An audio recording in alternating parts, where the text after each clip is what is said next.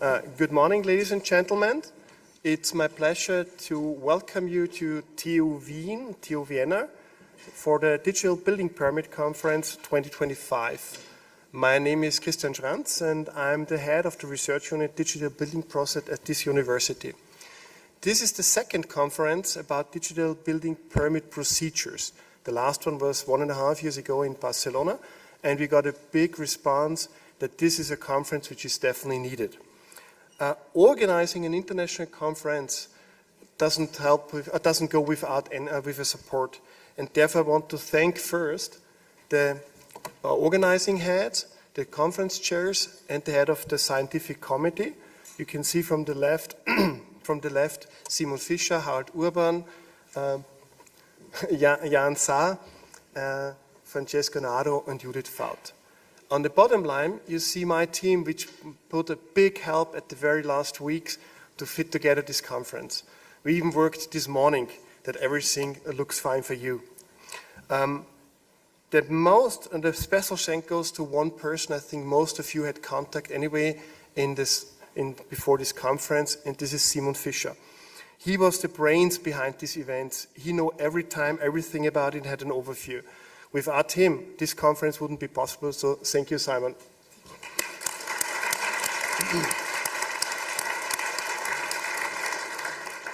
As Dean of Studies of the Faculty of Civil Engineering, I would also like to briefly introduce the Technical University.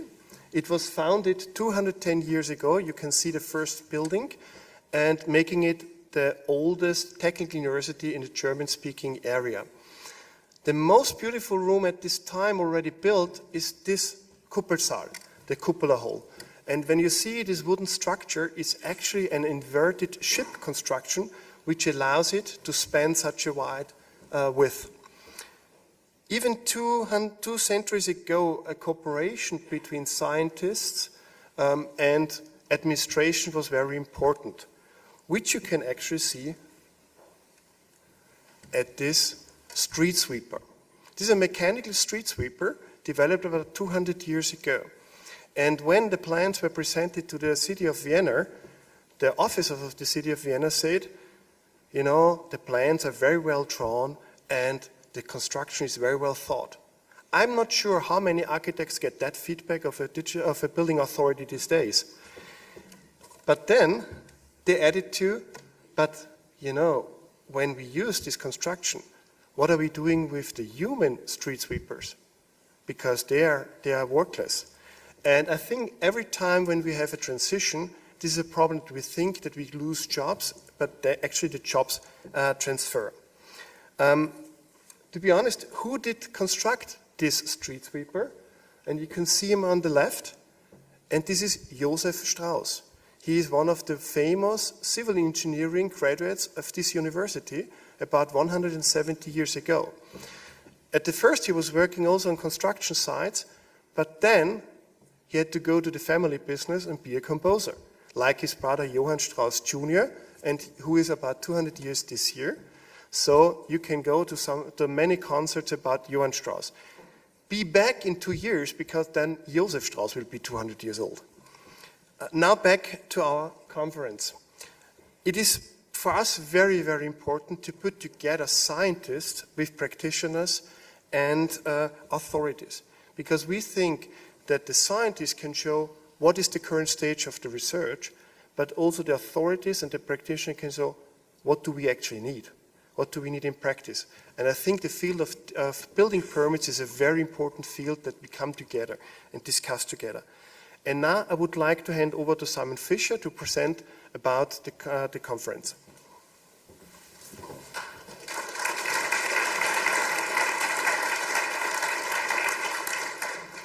Yeah, thank you very much, Christian. And yeah, also a very warm welcome from my side. It's very nice to meet you in person after I texted with so many of you already. And I will now show you what we have planned for you in the next days. First of all, thank you very much for all your submissions. Thanks to your contributions, we could put a program together with 30 research presentations, 21 practice presentations, 7 research posters, free keynotes, and free workshops. So I think this program already shows that the DBP conference brings together practitioners and researchers, and we're very happy about that. Please find the full program with this QR code, or you can also use the QR code on your name tags, so you can always find the program during the conference. Well, right on time for the start of the conference, we also finished our book of abstract. You can find in there the short abstracts of the full research papers. The papers will then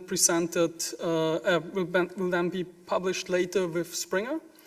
And we also have in there the abstracts of the research posters and the practice abstracts. So if you like a presentation, please have a look into the book of abstracts to find further information about the topic.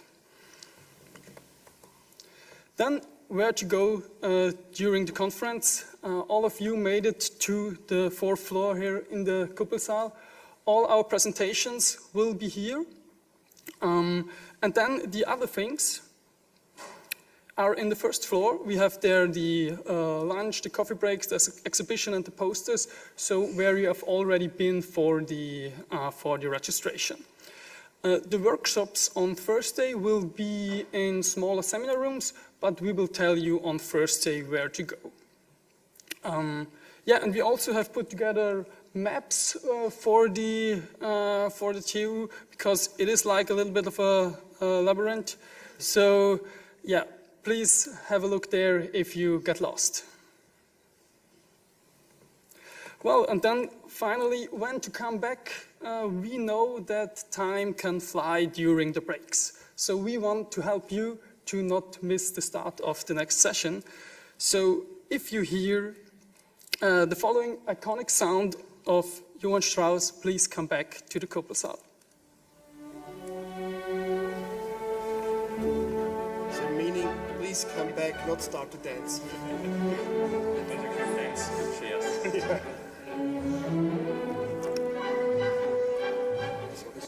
Okay. I want to add one information, because some people ask for Wi-Fi code, and actually we put together some Wi-Fi codes at the registration desk. It's that for each person is one Wi-Fi code, and this one lasts for the whole 3 days of the conference. So you can pick up one at the registration desk later on. Yeah, thank you. I think that's it for our general introduction of the DBP conference. And then I want to hand over to Francesca to tell about the background of the DBP conference. Please.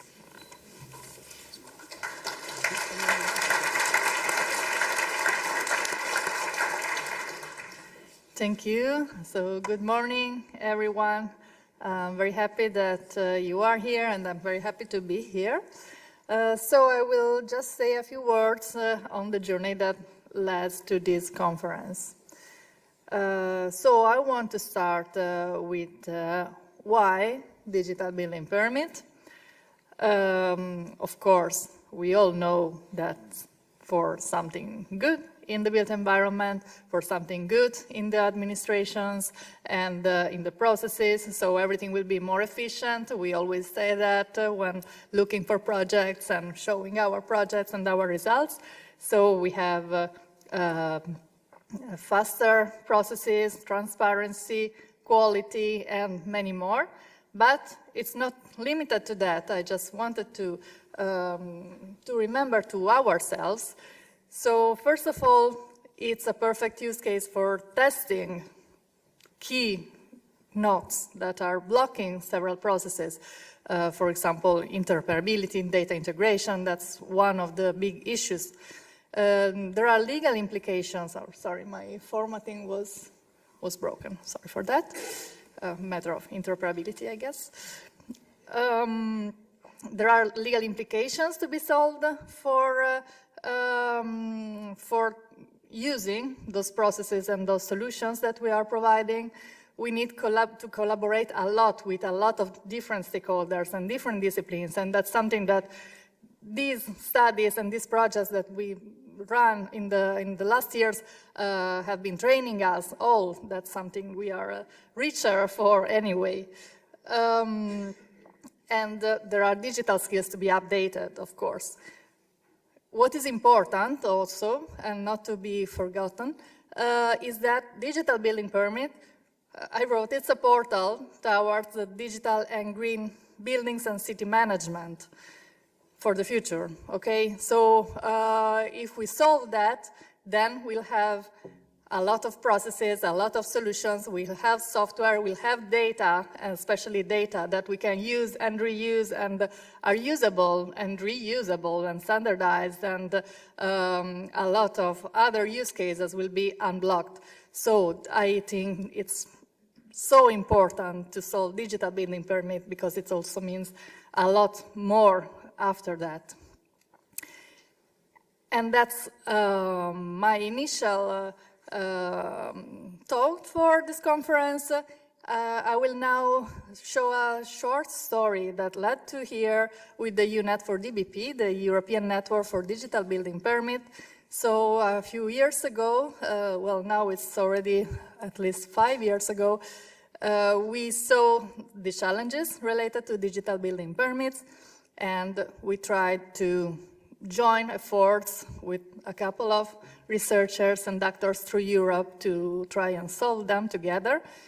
We saw that it was not only one problem, but we had to tackle the process, rules and requirements, technology, and we tried to articulate that in a framework, let's say, which was the European Network for Digital Building Permit framework. That's a voluntary network that everyone can join on the condition that some principles are shared.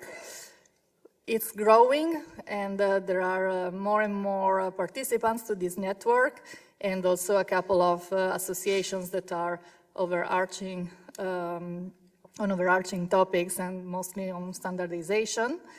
What are the activities that we are doing? We have quarterly meetings where we exchange progresses. We organize some short workshops and that we call UNET for DBP talks, 2 hours conferences, let's say. Okay. We are running and developing papers and studies within working groups which are built within this network. Here you see a couple. The last 2 are coming soon. And it's also important to say that from a couple of years we also started the UNET for DBP publications, which are not intended as scientific, highly scientific publications, but in many cases we have reports and other kind of publications with a lot of material that deserves to be published somewhere and maybe peer-reviewed. So maybe I can show you these. For example, the proceedings of last year were published also as a UNET for DBP publication. They are published in Zenodo, so they have a DOI, and they are peer-reviewed by members of the UNET for DBP. So it's not a paper, a journal paper, a scientific journal paper publication, but it has the scientific value of having a peer review by expert people and indexed online. These are the events organized by the UNET for DBP. We started in 2021 with the workshop that was online, and it was already quite successful, let's say, for being the first one. Last year, it was a very nice conference in Barcelona. We have the Building Digital Twin International Congress series as well. The next one is also advertised on the website. And we finally have this conference. So, just to conclude and to let you enjoy the conference for real, my best wishes for enjoying the conference and all the multidisciplinarity and experiences that you will get here, also especially listening to the presentations and talking to each other. And thank you for your attention.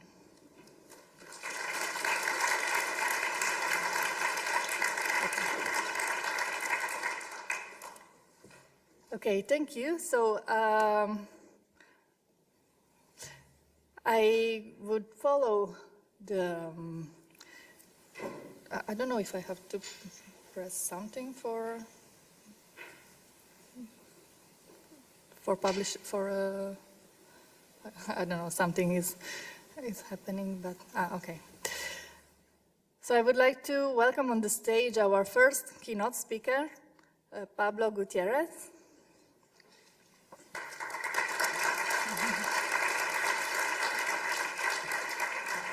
Thank you. Hello. Thank you. Welcome. Thanks. Nice to meet you. And yeah. All right. Hi, everyone. Thank you very much for inviting me for this conference. It is very important for the European Commission to discuss about digital building permits in the current context of the housing crisis. And I will describe now what we are doing, first on the affordable housing plan, and then I will try to narrow it as much as possible to building permits, which is the most interesting part for you.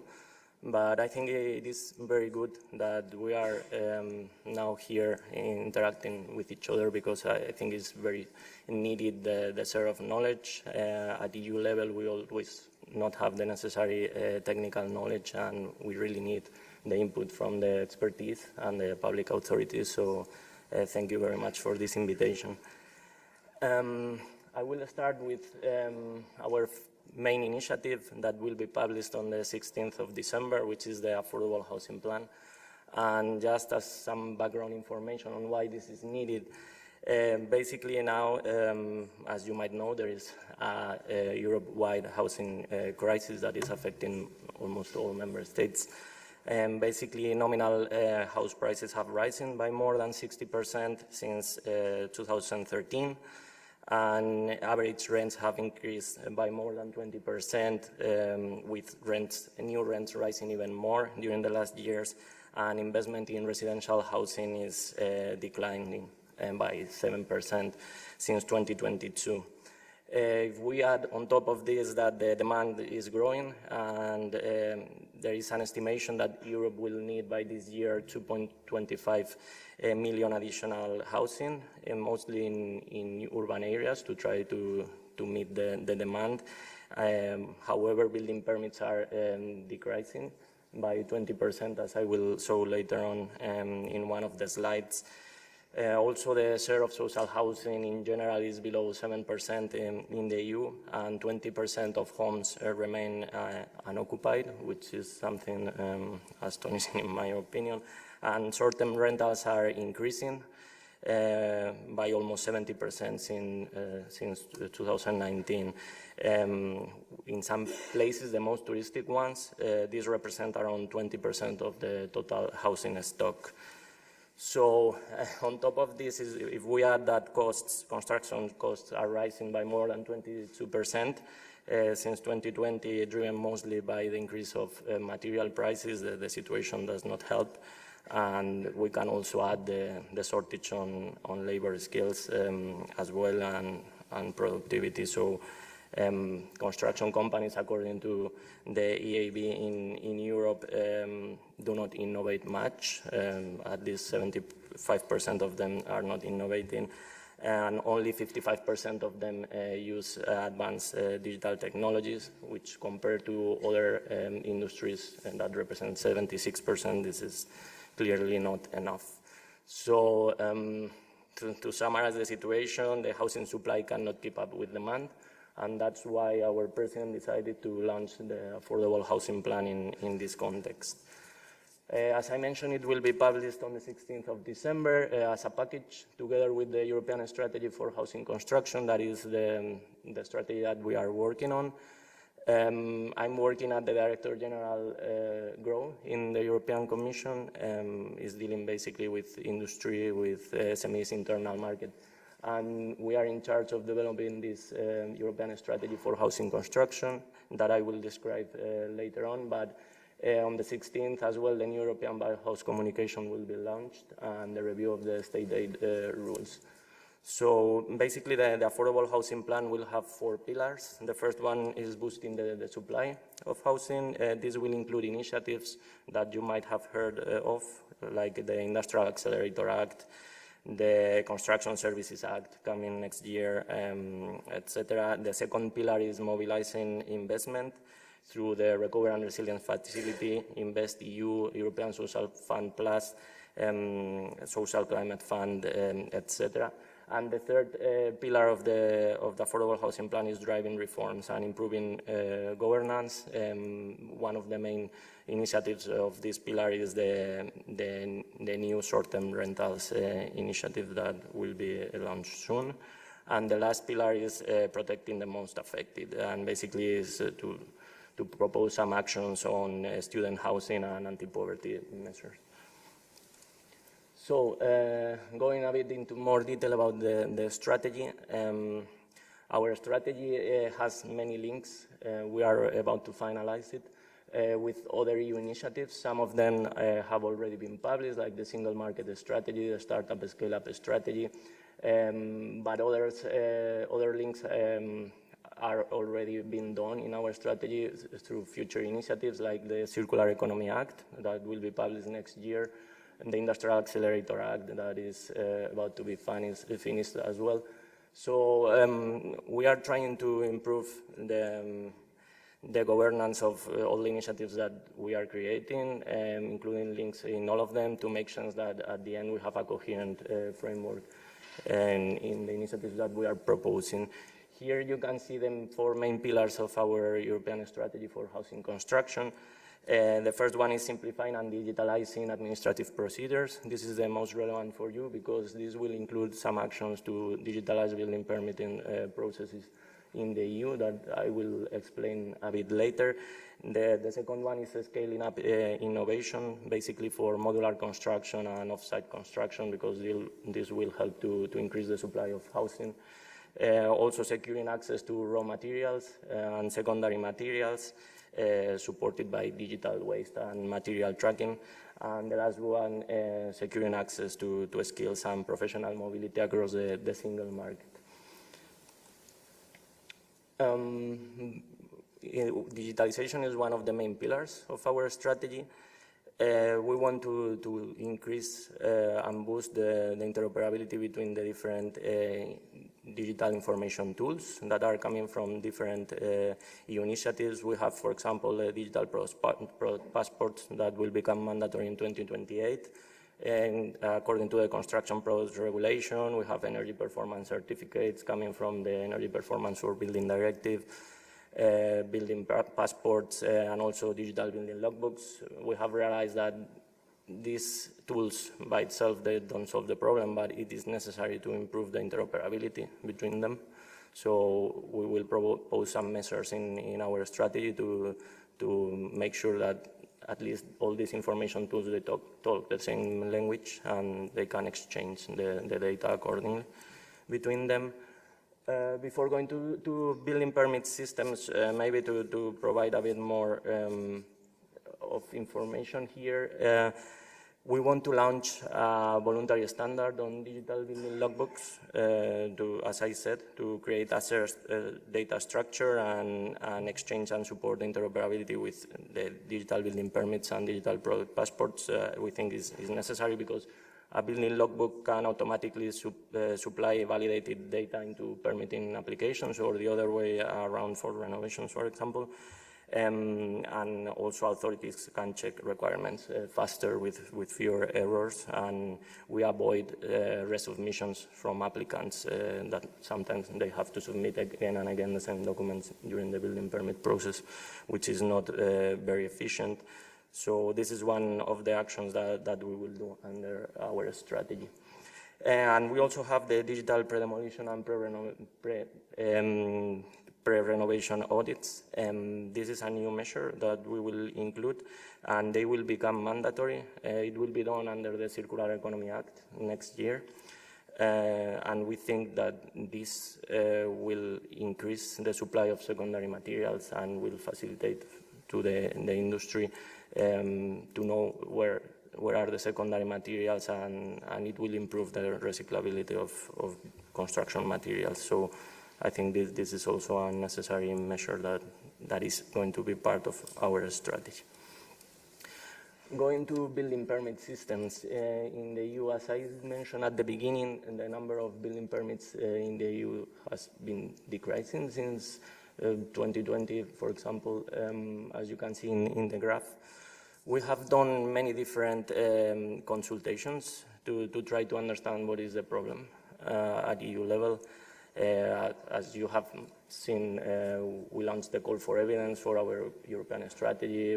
We launched a questionnaire, another call for evidence for the affordable housing plan to try to understand what the problem is here. And basically, this is the outcome that we have been hearing from all the experts, the public authorities, that basically there are layers and layers of rules that make these permitting systems quite complex, with many regulations, and this complex ecosystem, let's call it, increases the costs of design compliance and project delivery.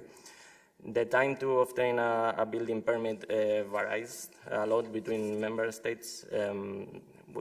For example, for the application phase, it can take between 3 to 24 months, while appeals can be extended from 1 month to 5 years. So the situation is very different depending on the member state, but in general is very long. So there is a need to try to streamline these permitting processes, to shorten them as much as possible to increase the supply of housing. We also see that this uncertainty in the process has a financial impact in projects. As I mentioned, it increased construction costs and is limiting the supply of housing, so we should try to create some certainty for business developers to invest more in housing. And for us, digitalization is key, and that's why it's one of the main pillars of our strategy. We would like to have the building permit systems across the EU digitalized, although we know that this is very much a competence of member states, so we cannot go from 0 to 100 in one day. But we are here to support member states to digitalize their permitting processes.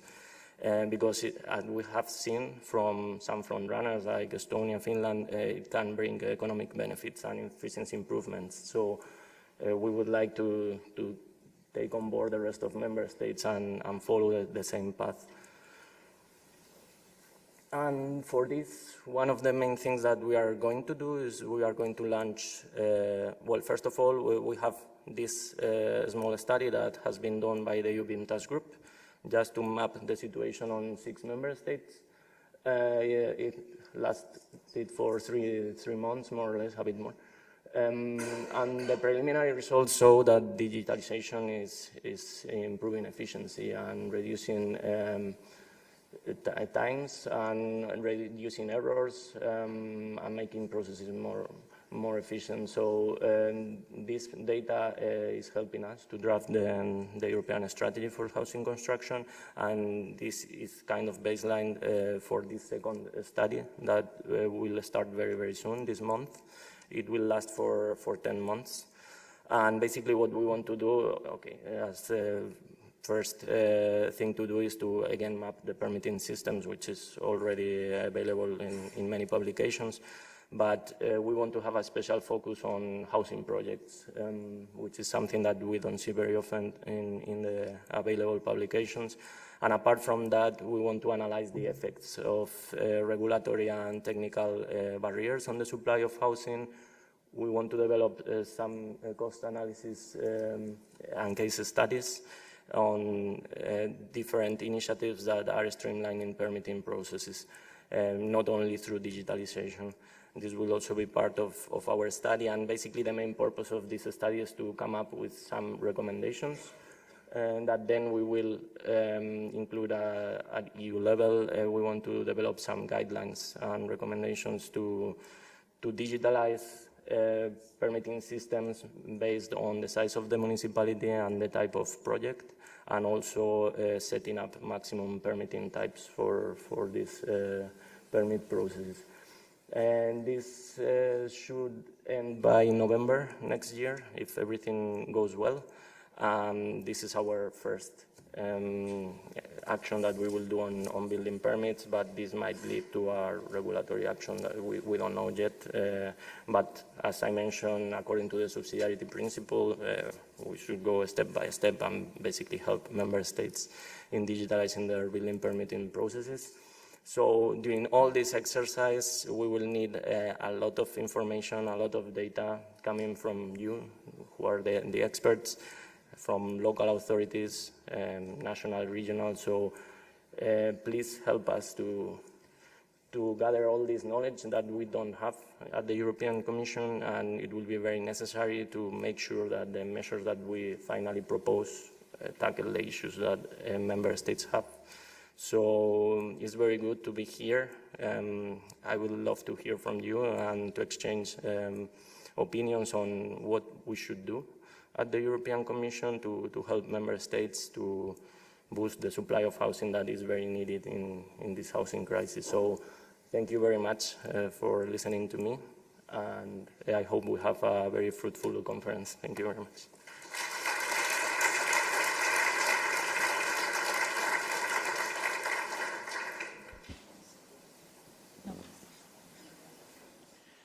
Thank you very much, Pablo. It was very nice to have you here, and a lot of us were waiting for your presentation, and we're looking forward when coming to here.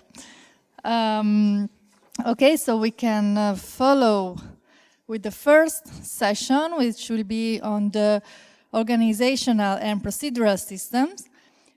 And we start with one presentation that is addressing actually one of the points that Pablo has raised. The title of the presentation is When Digital Building Permit, Digital Building Logbook, and Renovation Passports Meet, by Pedro Meda, but in this case it will be by Judith Fauth on behalf of Pedro Meda, who is on his way to join us. Please, Judith.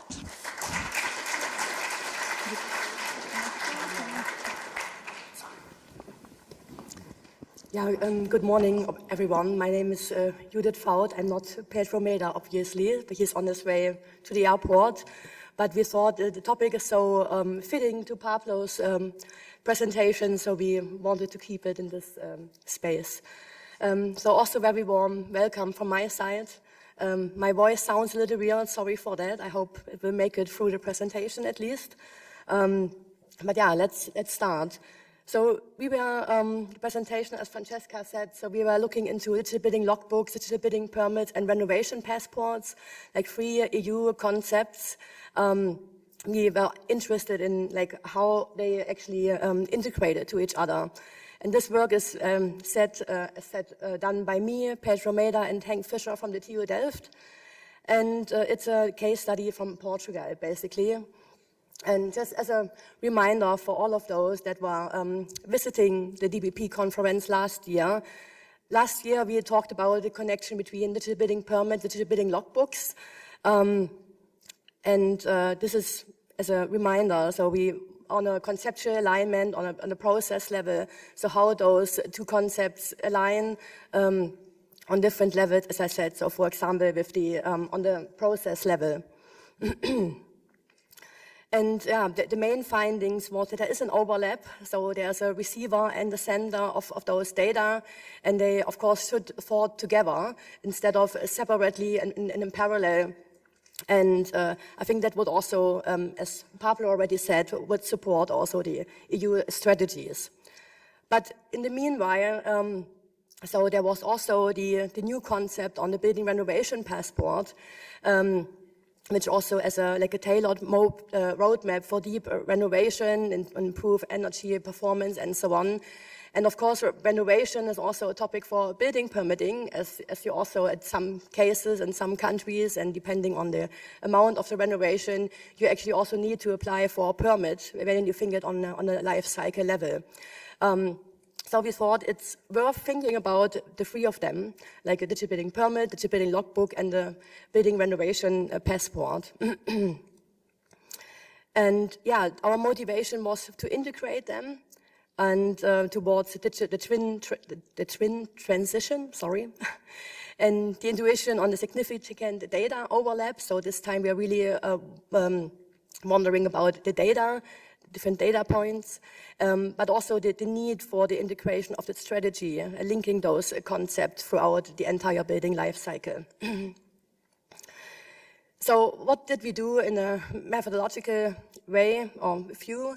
So we did some desk research and tried to understand those concepts and where they overlap.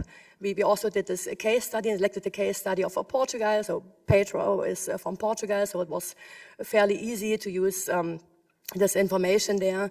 But we also thought it would be time to do a quantitative analysis and to really understand what are the data points that overlap. So basically the results from the desk research was, of course, the similarities and differences. Like, of course, similarities are that all three concepts, because they are built on digital technology, they are digital building permit, digital building logbook, and so on. They address various stakeholders, and partly they also overlap, of course. And of course, also the three of them are influenced by regulatory frameworks.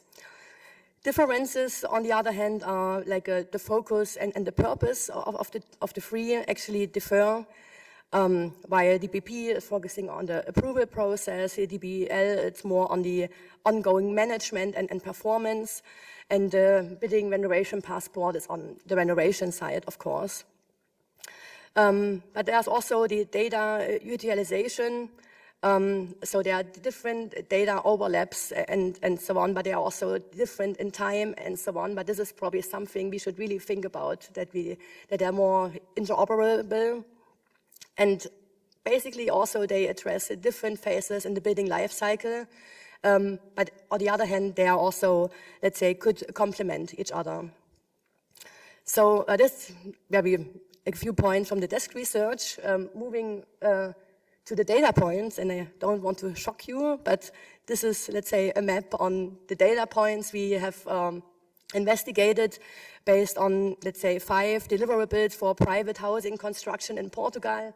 Does that work? Yeah. So all those bigger circles mean or stand for one data sheet in Portugal, and then you can also like destructure it and divide it into other data points, and basically all of them are like 182.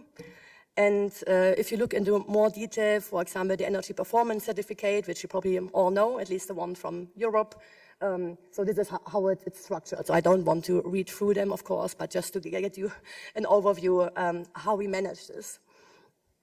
So we, as I said, so we investigated and analyzed all those concepts in the data points, and this is an illustration how the overlap looks like, basically, based on the 182 data points we found in total. And basically, here it's also seen which, I don't know, you can decide for you if this is also happening in your country, like an urban matrix, a certificate, property registry, statistical indicators, and so on. That are the data sheets they are based on. And basically, we try to understand, based on the 182, so what is the actual overlap for the DBP, the DBL, and the building renovation passport. So you can see the abbreviations from those data sheets and how many are actually like overlapping with those 182. And we also illustrated, so to what extent they are actually overlapping. And as you can see, so it's quite fairly high between DBL and DBP, but still more than 50% between the other two. And to give you like even a more precise overview on the analysis, so basically this is now on 187. Don't get confused. This is just the ones based on the DBL, where we saw that DBL is the basis for this. And yeah, and basically you can see here that all the data points we have calculated and analyzed based on those sheets, and then you can see how much the percentages they are actually overlapping. So I think it's fairly high, so definitely something and some evidence that they should be thought together and not separately. So For the findings, basically DBL, it's always central. And we also believe this is technically feasible, but that we need to start doing it, of course, and also make the room for the regulatory frameworks. Also other concepts, like on the EU level, like the once only principle should be considered, because in this figure I showed you before, so there are a lot of redundant information. So we did this in the next study, let's say. I haven't brought this today, but there's also even things to consider there. Yeah, and even though this, even though this analysis or this case study is based on Portugal, we believe it's also applicable to other countries and other contexts. But yeah, basically it's also limited because of this. How would we see future research? So of course we would need the research definitely could be expanded to other contexts, to other countries. This was also based on this housing example, let's say, that could also be expanded, for example. And of course, also the stakeholders and their interaction. I think it's a crucial role, but needs to be more taken into account. And yeah, our conclusions basically are that this we provided some quantitative evidence that the overlaps exist. So we should consider this. Also, the DBL kind of serves as the connector and the basis. So probably this is the basis where we should start from and connect all the other principles with. Yeah, and especially the EPC and some other, this THD sheet, they are especially high in overlapping, so maybe starting with them. And yeah, and I think it's not just conceptually sound, I think that's pretty clear, but I think, or we believe it's also technically feasible. So basically it's a start to do it. So. And that's it. Thank you.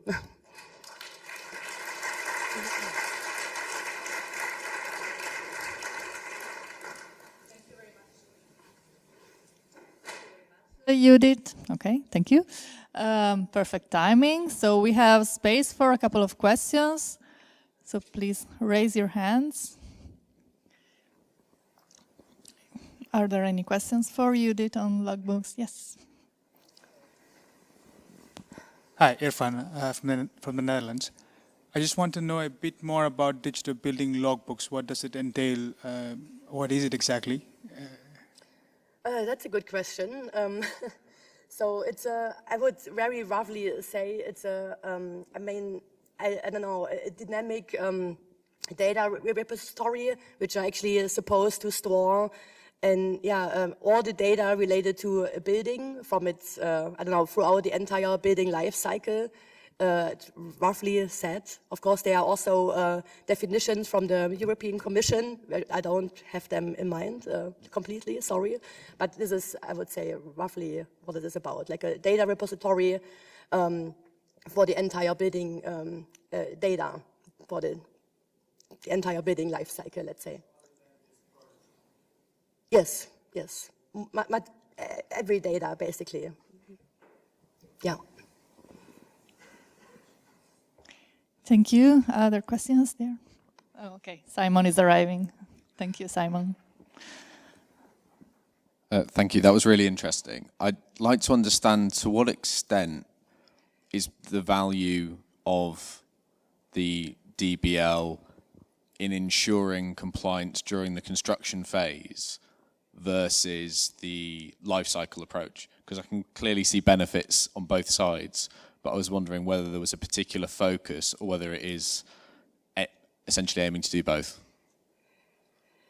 So you mean where's the benefit of the DBL and like compare from the construction phase and the operation phase, for example? Yes, yeah, precisely. Yeah, I think they are like both should or could benefit from the DBL.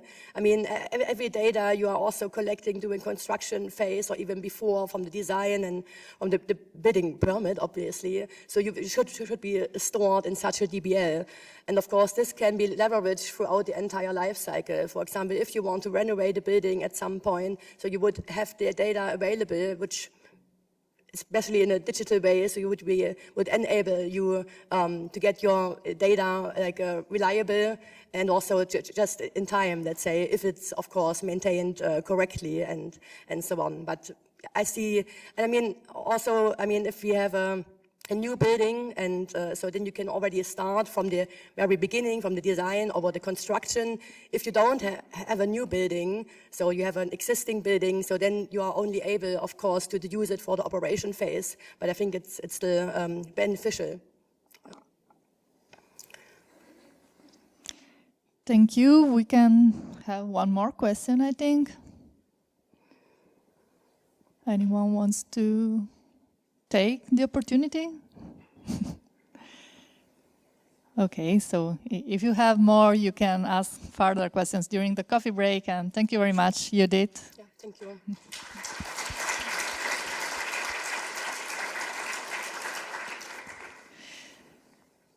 Okay, so next speaker is Philipp Hagedorn. Hope to have pronounced it correctly. Please welcome on the stage with a presentation titled Requirements and Challenges for the Application of Process Mining in the Building Permit Review. So please, stage is yours. Thank you. Yeah, thank you very much. Apparently we are two people here today. So I'm Philipp, this is Ronny, and we have the luxury of all authors being here at this event today. And we were looking into how to apply process mining into the building permit review, and we'll present our results today. So yeah, first of all, process mining, why? If you look into the building permit process, you find a lot of processes that are published at municipalities, as you can see in the picture here on the right-hand side, for example. But mostly they are still undocumented, and definitely it's true that they vary across municipalities. And despite that there is theoretical models for building permit and process models, there's less empirical research on the process performance, for example. So,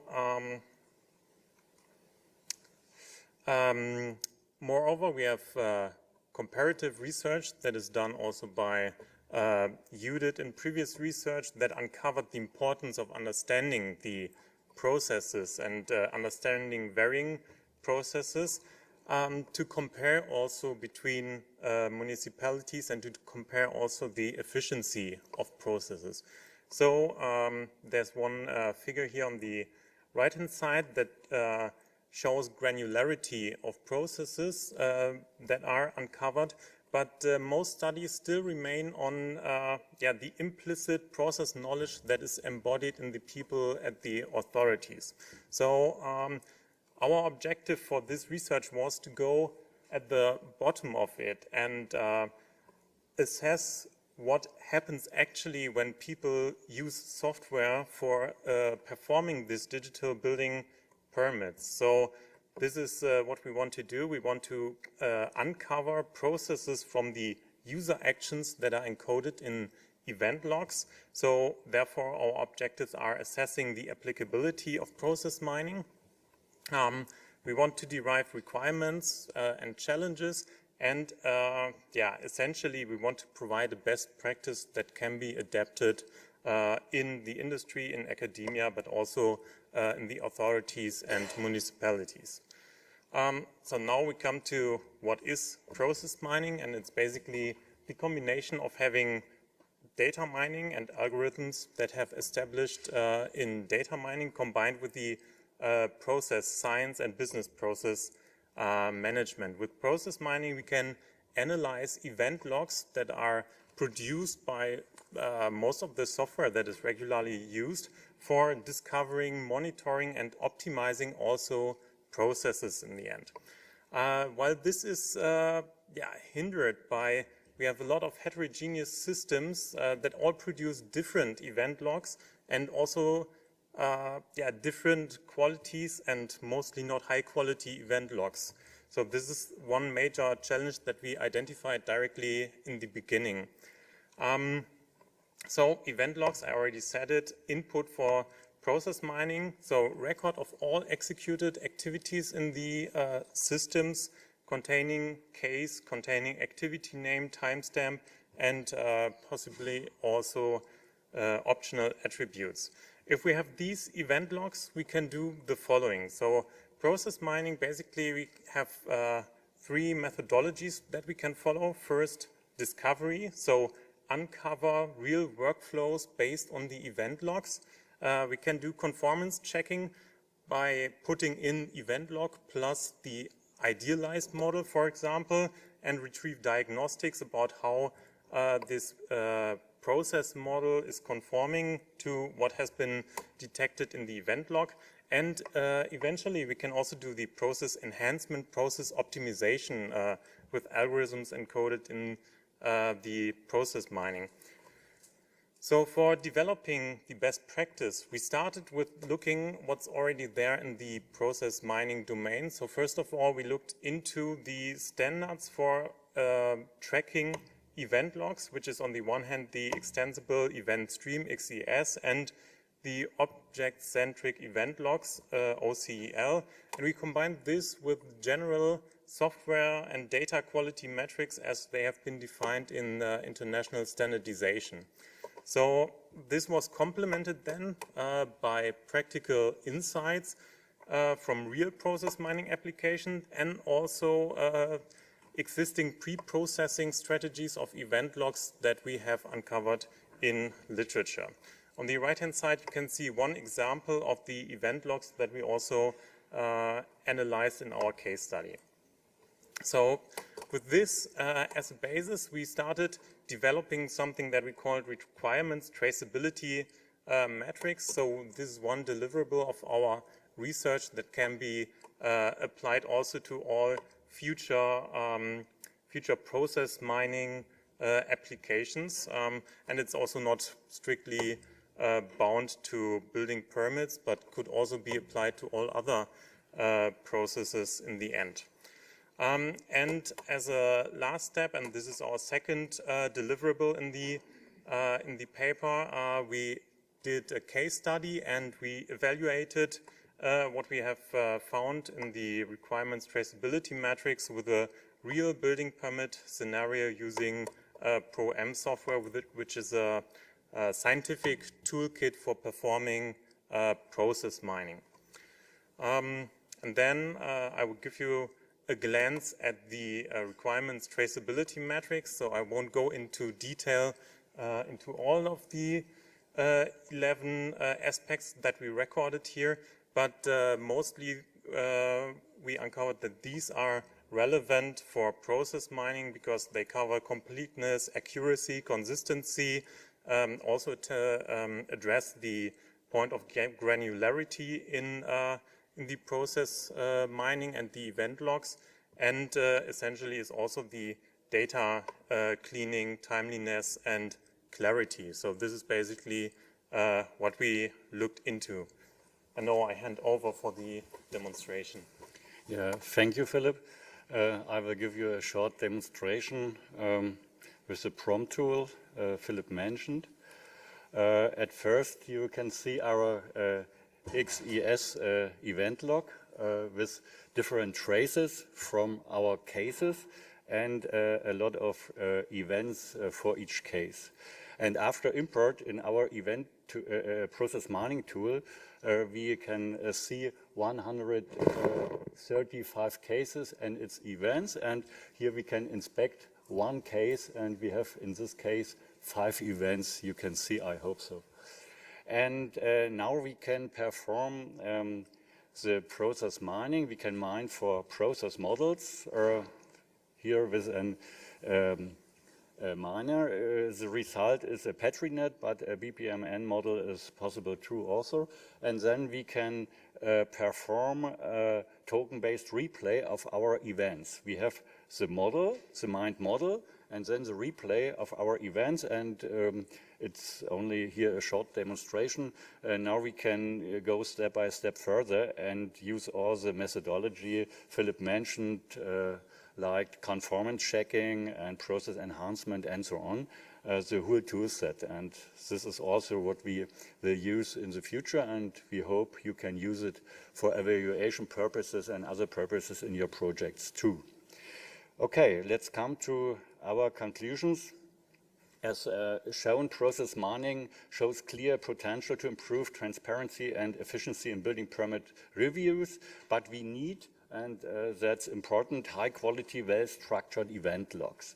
And our demonstration case confirms the feasibility of discovery I showed you, but also conformance checking, performance analysis, and so on. You can look in our paper, there is a little bit more. But there are challenges. There are heterogeneous systems, inconsistent naming, and limited standardization. And another point is the process granularity. It's crucial. On the one hand, overly coarse log conceals relevant variations. That's not very good for this methodology. And on the other hand, overly fine-grained log complicates analysis too. And yes, we're looking forward for our future work. Currently, we use larger data sets, and we develop a metric for cross-authority comparisons. That's our daily work. And yes, we work on a semantic enrichment in the combination of the explicit and implicit knowledge management with different methodologies. Okay, I hope we could give you an introduction in this methodology, and we can use this here in our community for our further work.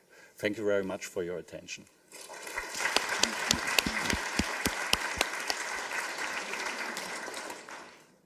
Thank you very much. Very interesting study. Any questions from the audience?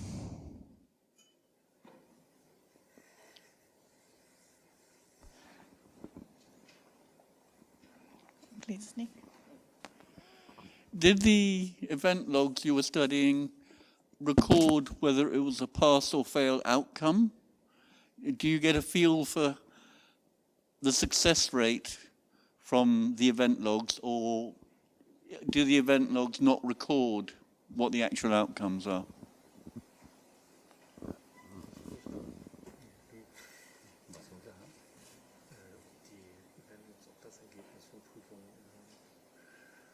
No. Consultation. It's a difficult question because there is not this one event log. There are different authorities and different events and event structures. We haven't the direct decision.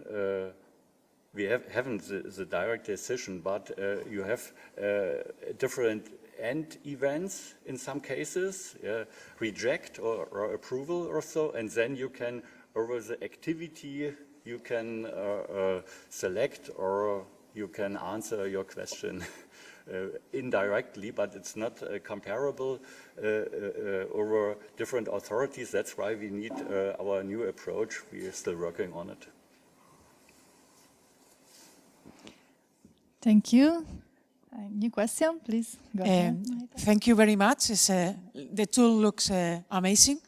My question is regarding the checking. Are contemplated spatial checking as well? If you know, it could be possible in the future at some checking, spatial checking validations?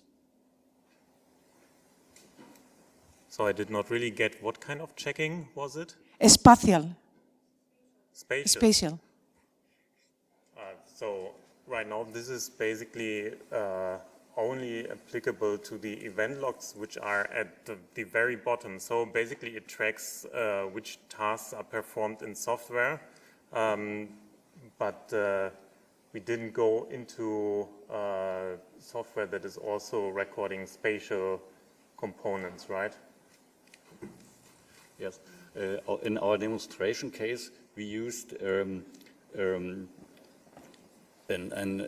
application and events from 1 or 2 authorities, and they don't use it yet. But it's, of course, in the future steps and in the future reference models and so on, this should be absolutely important that we have activities, standard activities, which are mappable and usable, and also for spatial tasks and the results. It's important. It's a whole digitized process from application preparation, submission, format checking, the content checking, you ask, notification, the communication, but also if you have zoning issues or something, geospatial data reports or something else, then it's possible to use this with events. If you have events, can have such traces of the cases and its events, and then we can use this, the whole digitization end to end. It's possible in the future, but in our demonstration case, we had only a short evaluation for this methodology in our case. It's not perfect, still perfect. Thank you. Thank you. One more question.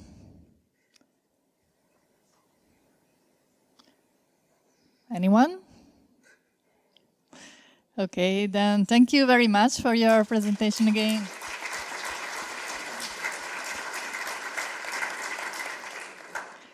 And I'll call the next presenters. So Stefanie-Kaiser, please. And I don't know your name, I'm sorry. Hi everyone, my name is Anson. Sorry. Please, the stage is yours with the presentation Structuring the Financial Dimensions of Building Permits at Taxonomy Extension. Good morning everyone, my name is Anson, a PhD student from the University of Cambridge. So my PhD is focused on the use of agentic AI to improve sustainability of the built environment. So today I'm very delighted to share with you a paper about structuring the finance dimensions of building permitting, a taxonomy extension, together with Stephanie, Judith, and Yanni. So actually, technical error again.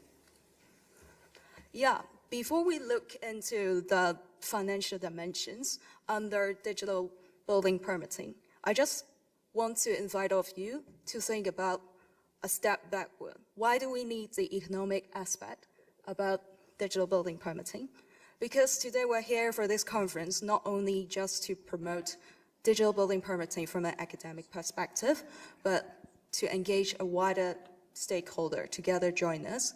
So the first step of our research is to try mapping the United Nations Sustainable Development Goals together with digital building permitting. And our findings is that, for example, the ROI of digital building permitting is directly relatable to SDG number 8, decent work and economic growth.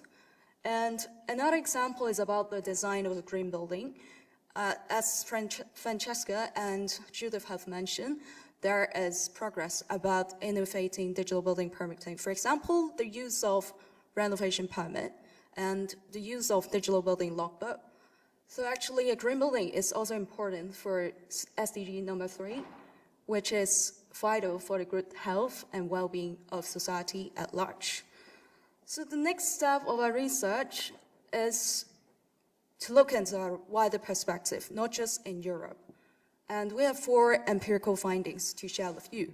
To start from the left-hand side, in USA, the world is a little bit small here, but actually what we find out is that there is a direct relationship. For example, a 20.2% increase in the productivity of the construction industry by providing clarity in digital building permitting. And in Central Europe, we found that actually there is an improved rule clarity in interpretation, which stimulate an estimated 8 to 10% productivity increase.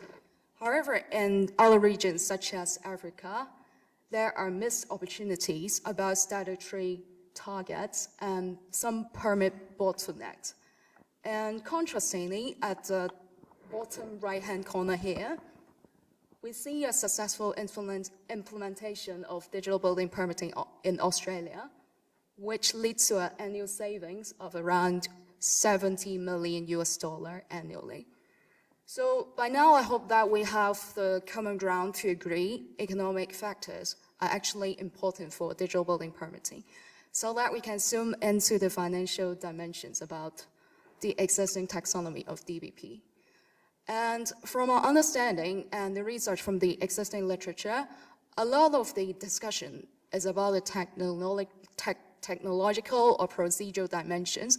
For example, in the existing taxonomy, we have legislative system, organizational system, technological system, and procedural system.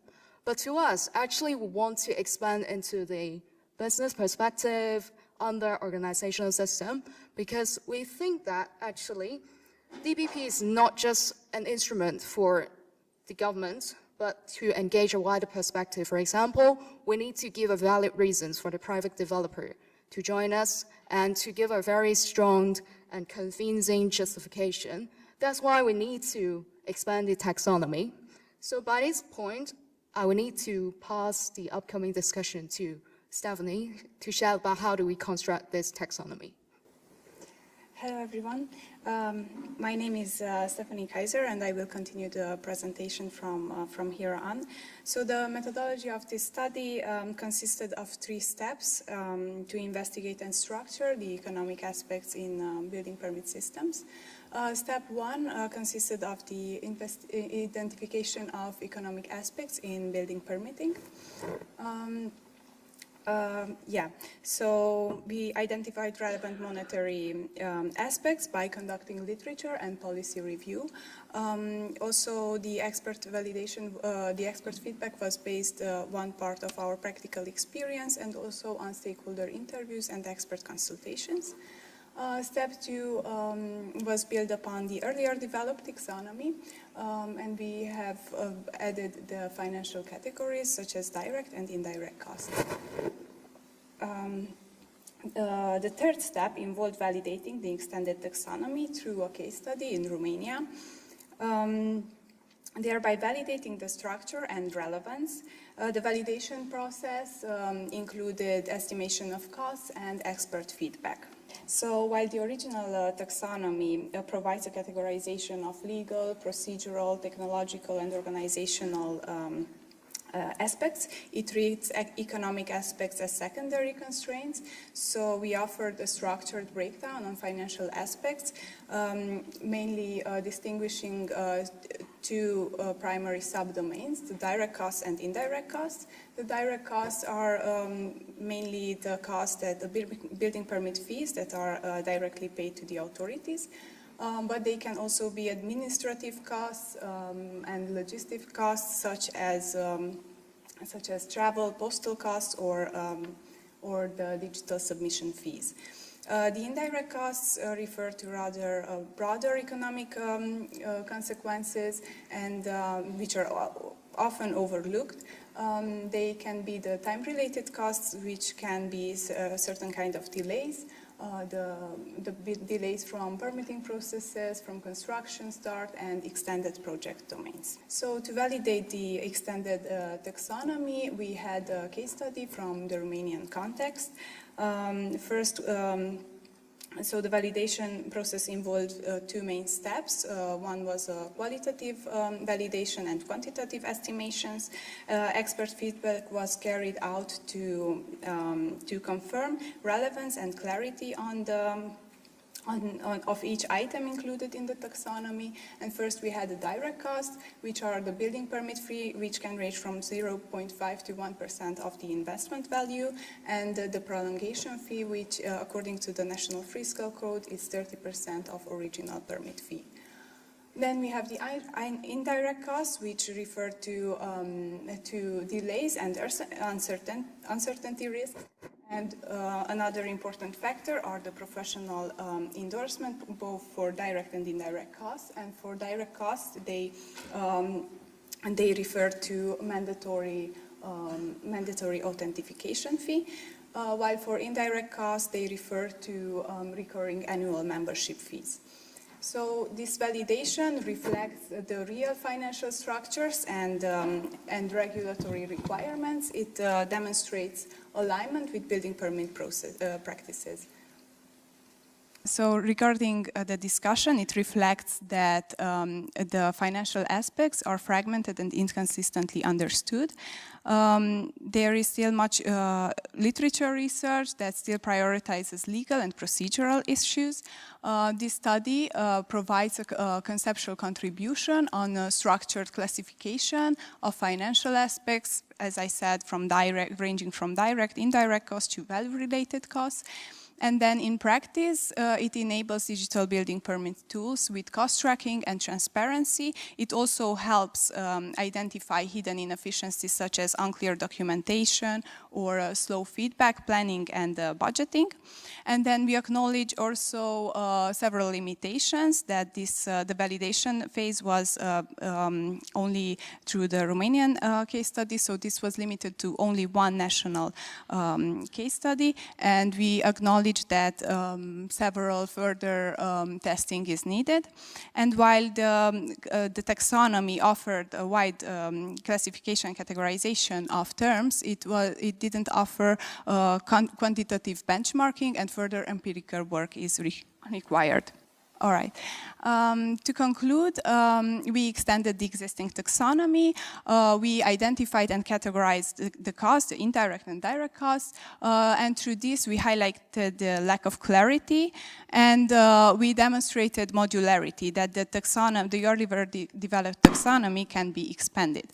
For future work, we apply taxonomy. We would like to apply the taxonomy international to test its broader applicability. Also to develop quantitative benchmarks for different types of permitting. And lastly, to compare cost structures across analog, digital, and automated building permit systems. To set up these goals, we propose 3 research directions. One is to estimate the typical building permit cost ranges, then to map the costs to process steps, and to integrate the taxonomy to digital building permit systems.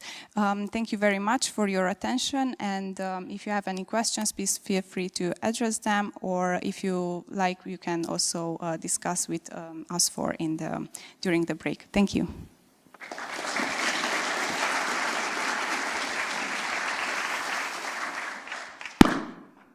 Thank you very much.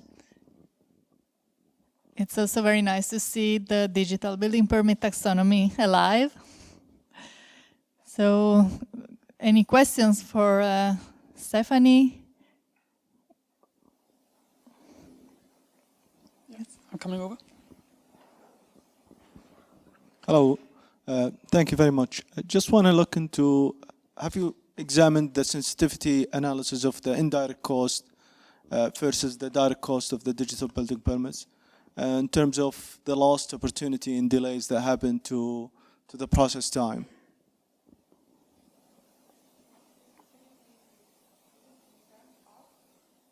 The question is, have you looked into the comparison between the negative indirect cost versus the direct cost? Yeah, would you like to answer? Or I can answer. Do you mean for a construction of that taxonomy to compare it between direct and indirect cost? Exactly. So how do you build it? To me, actually, I didn't get involved for that creation of that taxonomy. So actually, we mapped the indirect and direct costs of digital building permitting based on some interviews with the industry partner. We haven't done the quantitative assessment. As we mentioned, we plan to do it in future. For example, how in what extent the uncertainties in some indirect costs will lead to a delay of a building permit approval. And direct costs we haven't compared yet, but we have studied how much we need to recruit, for example, the architect, the cost consultant, when you're doing a project management for a building or other infrastructure project. So I would say maybe 50-50, and there's some future exciting work to move on, to carry on. Thank you. Thank you.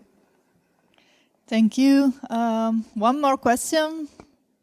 We still have some minutes.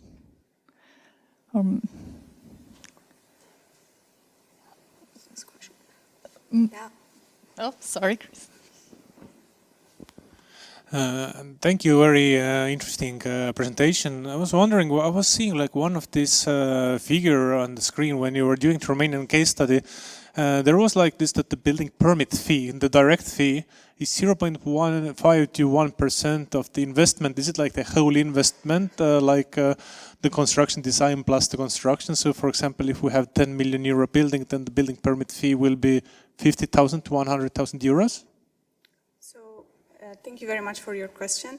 Yeah, it's a very good question. Actually, this specific range is it doesn't involve also the project phase. It only involves the execution part of the fee. So yes, it's 0.5 to 1% of the project fee in execution. Okay, so quite a high number. Yeah, it is. It is. Yeah. Okay, we have to look into it in Estonia as well. Maybe we can get some much more funds into the state budget. Thank you. Thank you very much, everyone. And I think here we can close this first session of the conference. Thank you. Thank you.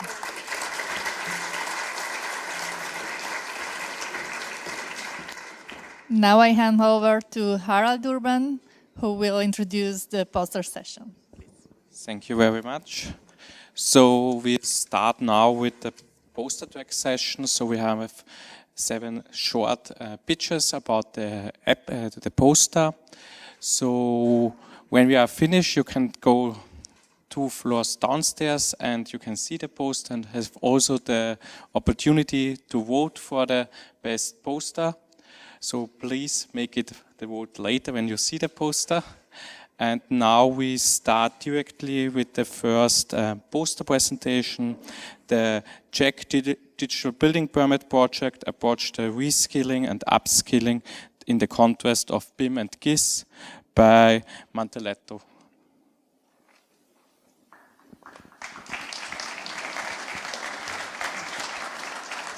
Thank you. Do I speak? Okay, so good morning, everyone. You hear me? My name is André Mantelatto from University of Minho. First of all, I'm very happy to be here in this amazing building, amazing city. So I'll try my best to present you in this short time the work we have developed under the supervision of Professor Miguel Azenha and under work package 5 of the CHEK project, which focus on upskilling and reskilling the construction value chain. So, as you may know, one of the main barriers for the adoption of digital building permits is the lack of digital skills. So, therefore, we have developed and launched 3 courses that are tailored for the main actors of the construction value chain, namely municipality technicians, designers and applicants, and other stakeholders in the construction value chain. So the courses are delivered entirely through the Moodle platform, and they have been designed both in storytelling and video-based formats. After each lesson, the trainees are prompted to reply a short survey, a short quiz, to evaluate their overall understanding. And upon the successful completion of each course, they can finally issue their certificate of conclusion. So in the right-hand side, you can see the main framework, the main structure of the course.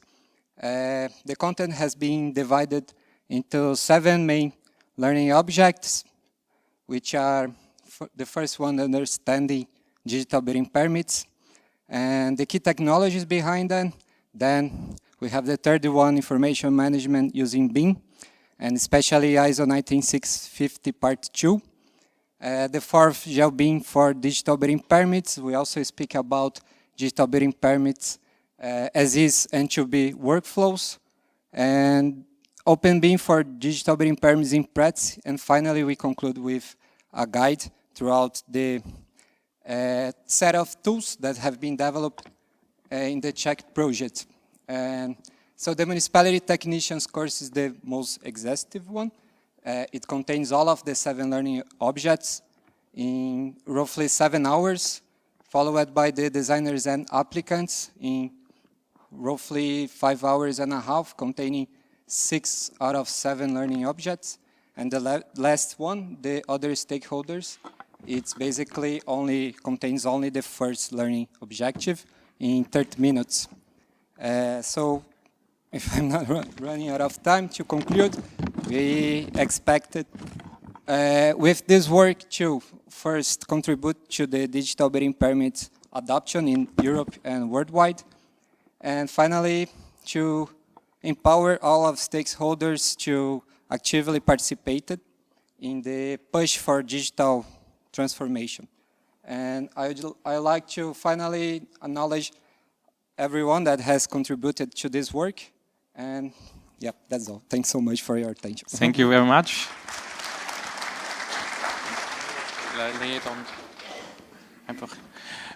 So when you have question, you can, in the lunch break, you can go to his poster, and he's very happy to answer every question. So we make the next speaker. Thank you very much. The next speaker with the topic modeling and optimizing stakeholder interaction in the building permit process, Motahar Hossein.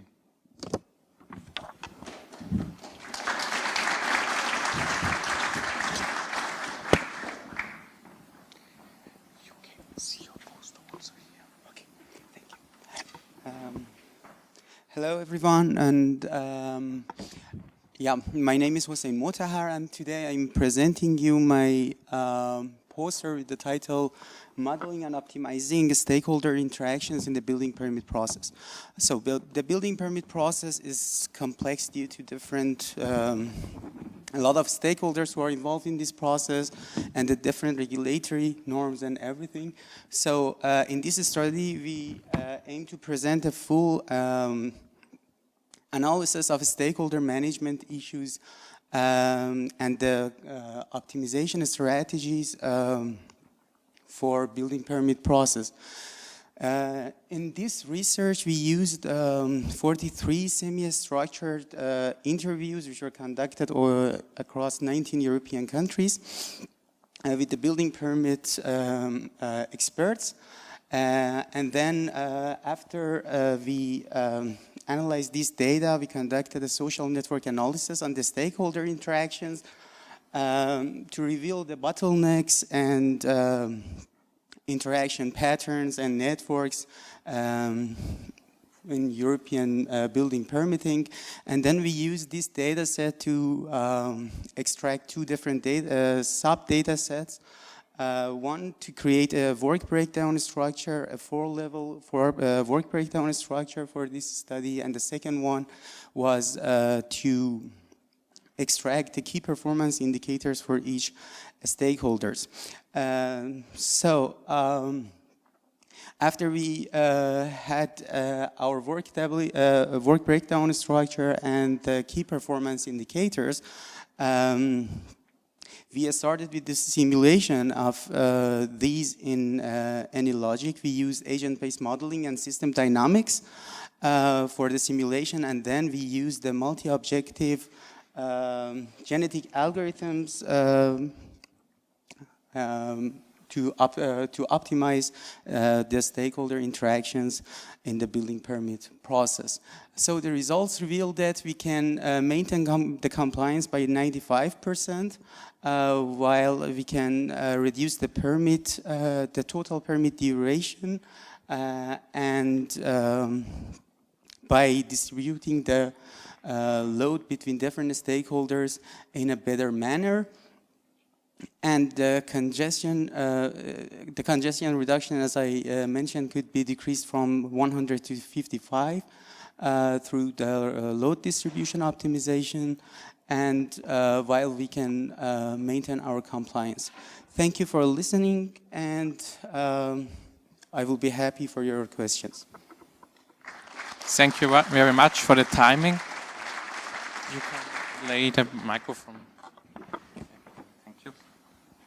So again, if there are any questions, you can afterwards in the lunch break to the poster for the questions. So then we go to the next pitch, and this is the mitigation, construction, landing risk due digital building permit and BIM to enable streamlined due diligence and enhance transparency. Good morning, ladies and gentlemen.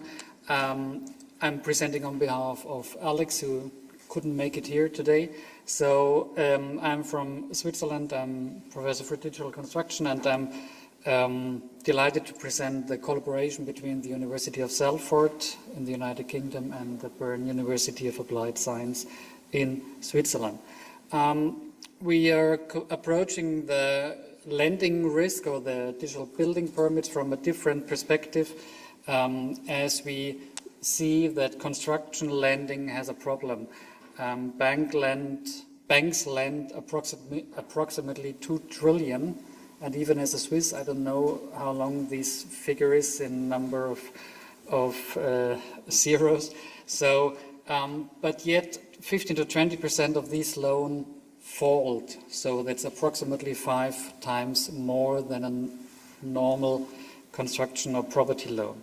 So there's a lot of risk involved, and 2 core problems, as you can see on the paper here as well, that there are 2 core problems: sequential process inefficiencies and verification challenges of progress. And our primary aim is to propose a theory-driven framework within a design science research approach to leverage digital building permits and BIM to enhance exactly this transparency in the lending process. So that's a point we see that it's extremely underrated in the process.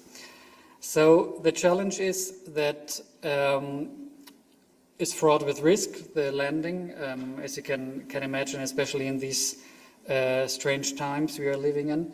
And lenders often face exactly the problems of incomplete project data, hidden risk factors, and delayed reporting. And that's what we sent in our research. And on the top left, that's our evidence. We found already that there's substantial savings possible from around 19 to 27%, and savings in approximately 3 months, and that's just cash for the lender and for the borrower as well. So, how much time do I have left? 1 minute? Okay.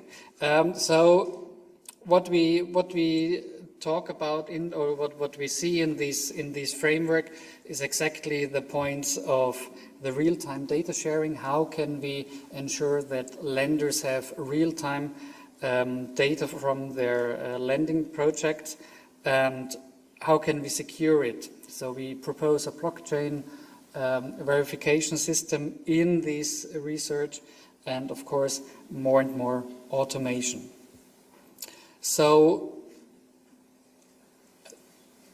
I'm always a bit confused when you're coming with the red thing. So, as already mentioned, the evidence is that it's possible already now. We just need to start, and we can have quite impressive savings for the lenders.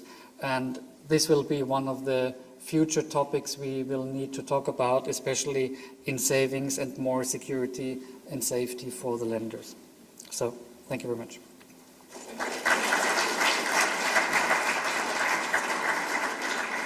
You see we have a short timetable, so I work that we are come to the lunch break afterwards. So, next topic, very interesting, leveraging game technology for interactive BIM-based building permits from Ascensia Miguel. Yes. Thank you very much. Yeah, whichever way you can hear me, as long as you can hear me, that's the important thing. Hello, everyone. So I'm here to present on behalf of Bruno Muniz, who is a PhD student with me and José Granja at the University of Minho. And yeah, not so informative poster on purpose. We could go very complex with a lot of stuff, but we decided to want to spark your curiosity in case you're into the business, and then we speak in the break about more fun things. But the first point I would like to raise is many of you may not know, most of you probably know, but I will say it. You know Fortnite, the game, is under a game engine that is called Unreal. And other games are under other games engines such as Unity that many of us know. So it's actually where you build up games and they become easier to use, not easier to use, easier to build by non-programmers to some extent, but by programmers also. You don't have to program the basic stuff like the physics and the geometry and stuff like that. So this goes to such an extent that even Building Smart International with IFC 5 has already looking a little bit into game engines and to game formats such as the universal scene description and going in that direction a little bit. But let's not speak IFC 5. This is a dangerous topic lately, so I'll not put my finger on that. But anyway, the point in this work that Bruno is doing in his PhD is to leverage what can we get from a game engine and make a game, not a game of course, but a serious game out of building permits, and try to support the process of making the building permit analysis through a game engine. And we are a little bit obsessed with open source software at our university. I must say I'm responsible for that. And we are using Godot, which is an alternative open source initiative for game engines. And so far, Bruno has worked a lot on this just to make a parser. So transform an IFC immediately to a game engine. So now we are capable, officially, I'm very happy to announce it, and this will be open source very soon. We are capable of picking up an IFC and putting it on a game engine immediately to play. Okay, when I say play, we have already been shooting zombies in a building that was under a permit, but the purpose is not zombies, of course. Bruno, in the middle of making zombies, he also enjoys doing one of the things that is very unique, and not unique, particular to the legal aspects in Portugal, which is the 45-degree plane that is supposed to go in the next building and defines the height of the neighboring building limit. And that's why many of our buildings just have a back floor in the top floor. And this is the kind of thing in a game you just start throwing your spells around the game and the plans will appear and then you take your decisions. So the ramifications of this could be huge, even in other aspects outside the building permit area. And yeah, just to mention, in case you don't know the game City Skylines, which is currently in version 2, that was the inspiration for this work. Thank you.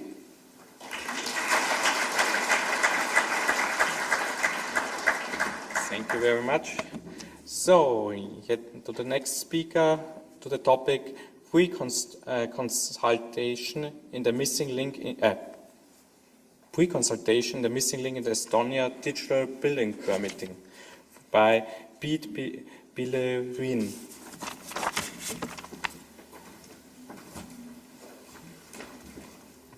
Hello, I'm Bellerin Pete from Tallinn University of Technology, and in my PhD research I'm using Estonia as a case study to see why current digital tools alone have not been able to solve the systemic problems we have in building permitting in general.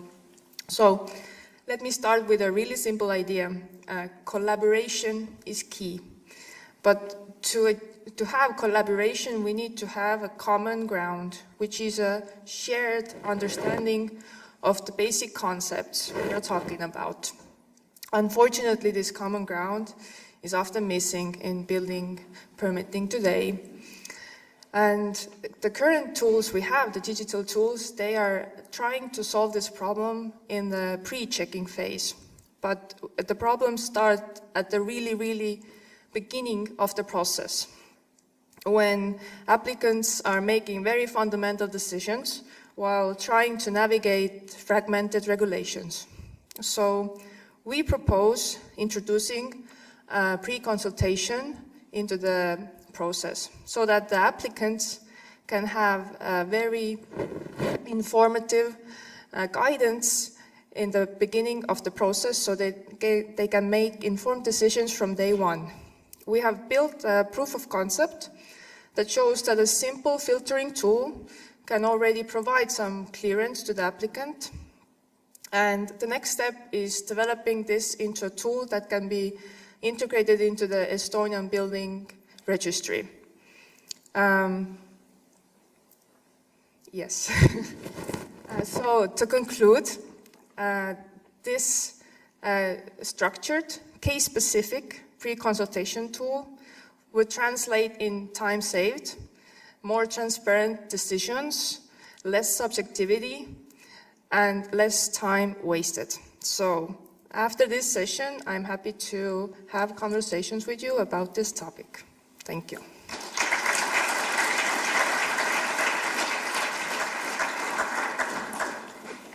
Thank you very much. So we go to the next speaker, bridging the BIM immersion gap framework in administrative process, from Berlin, Simone.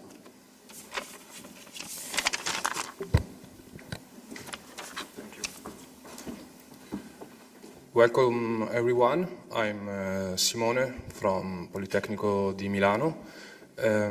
My research look at how to use the structure representation system and information management to improve the administrative procedure.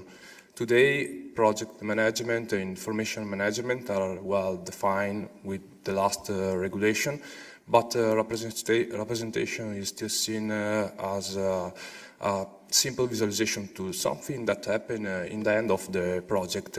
This could be a problem when we work in administrative procedure, collaboration, decision-making process, of course, where there are different stakeholders involved and they need to understand the same information.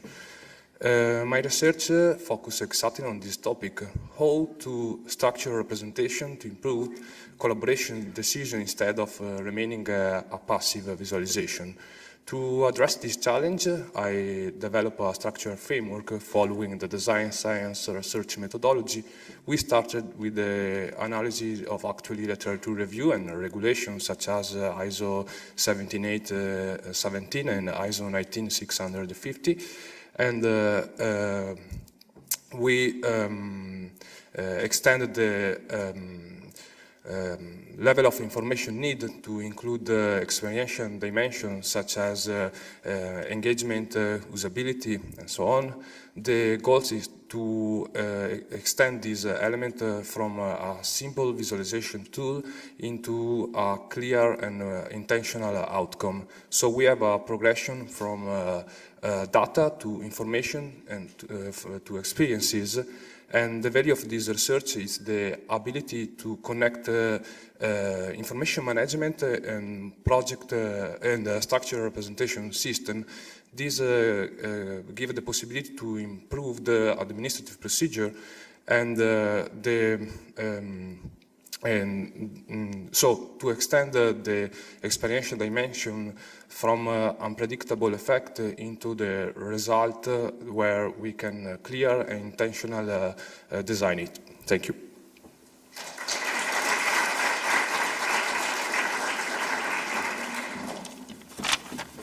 So,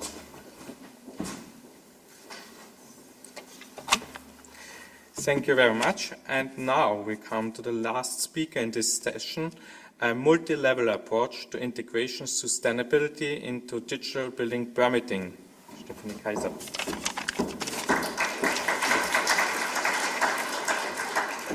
All right, hello again, everyone. My name is Stefanie-Brigitte. I'm a PhD candidate at Polytechnica University of Timisoara, and this poster presents my my journey on my PhD, integrating sustainability and accessibility into digital building permitting. A topic that is often overlooked and not as much discussed. I try to capture its diversity and discuss it here. So the research methodology integrates a multi-level approach. It starts with the foundation, with the first research question on what are the existing concepts which concern building permitting and sustainability. So the foundation and all the other works, most of them, I just want to mention that they are, a lot of them are joint work with several researchers from here that are present at the conference. So just back, the foundation involves a literature review on sustainability in the context of BIM and building permitting, and then comes to three preliminary studies. One is a comparative study on 19 European countries on building permitting, then a development of a high-level taxonomy, and a KPI-based framework on BIM integrated building permitting, which a lot of you have helped with this study. And then this brings me to the second research question: what are the data points and processes that affect sustainability in these concepts, which are identified in the core analysis, identifying and mapping relevant sustainable development goals in digital building permitting, in building logbooks, and the metrics development on existing taxonomy. Which further leads to the validation study. One was earlier presented, the extension of the taxonomy through financial aspects, and an ongoing study on energy performance certificates and on the sustainability data reuse that they might capture in building permitting.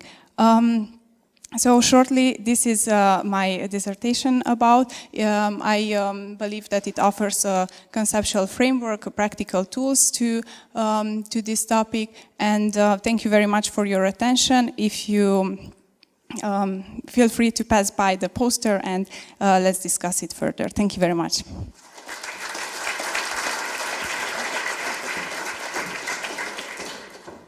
Thank you. So, thank you for the speaker. We are on time. The next session is lunch break. So, we are ready for the afternoon, for the technological system. I'm very happy to present that even after your food coma, hopefully not. So we have quite a lot of inspiring presentations now, and we like to start with Orjola Braholli about the application of an automated LLM-based methodology for interpreting normative texts from information requirement identification to data standardization in IFC. Thank you for the long title. Where is she? Here, there she is. So, 10 minutes for you. Thank you very much.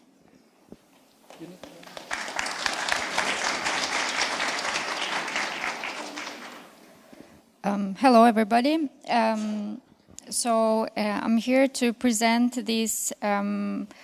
First of all, I'm Orjola Braholli from Fraunhofer Italia, and I'm happy today to present this applicative tool we built and the paper we wrote based on that. So this paper is a collaboration between Fraunhofer Italia and the University of Brescia. Of course, it's a paper inspired and built on the context of a building permit. And we were inspired and also wanted to solve a problem regarding the interpretation of building regulation that is, let's say, time-consuming and error-prone and manual work. So we wanted to try an automatic approach, and the objective was to build hybrid human-AI workflow that could interpret this regulation in an automatic way. And of course, this work was done also on the context of the CHEK project that also many of you here are familiar with. Very simply, the methodology overview goes into two phases. In phase one, during the manual interpretation, which was done by University of Brescia, our colleagues interpreted regulations from 4 municipalities and identified the information requirements and verification logic for digital compliance checking. And based on the first phase, so the manual interpretation, we built the LLM interpretation, which is a prompt-based system guided by large language models to translate clauses and to map these clauses to the IFC schema. So in the first phase, in the manual interpretation of the regulation, University of Brescia used the RAISE methodology.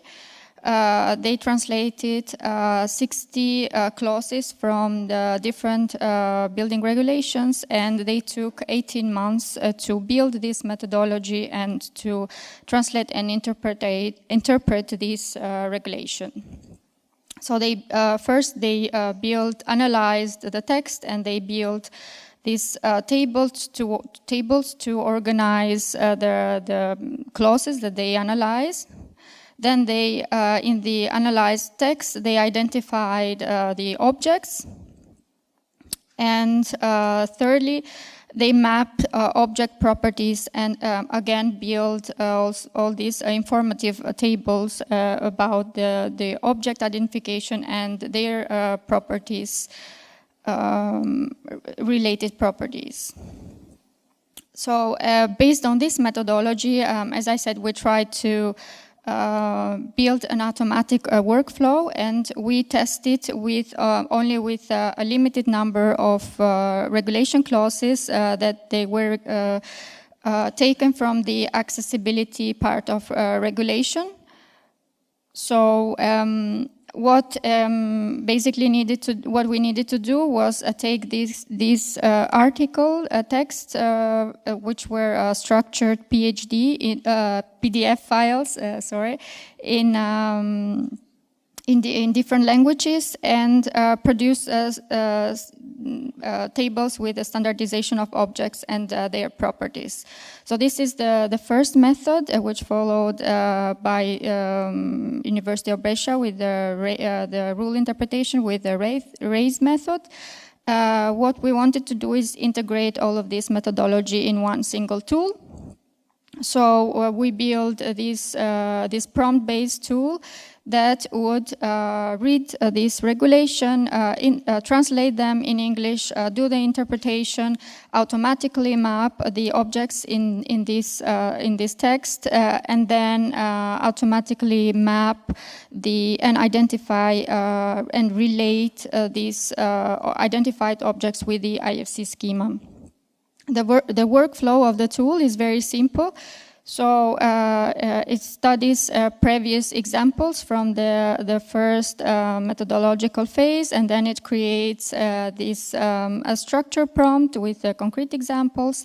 Then we feed the tool with the prompt, and then test the assistant with the required regulation, and then calibrate the tool by and make adjustments by testing. Here's a short video that shows how we build the tool using OpenAI. So we built a prompt, and based on the first methodology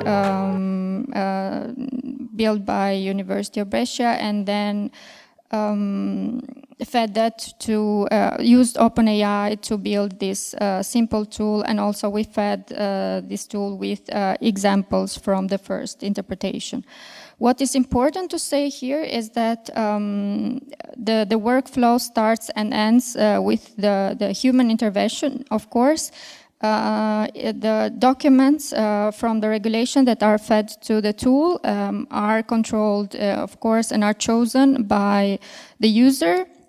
And of course, the end result is also checked by the user, and the user has the opportunity to communicate via chat with the tool in order to let's say, evaluate results and ask for better accuracy or what is missing or what needs to be corrected. And in this second video, it will show how the simple tool and interface works. So there's a simple button where you can upload the PDF documents from the building regulations and immediately ask the tool to interpret the article by indicating the number of the article in the regulation. And the tool is already prompted and knows what to do step by step. And the user judging the results can continue to communicate with the tool to ask for more information or to correct or if they have any doubts, they can ask. For example, in the case if the objects are correctly matched to the correct IFC schema object.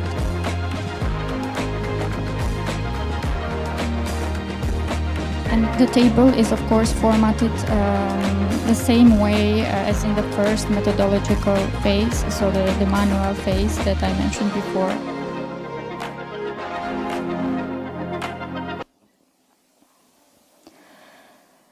And to conclude, what was important here that we tried this, that we noticed in this second phase of the methodology, using the automatic tool, was that we took so much less time to do the interpretation of the regulations. So this is a promising fact. And also all rule interpretation, translations, and object identifications were correct. The only pain point, let's say, was that sometimes the tool would fail to map the object to the correct IFC schema object. And in this point, we have to, let's say, work on getting more accuracy.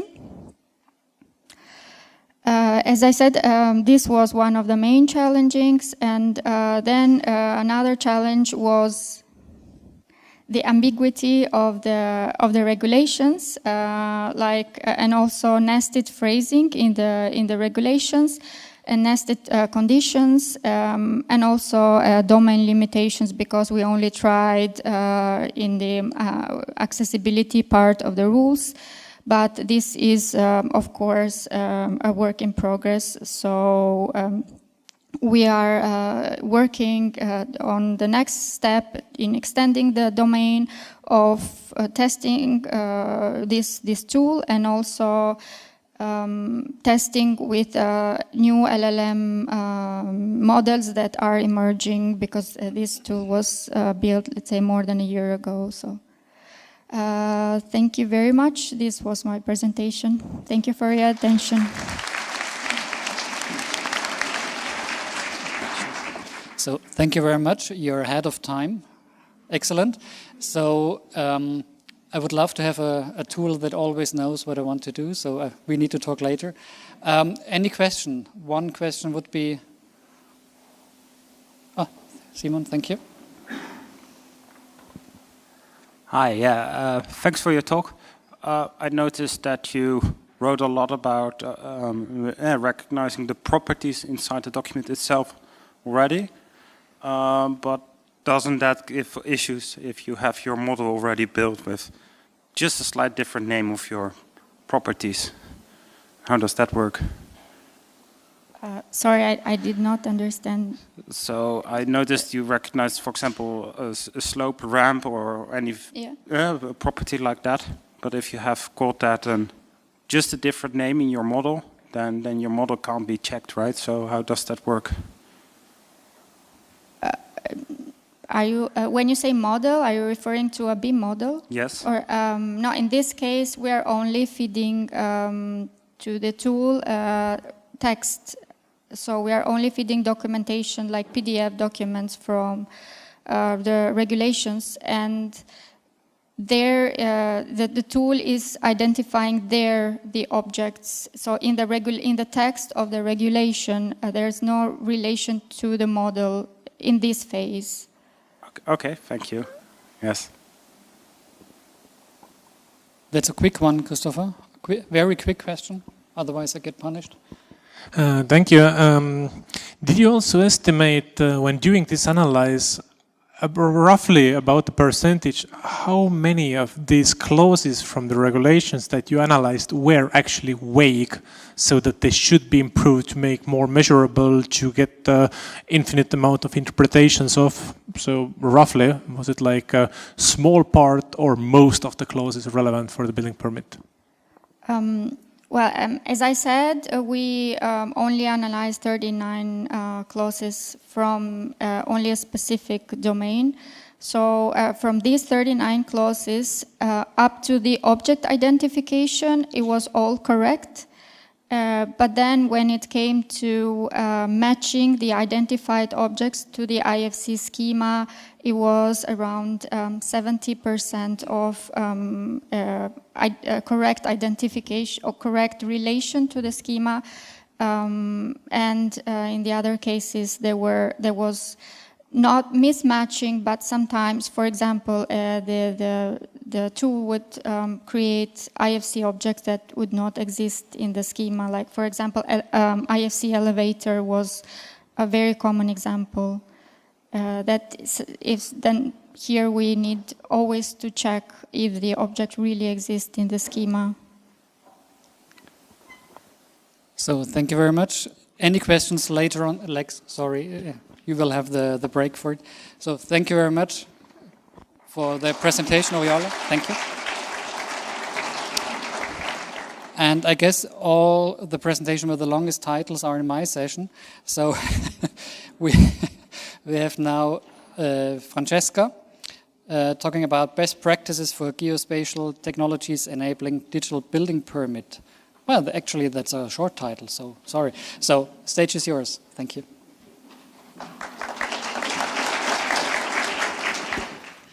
Thank you. So I am Francesca Noardo from the Open Geospatial Consortium, and indeed the title I never got.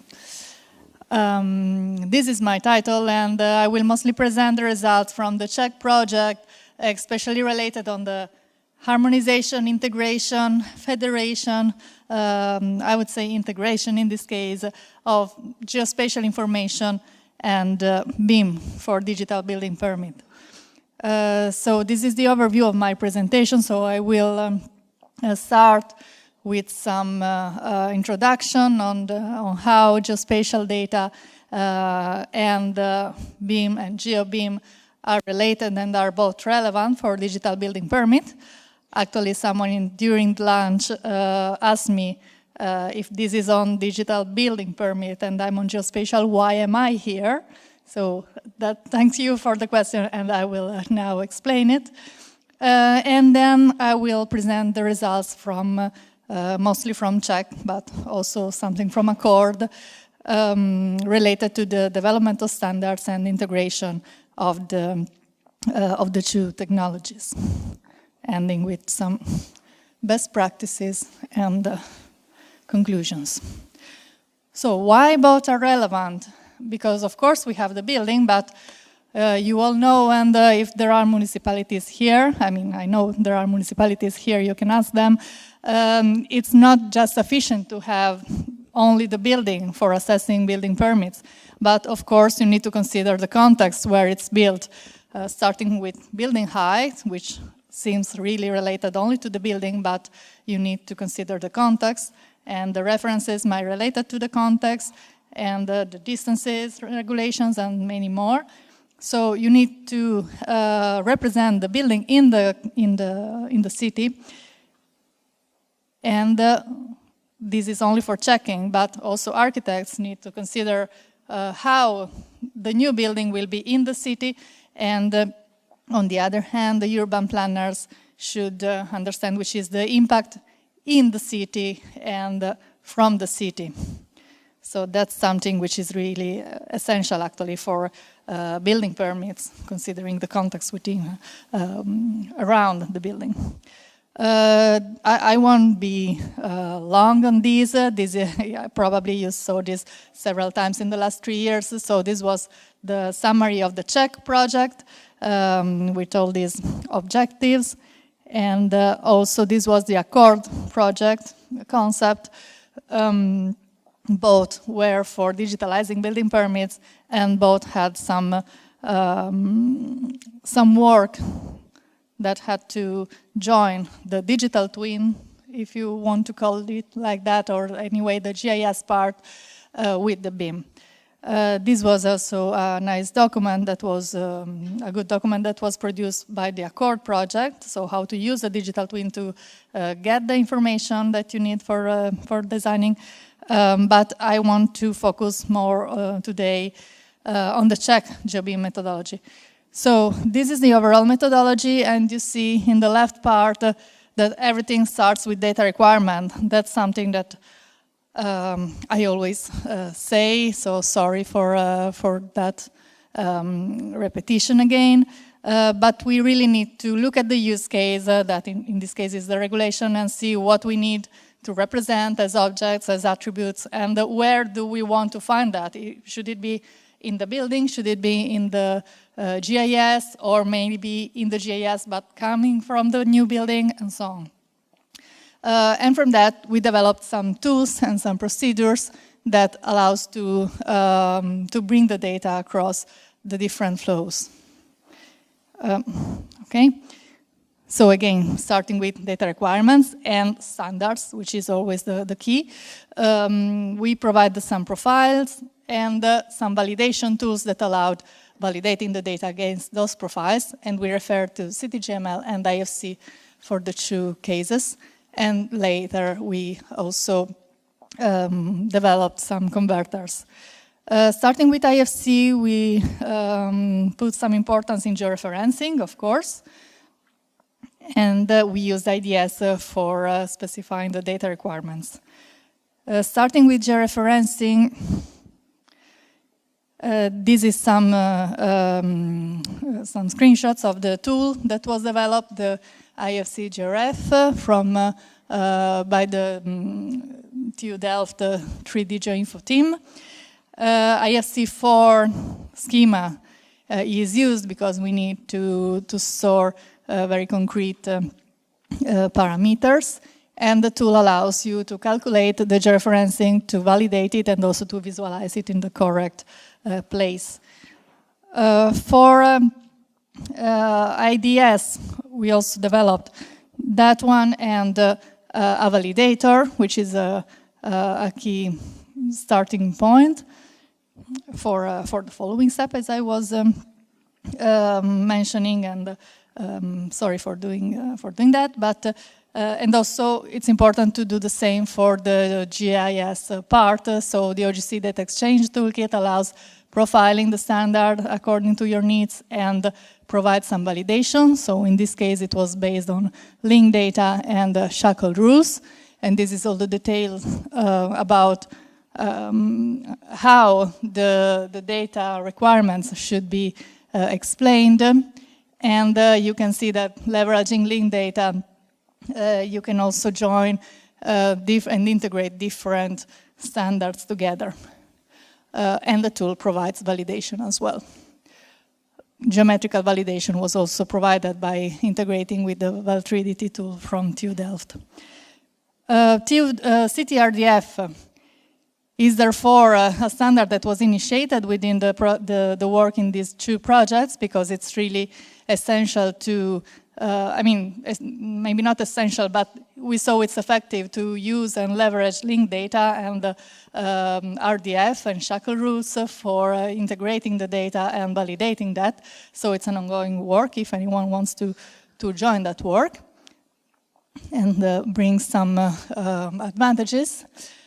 And based on that, once we have these strong bases, there were some converters that were developed for making the demonstrations and the tests, of course, and also some best practices that and lessons learned from all this work were joined in a document. A very brief overview of the practices, of the best practices, are here reported. So, of course, always use open standards. Make clear the data flows that you need and the related data requirements. Try to be specific in the semantics that you use, so avoid IFC, building element proxy, and so on. Georeferencing is essential, and provenance storage is also very important for allowing your data to be usable and reusable. Same from, this is for the case of geo to BIM. So also in the case of IFC, it's necessary to use positive extrusions and simple geometry, let's say, rather than complex geometrical operation. The number 4 is also something very relevant, so separate the design building and the urban context in IFC. This is not straightforward in IFC because it was not intended for the initial use cases, of course, but it's important to understand and to agree and standardize also on how to do that. If we can use multiple IFC buildings, entities, or if we need to involve included buildings which are around as IFC site or IFC project, or there might be different choices, but it's important that we all together decide, together with Building Smart, of course, and the IFC developers, what's the best case, and we should start systematizing that. I'm at the end. Same for BIM to Geo, so generating generalized geometries is something that that is important. So when BIM to Geo, when we talk about BIM to Geo, we often consider changing the format, but it's really important that we generalize the geometry to the kind of representation of GIS. In general, we should validate all the data that we produce, also coming from conversions, and document the procedure in proper provenance in metadata. And I think I'm at the end. I would conclude by mentioning again that integration of Geo and BIM is important and foundational for digital building permit. You can find all these best practices in the deliverable by CHEK, in the CHEK homepage, in the CHEK webpage, and we are happy to bring it forward also with your contribution if you have, because of course we want to use all of that also to improve open standards and their reciprocal integration. So this is the future work, so going on standardization and further testing. And thank you for your attention. Perfect on time. Thank you very much, Francesca. We have just time for one really short question. And I've heard if it's a long question, you have to work in the committee with Francesca. So.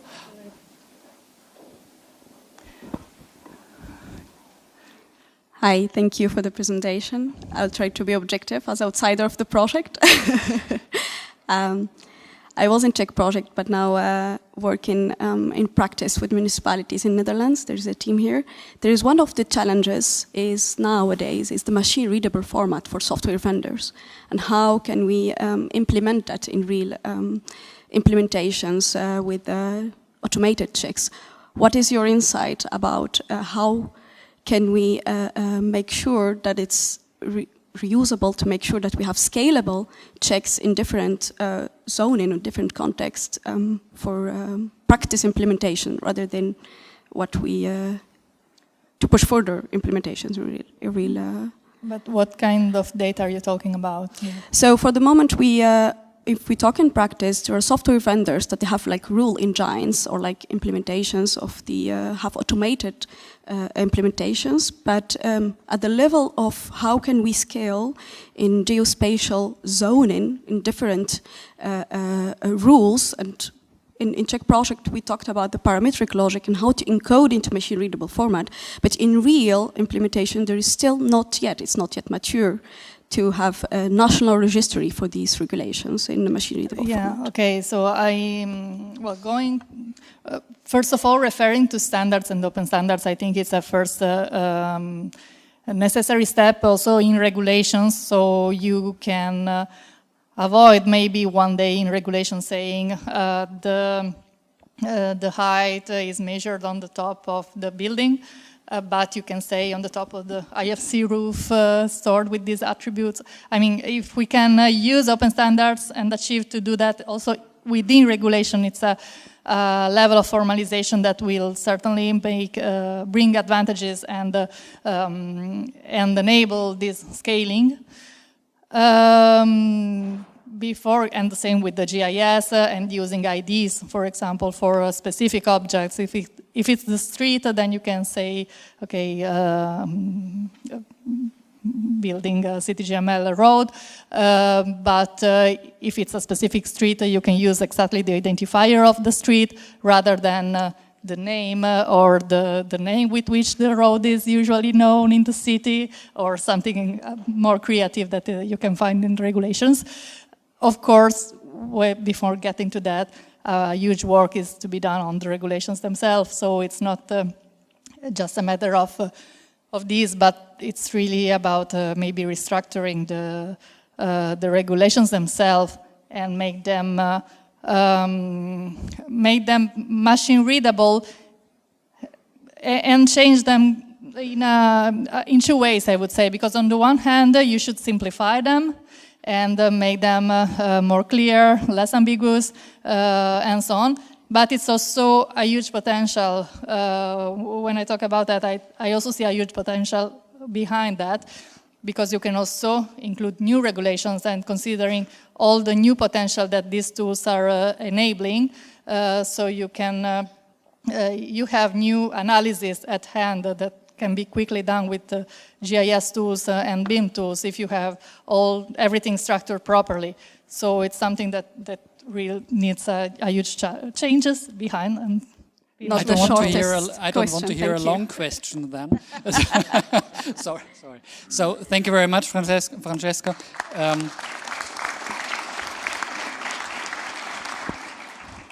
As a Swiss, it's quite difficult to get over time, so sorry. But that leaves enough things for the break, I guess. So we are heading over now to Judith. Hope your voice is still okay. Then it will be a short one. So it's about aligning multi-domain ontologies to automate building permit review processes. So thank you very much. Yeah, thank you, Adrian. As you hear, my voice is not getting better, but let's see if I can, explain this type of research. Thank you, perfect. This is about a work I've done when I was at the University of Cambridge, together with my colleagues back then, Meng Tian and Yannis. So it's about aligning multi-domain ontologies to automate the building permit review processes. And it's actually like a kind of an extension or maybe another perspective on how we can see building permit processes and what's the actual, another sub-process, let's say. But basically the idea of this project, so for my Cambridge work, was that there are roads and road digital twins, which my colleagues were working on quite intensively. And as most of you know, so my domain, it's the planning and building permit field. So the idea was that maybe if we have roads and we have buildings and cities where we need permits for, and maybe this road digital twins have already information stored which we can actually use for our buildings and building permits and vice versa. So situating this research in a kind of in the building permit process, in the very high-level structure of a process. So we are mostly talking about this content review, like checking the building regulations, zoning laws, geospatial regulations and things. But we also have a participation process where we need to involve other stakeholders, many other different departments. And as you can see from this map, it's a social network, basically. So we can see there's many stakeholders that are part of the building permit process. And depending on the project size and the location and many other factors, so we need to involve and participate all those stakeholders to some extent. Therefore, the idea for this research is actually to understand, to make the ontology alignment based on existing ontologies, like the one I have created with a colleague a few years ago, this OPPA, which was also extended to another one, which is then called OntoPPR. And my colleagues at Cambridge, they worked on this NH, which stands for National Highways in the highway agencies in the UK, and also this asset management ontology. Yeah? So both existing ones, and there's also other, let's say, higher level domain ontologies like IFC and BOT. And basically our idea was, could we align all those ontologies to make this participation process happening, to involve the building permit, the road-related stakeholders to this process. So the aim was to map those concepts between the existing ontologies, to query them and extract the agency information, because if you need to involve road agencies, there are multiple. Is it a highway, a local road, and so on? Different countries have different rules. And then even decide on the spatial proximity in this case. So how far is this road, and do I need to involve this or the other agency in this process? Sorry. So first of all, we did this semantic alignment, basically. So we have this not OntoPPR, but the OPPA ontology, and the other one, like the road one, I say it like that. And we are, let's say, comparing, or let's say doing this alignment on the OPPA building, for example, as one concept there. It's nearly like it's close to the pavement section, for example. Or another example would be the OPPA says plot of land, and the National Highway ontology says it's land. So, but basically that's the same. So we did this, and then as a basis for our work, of our study, and then we also did a case study to check that in a kind of in this case study as a kind of a fictive reality project.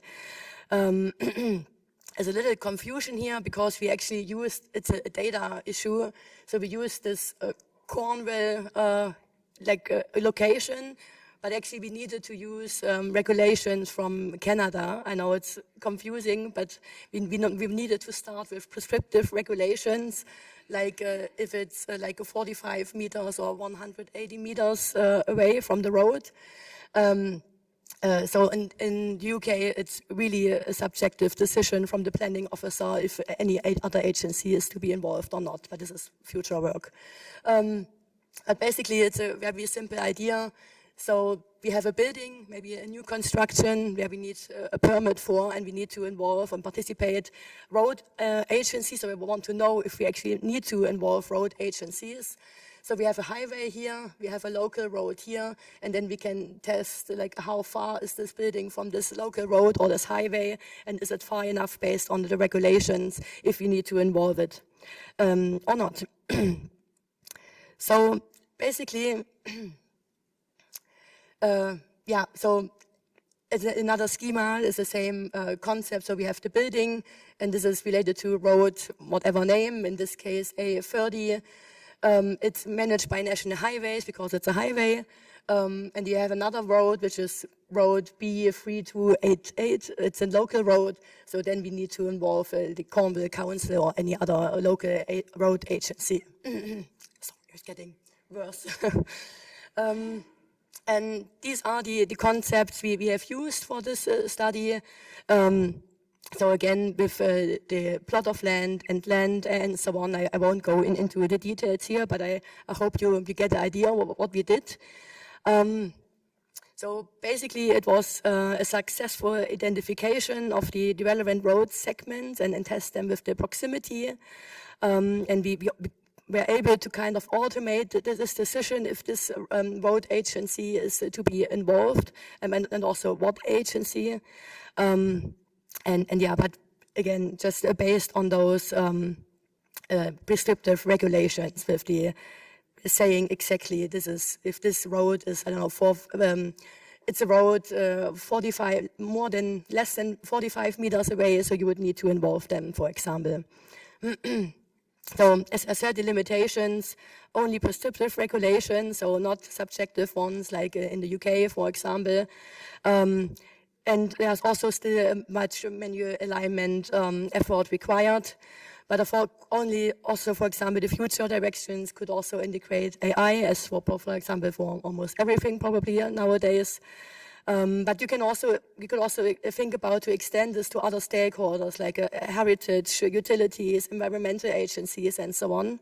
And also I think it would be interesting to think about how we can handle those discretionary decision making apart from the prescriptive regulations. Yeah, thank you very much. And yeah. So thank you very much, Judith. I think we skipped the questions in favor of your voice. I think you need it in the next 2 or 3 days. So get well soon. Yeah, thank you. But if you have real questions, please come and find me. I'm here the entire day and tomorrow and the day after tomorrow. And she loves short questions. Yeah, so thank you very much. So we skip over to Spain and to Miguel about the automation of processes for building permit validation, a case study on buildability index in Spanish construction sectors. So stage is yours, Miguel. Thank you very much. So I presume these micros are on? Yeah? Okay. Oh, I damaged this. Sorry. So hello again on behalf of my fellow countrymen. I'm not Spanish, I'm Portuguese, but I'm speaking on behalf of Ana Perez Garcia, who went to University of Minho for a few months stay of exchange and during her PhD, and she worked with us towards doing automation in building permits with open source code. And this is what she achieved at the end. So, of course, I have to acknowledge, of course, the other authors. So this was a collaboration between La Laguna University and the University of Minho, so in Spain and in Portugal, respectively.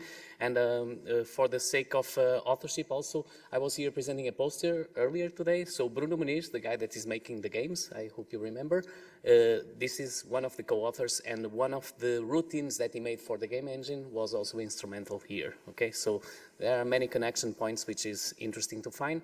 Of course, I didn't bring you here to see a table of contents, so I'm skipping this one. And also on the subject, of course, building permits, blah, blah, blah, let's skip that. And the main objectives that we had here was to demonstrate that we are able to automate something. This is objective number 1 for compliance. Then number 2 is that this can be done with open source modular solutions, as you see on screen. And the third objective was to show it with a clear demonstration. So at the end of the day, the presentation, what I want you to perceive is that doing things on building permits, starting from IFC, the open format, and doing it with code generated by ourselves that we can try to understand and we can elaborate on it, is not out of reach. So the solutions where the municipality is actually able to do something and to use their own solutions are not out of reach. So the community of people doing these open source solutions grows more and more. This doesn't fight the commercial solutions. There are spaces for both of them. There are contexts for both of them. But here is a little bit of advocacy of what you can do with the open way. So, of course, there's a very important set of methods which involve the programming tools. So on programming, we start with Python. So that's one of the ways that many people are getting into coding nowadays, and it's a relatively simple and very tolerant language to program in, I must say. I was used to other languages which were much less tolerant, and of course you will use libraries. There are some libraries that are available for you to do things that you would not be able to do otherwise, like the second and the third one, the IFC OpenShell and 3Mesh. So IFC OpenShell clearly to query directly the IFC. Most of you probably know, but I have to mention it.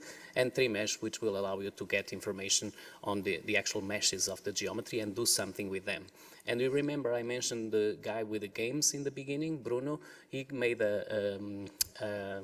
a routine in Python, or a set of code in Python, which is called CHEK model, not to confuse with the CHEK project. Actually, it says CHEK as well, but he was also working in the CHEK project, by the way, and he made this routine that was helpful for Anna to create her own. So the routines by Bruno and by Anna are open source, and Anna's is just waiting for a publication to come out, and then this will be available publicly.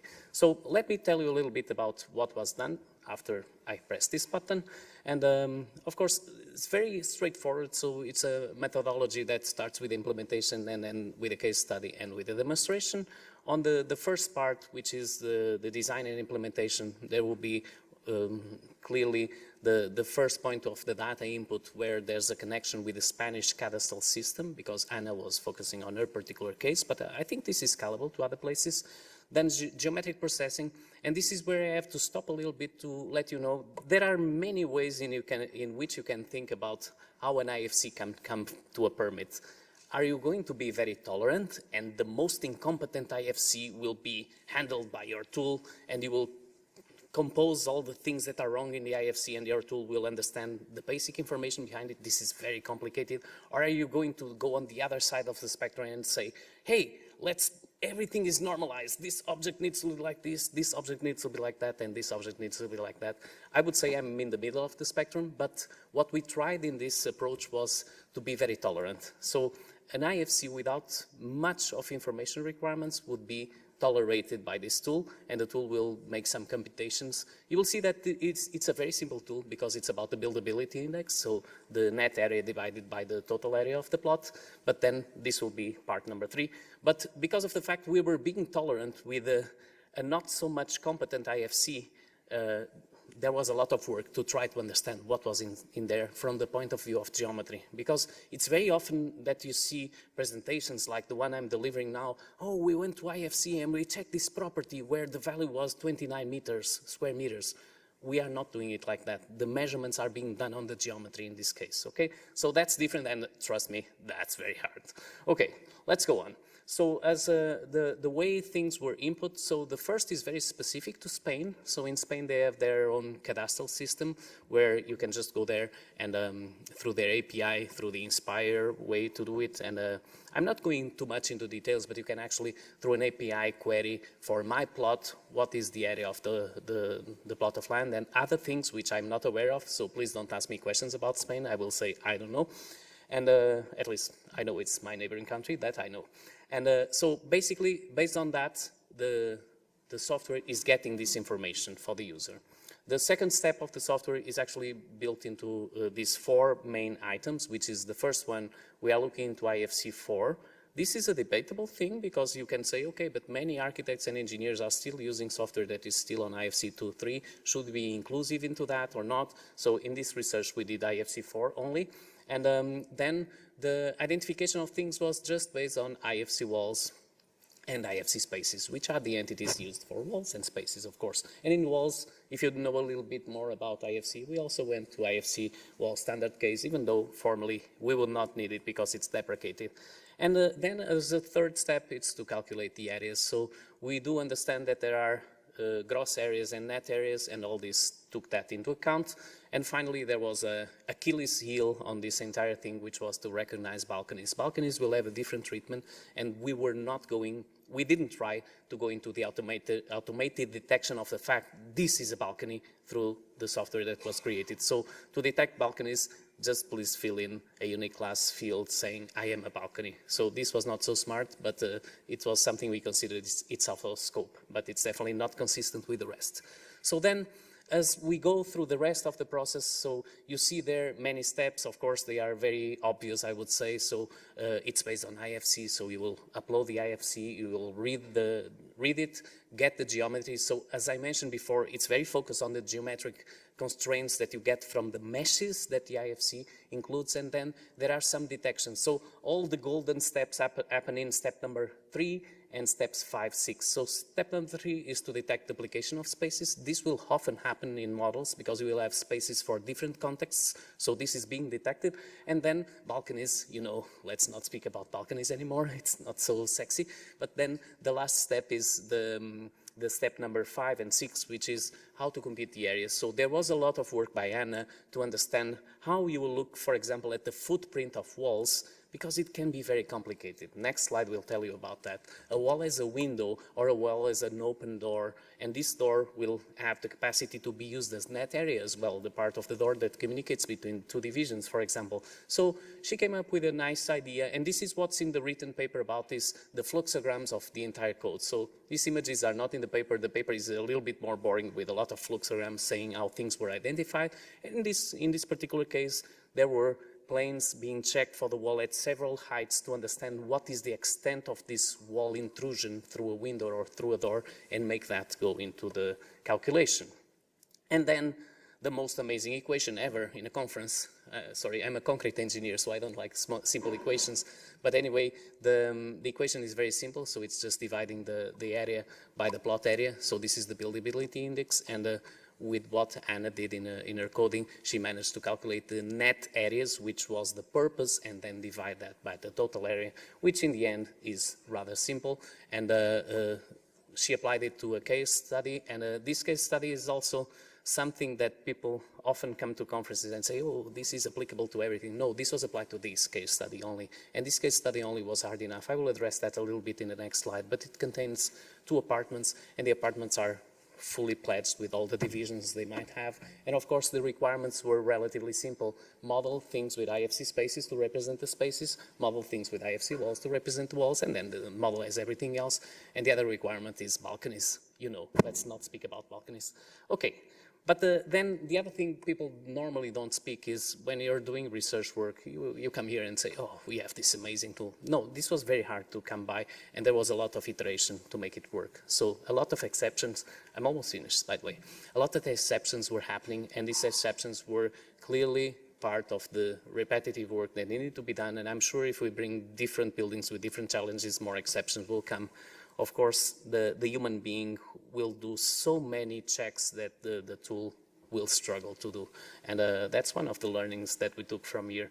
But then in the end, just to conclude, a couple of slides only more, the not so sexy output, we even put it on a black screen because this is what it looks like. This thing in the end comes up with an area and with different buildability indexes. Of course, we could read the translation in the bottom to English, but you get basically the areas, and they were computed by hand, computed by CAD, whatever, computed in BIM, and we got the same numbers. So this was just a proof of concept, okay? The results are clearly, oh, there's another slide after that. The results are clearly that this can accurately measure under these conditions, and it will differentiate things according to the rules that were created. So the only last thing, I will only speak about the middle topic in this final slide, and this will be my last slide, is that the purpose was really to demonstrate that in many extents, using these tools that normally, and I use the adjective crazy as a compliment. There's a crazy person at a certain institution that likes to program a little bit, and some really nice things happen. So this is not out of reach of some person at a municipality being able to do this kind of things and catch some low-hanging fruit and make things happen with BIM. So unfortunately, all of you will have to see me in another presentation today, and I will speak about that. Thank you so much.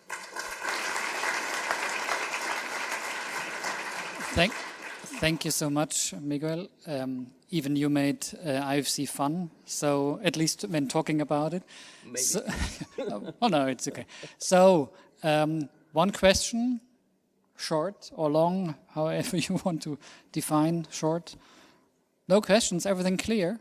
Okay, no. Oh, that's good. Yeah. Oh, wait a second. It was a nice presentation, thank you. How much you did in geometric, so numerical comparison, or how much you did in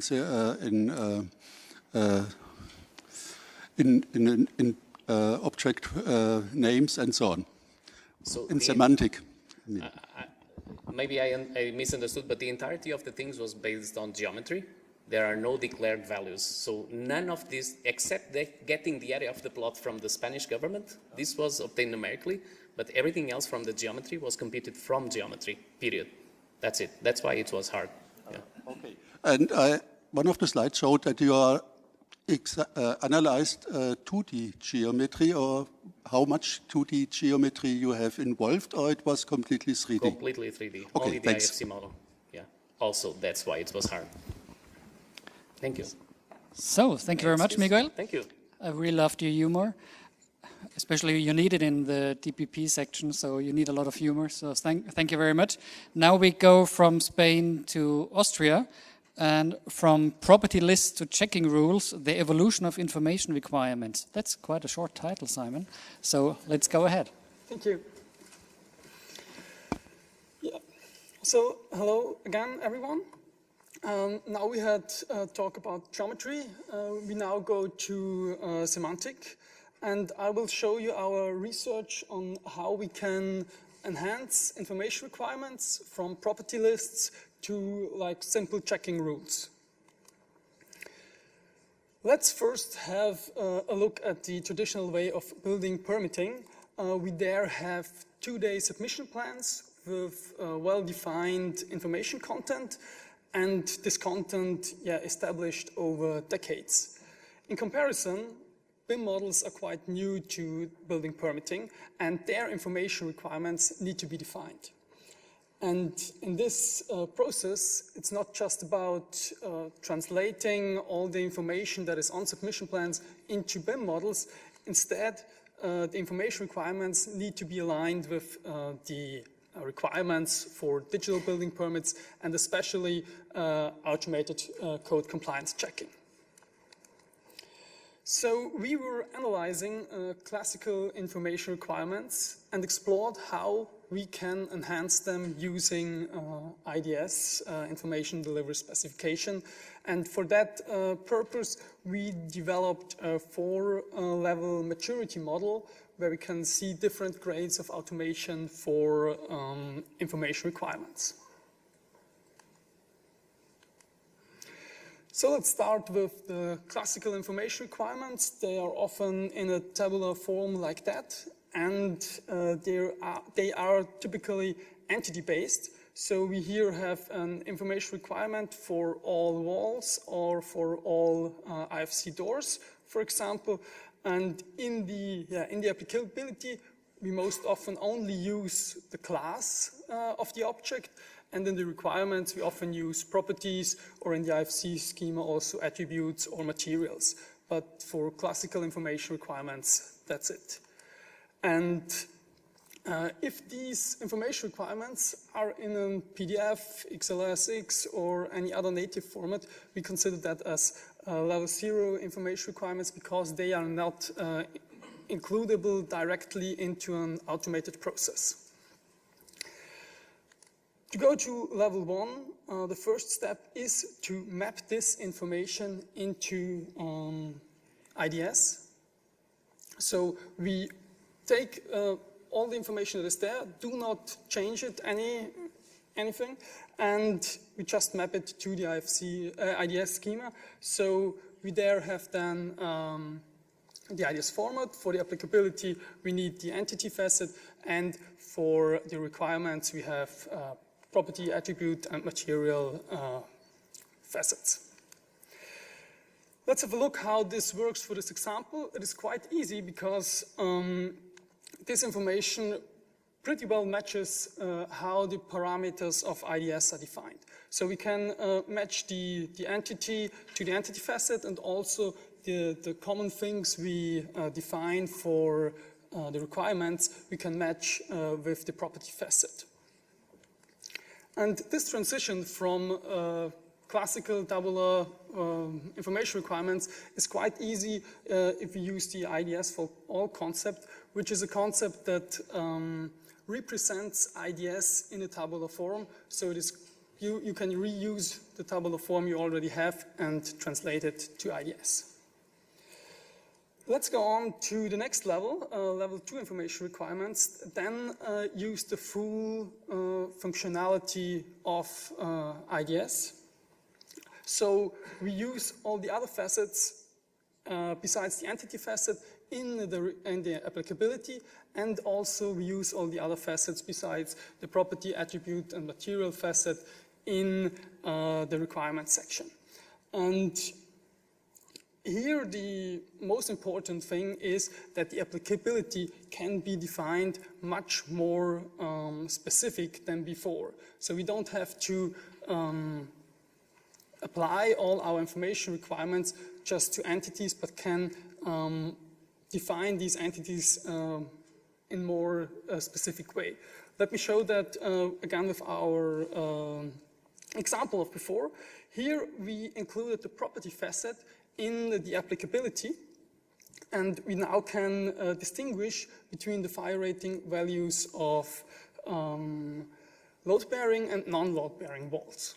And in the third row, we also have the requirement that the fire exit property is only requirement for doors that are external. So we already have here some logic in there in the information requirements. And an integration like that is possible for all IDS facets in the applicability and in the requirements as well. And by that we can define very specific definitions. And as I said already, that definitions like that can already represent some kind of logical dependencies between our elements in the models. The last step then, to go to level 3 information requirements, would be to extend the IDS schema. This step is more like a research approach to propose new extensions in a purposely driven way by the community that uses it, for example, for digital building permitting. So level 3 information requirements are not meant to be directly used in operation, but instead to propose an extension of the schema. Let me show one extension we created. This is about the better specification of related elements in the schema. So if you know IDS a little bit better, the part of facet already enables to define relations between elements in the IFC schema, but we only can define that the related element must be existing and of a certain class. So for example, here I could say that a wall needs to be in a building story, but cannot define the building story any further.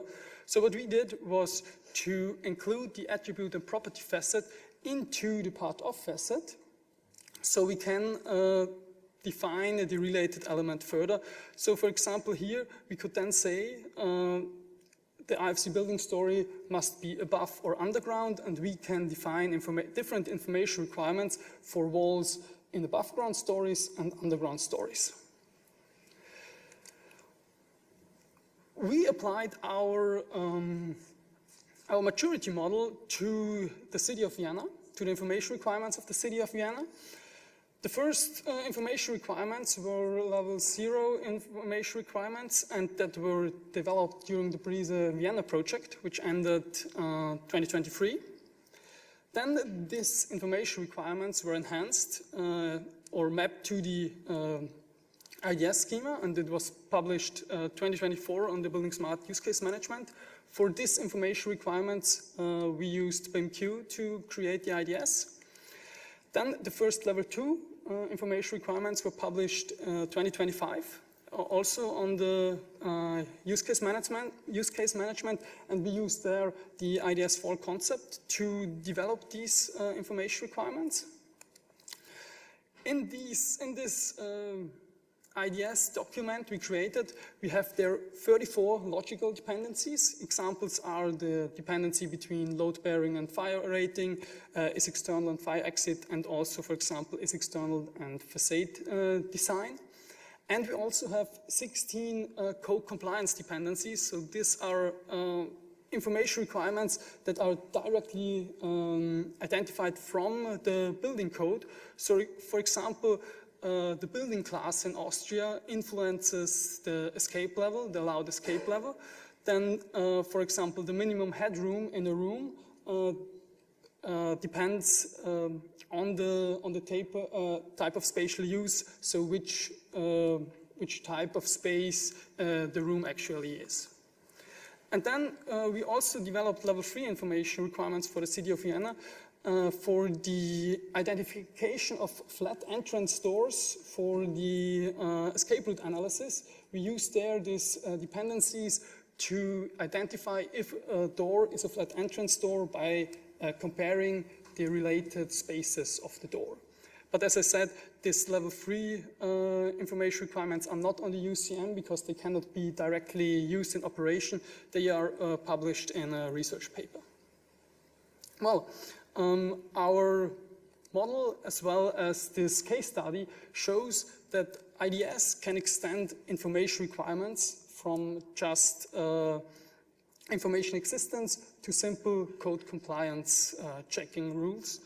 And we hope that by this enhancement of information requirements, we can increase the quality of the model already before the first submission of a model to the building permits. So thank you. If there are any questions, please feel free.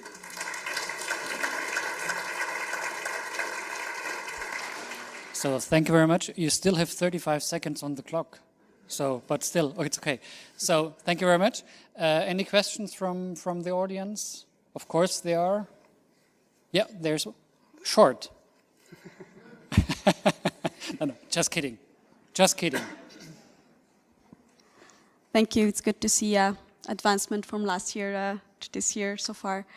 My question is related to the automated tracking and archiving of versions. If you have like first IDS in maturity level 1 and you want to upgrade to another maturity, how do you track like these exports and these upgrades? And the second one, we faced the challenging part in our project to bring information requirements from the BIM to GIS, and we needed to have like different IDSs for different specification, like one IDS for the building, one IDS for the site, and one IDS for. So how did you manage, if that was your case, to interlink different IDSs to in the same software, or like to have like kind of? Is there something that you already tackled? Interlinking different IDS documents was not really considered. We focused here on the case study we had, that there was just one case study and one document we wanted to enhance, for example. Generally speaking, I don't think there is a difficulty in linking those documents. Can you repeat the first question, please?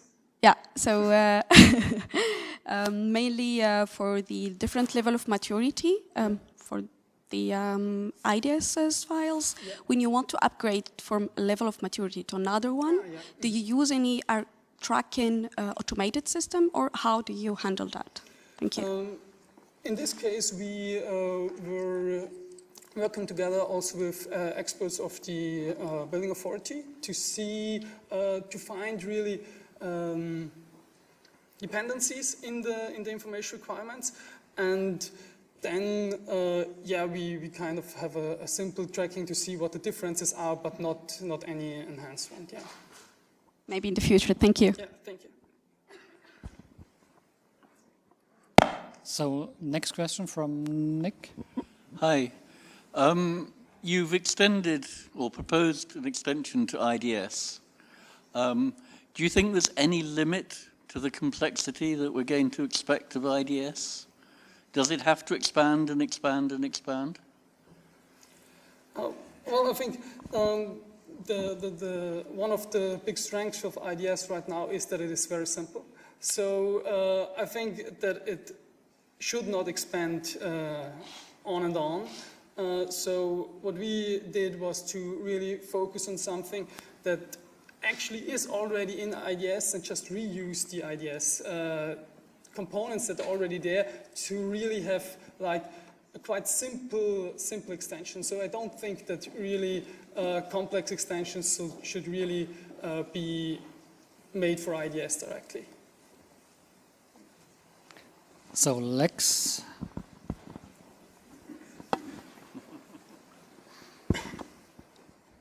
Thank you for your presentation. Looks very good. Similar of what we are doing in the Netherlands, using IDS for the requirements for IFC. But compared to the local language, we are speaking Dutch, and maybe the regulators also speaking German here in Austria.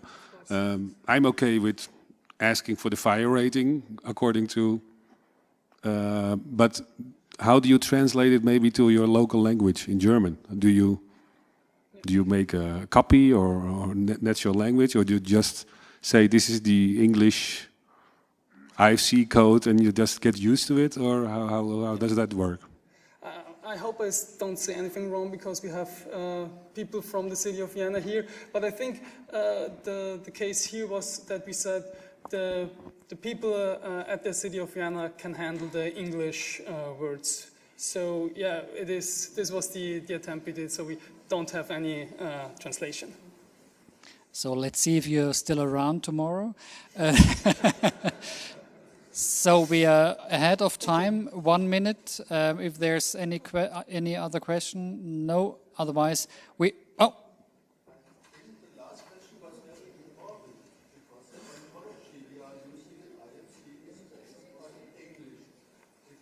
Every name which we use in IFC have the meaning in the English language, so we have a real problem in the European Union to harmonize that.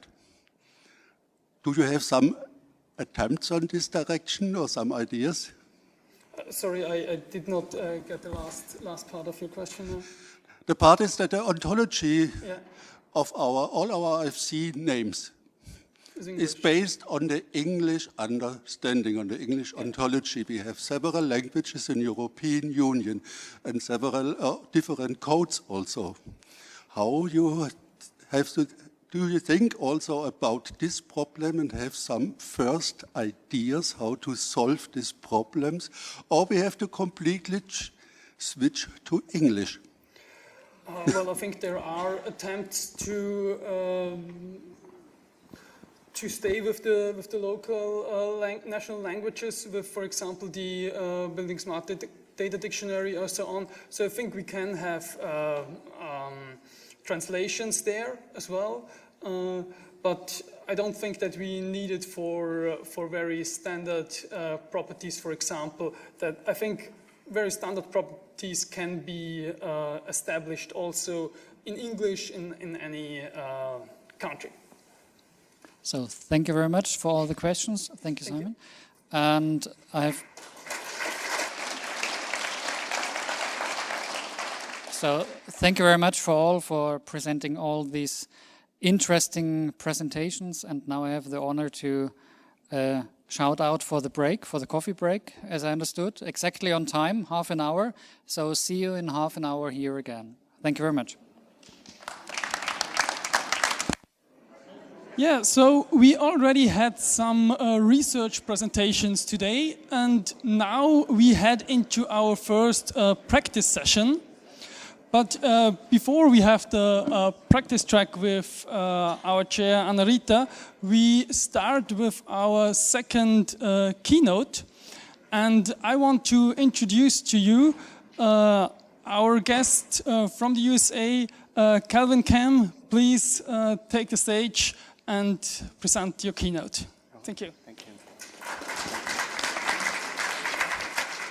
Well, thank you so much. Thank you to the organizing team, and what a lovely building, what a lovely story, and totally cannot imagine what this space was like, seeing from the photos, seeing from the outside. So thank you, thank you. Wow, what an amazing energy that we have. To me, it's lovely to see all our friends here in the European Union about digital building permits. Just wondering, how many of you, like myself, may be coming away from the EU, maybe joining from outside of the EU? Anybody? All right, UK, yes.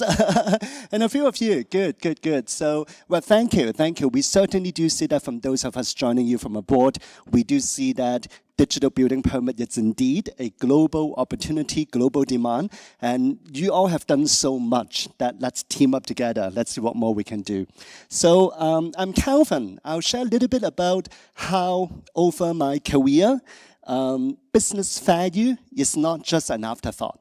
Business value, it's always part of the design, it's always part of the process, and also part of the process of continuous improvement.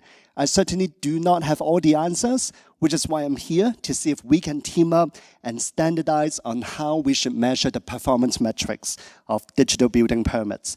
What are some good targets? And can we standardize it? Can we measure that? Not just nationally, not just by city, by municipality, but can we do it globally so that we can improve as a global community together?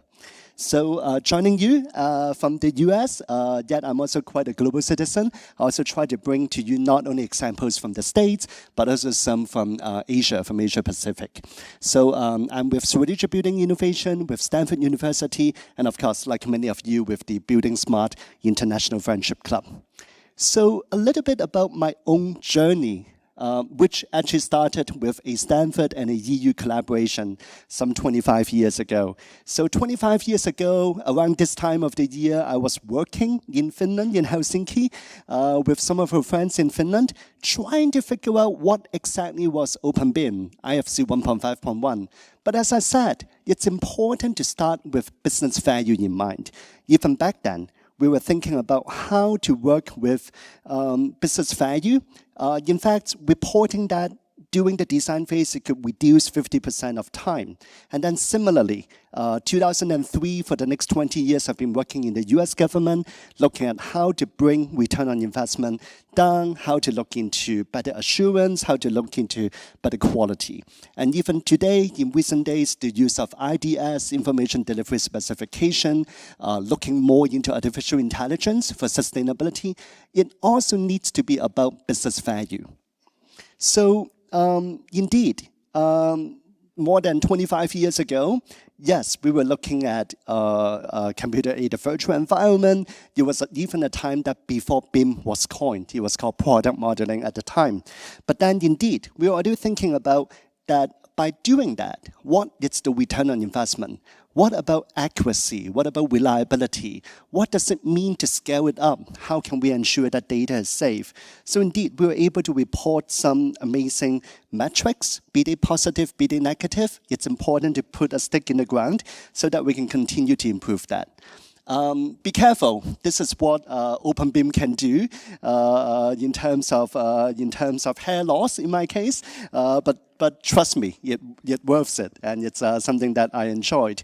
So since 2003 and for the next 2 decades or more, I've been working closely with the US government, multiple federal agencies from GSA and nowadays to Federal Highway, to look into how to bring OpenBIM into public procurement, into public approval. Back in 2003, we had a mandate and in the US, and over the years, we're looking at how to broaden that, eventually with many of you in this room, in many European countries and beyond. But then even back then, we were asking the questions about, okay, we may be doing OpenBIM-based security evaluation, OpenBIM-based base validation.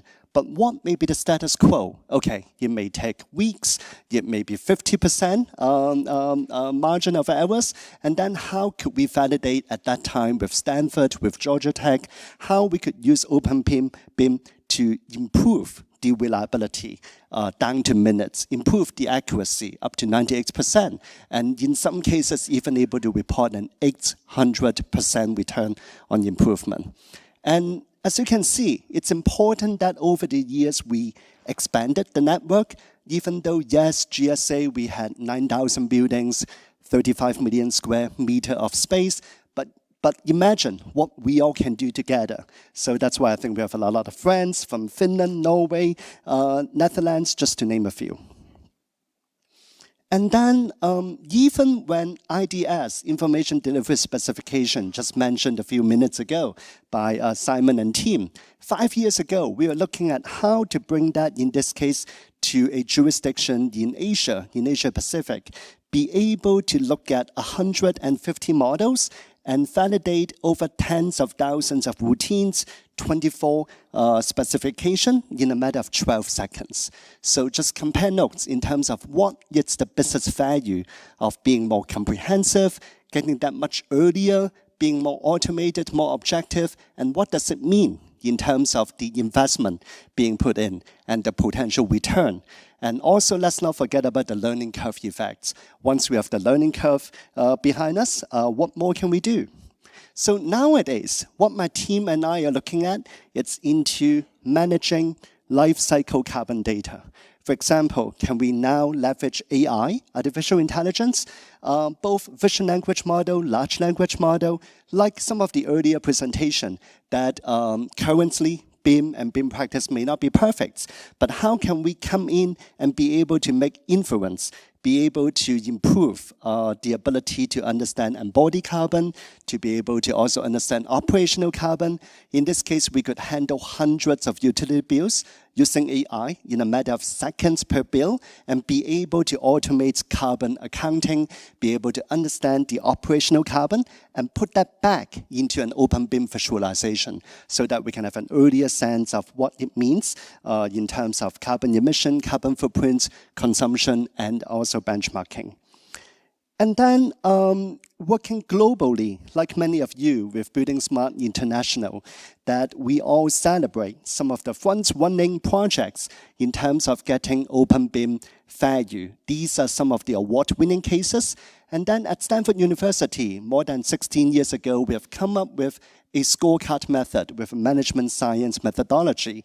And we actually were able to group all the metrics, all the performance metrics into 8 major categories so that we can start to understand that, okay, are those lagging indicator, leading indicator? Are we improving decision making? Are we improving cost, time, safety, and beyond? And so start to see what more we can do to not only let individuals tell the stories, but then can we validate them? Can we categorize them? Can we start to standardize it so that we can publish, we can improve, and we can do more with those?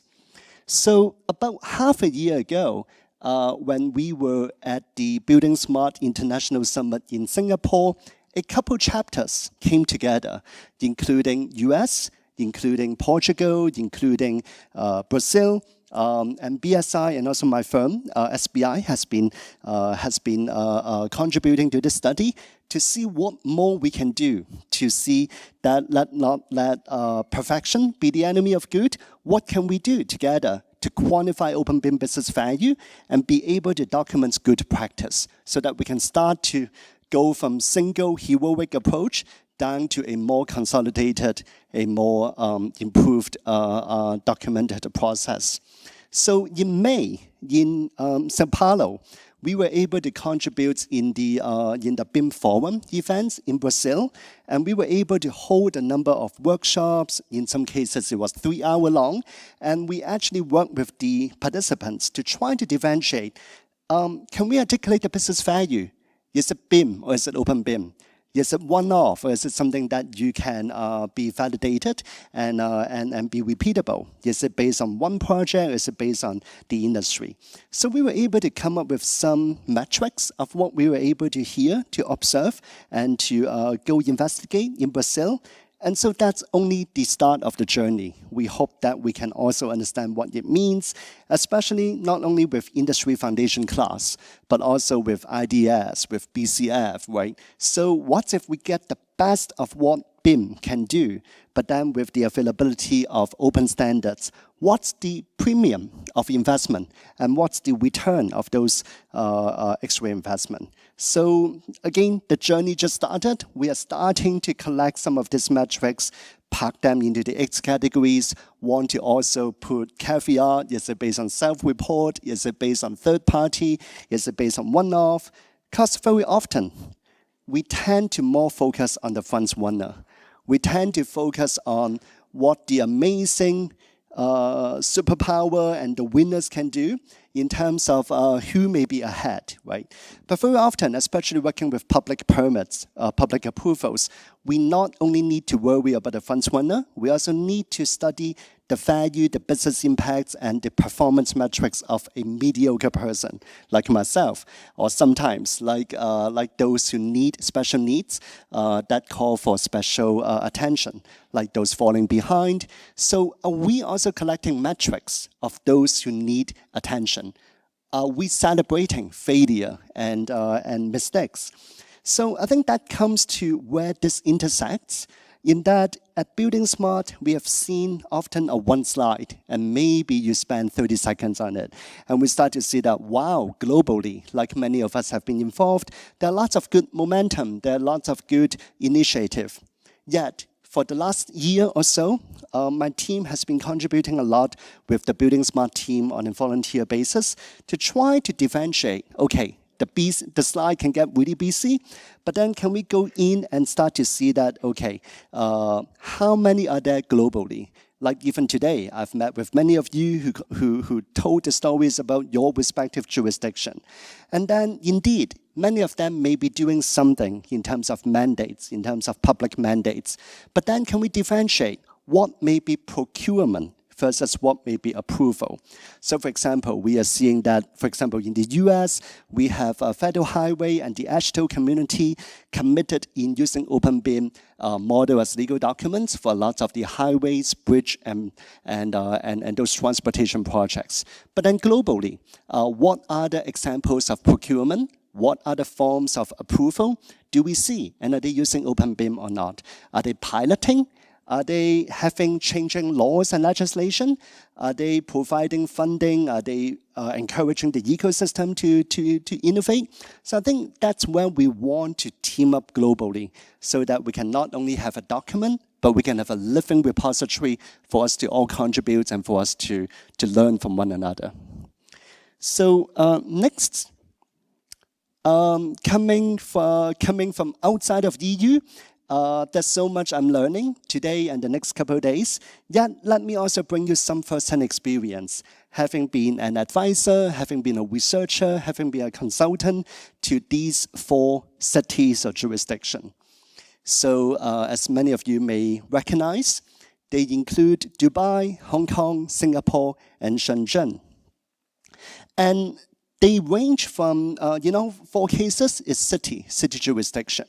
And then as we could tell from the images, they are very, very urbanized, and they range from 4 million population up to 18 million population. But the uniqueness is that many of them involve just one jurisdiction in terms of permit approval. In all cases, they have their own Open BIM adoption journey, commitment, and ongoing experiences. And for example, in Dubai, if you build a tall building, you must be using BIM-based submission. And for architecture and above 10 story, and then for mechanical, electrical will be above 20 stories. In Shenzhen, similarly, it's part of a revolution to transform business operations, that they are also having IFC operations and make it to be part of that journey. But then why don't we zoom in to both Singapore and Hong Kong a little bit more? Because my team and I has also been pretty active for the last 15 years, bringing the virtual design and construction mindset, bringing industrialized construction to Singapore. And CoreNet in Singapore has almost been 20 years in the making. Started with digitalizing permit approval to about 10 years ago started to become BIM empowered. Open BIM can be an option, but it was not the only option. To now, what we are learning from Singapore is that IFC-based submission is part of the only way to get permit approval. And so you can see the journey at the bottom. Basically, the law is there now, and there were legislative changes to make it happen. But what I want to point out is that it's not just merely a transformation, a replacement of the technology. It was also a lot about how we were streamlining the process. So in Singapore, before Connect X, which is the current movement, there may be over 20 approval touch points with 7 agencies. But part of the workflow is to streamline that to now only down to 3 major gateways. And they are not totally throwing away 2D submissions and reports, but then there's a new code of practice to clarify what goes into BIM, what goes into 2D, what goes into the report. But from a business perspective, the senior Minister of State was making an expectation that there should be 20% faster approval, down to 20 business days per approval, and that was a huge kind of like motivation for a lot of those, and in fact 80% of the projects are being affected. And then in Hong Kong, my team has also been working to not only introduce kind of like the incremental approach, but also to come up with an intermediate milestone that in Hong Kong, in 2 years' time, we would like to see for this jurisdiction of about 7.5 million people that the Open BIM platform, the code of practice, and a machine-readable standard should be the essential elements that goes with the legislative changes, that goes with kind of like training the ecosystem, that goes with how do we gradually change the policy, the standard, to start to incentivize the industry, the private sector. So what we're also seeing is that we are able to also target for 13% to a 20% improvement in productivity. And then what goes best in terms of Open BIM integration. So I think I noticed that the time is getting tight. So in short, let's collaborate. No one country, no one region, no one economy has it all. Do we even have the basic metrics, right? Such as the time it takes to approve a building permit, the variance we see, what may be the root cause of faster or slower efficiency. But beyond that, can we start to understand the impacts on productivity, on assurance, on satisfaction, on sustainability?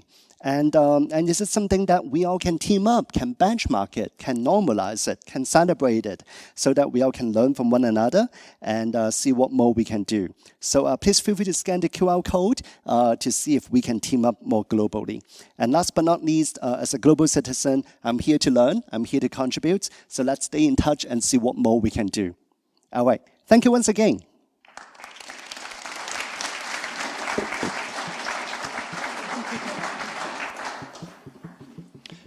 Thank you, Calvin. For the keynote, we did not plan any questions, so if you have questions, please find Calvin directly in the coffee break. Next on, we have our first real practice track talk, and I want to ask André on the stage. He is also representing one of our main sponsors, BIM Permit, so please, the stage is yours. Thank you very much. So first of all, thank you. Yes. Thank you very much for this huge attendance here. So some years back, so I started, let's see when it begins. I started around 2016, 2017 with the first research about building permits. And the big question is, okay, how to transport it actually into permitting and how to leverage the results that you also have been producing. And I'm very happy that we have, I think, 23 practice track presentations here. So I really see that this transfer into practical application is really been performed. Also, on top of it, research for new topics, AI and so on. What I can see are also promising fields in the future. Today I'd like to present to you a feasibility study to transfer these results, mainly involving automated checks, into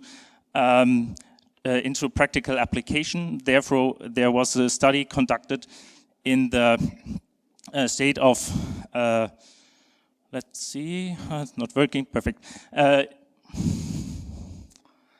Okay, it was conducted in the, from the citizen largest federal state in Germany on the western side, where you can see all the green points.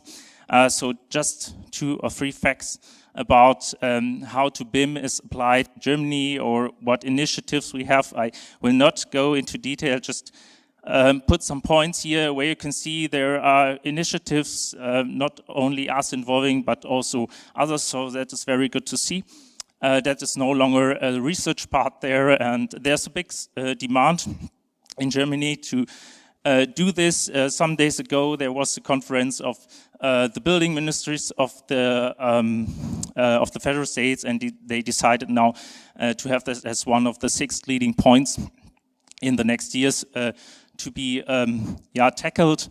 And so I know from 7 federal states there are some activities, but we also have the German system with highly decentralized permitting structures and 16 building codes in 16 states. So the problem is not BIM, the problem is how to get the data into the actual technology. And this feasibility study in North Rhine-Westphalia is about to transfer everything to the reviewers and planners, so how to mobilize them, get them to the technology, train with them, but also to leverage the information requirements developed and automated code compliance checks with the strategy to learn how to build a long-term roadmap after this project.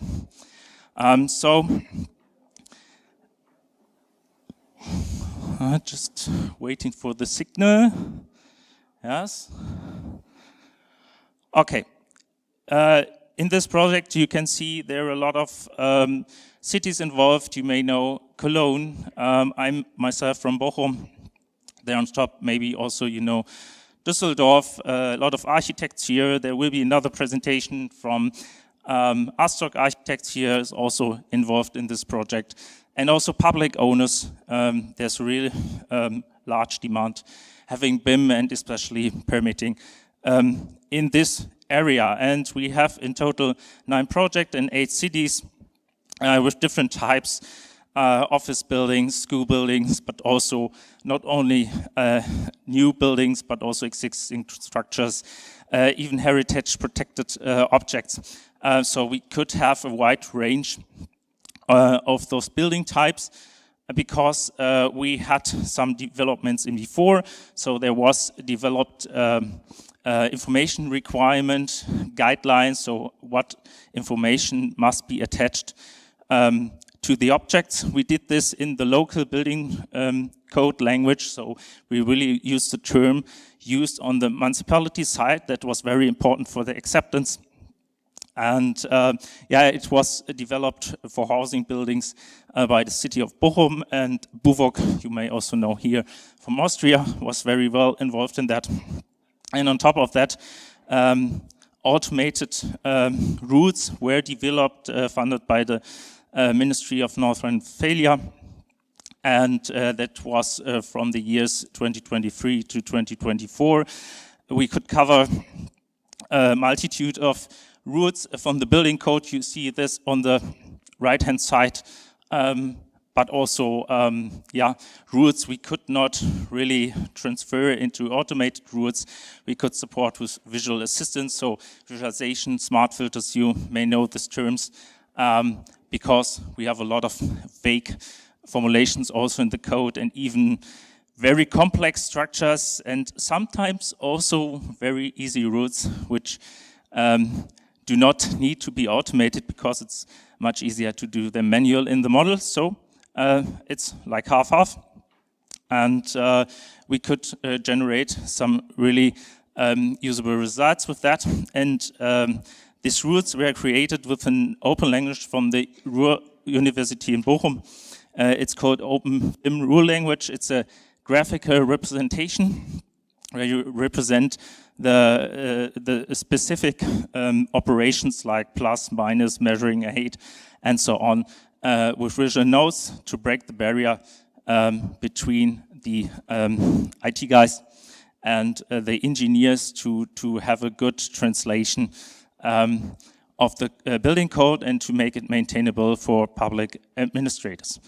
So these rules are open source and can be used by any software if you write a plugin to execute this.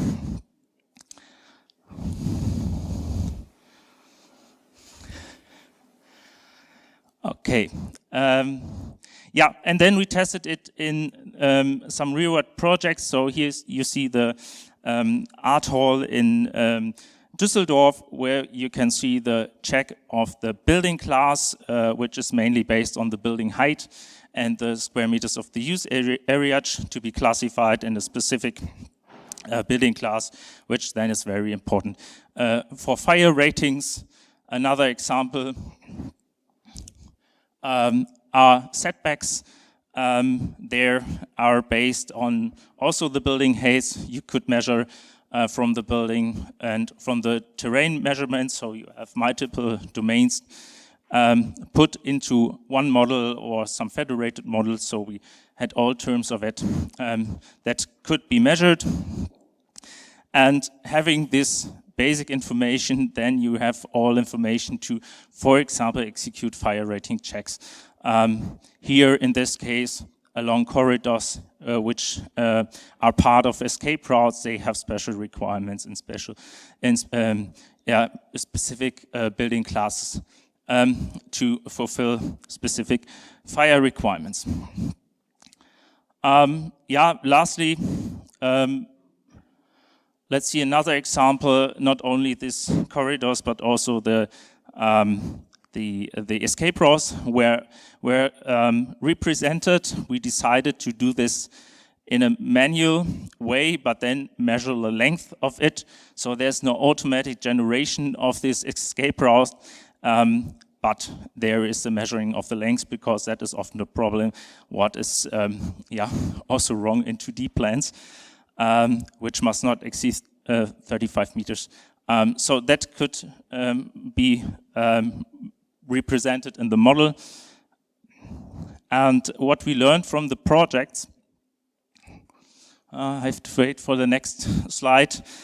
Of course, not everything was possible in the beginning to get the right results, and that was really about how the models were delivered. So we had the challenge that the models were authored or generated in different authoring systems. So you had to find the common ground between these different tools. So in this project, there were these 3 tools, but in general, this was a little limitation, because you had a lot of nice concepts I heard this morning, owner history, also the georeferencing and so on.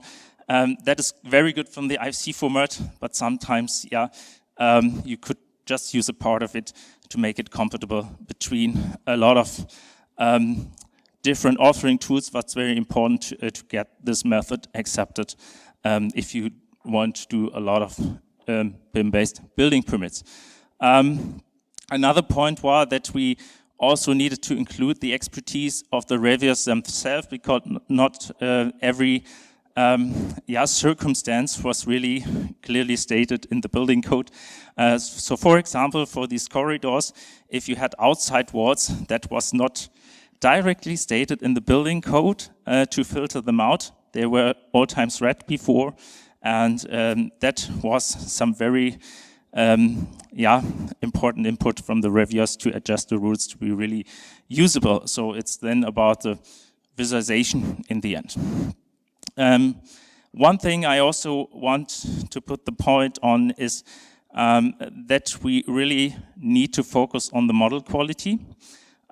So there's not only the IDS checks, yes, that helps you a lot in the beginning, but there are also other parts, for example, collisions between spaces or room definitions.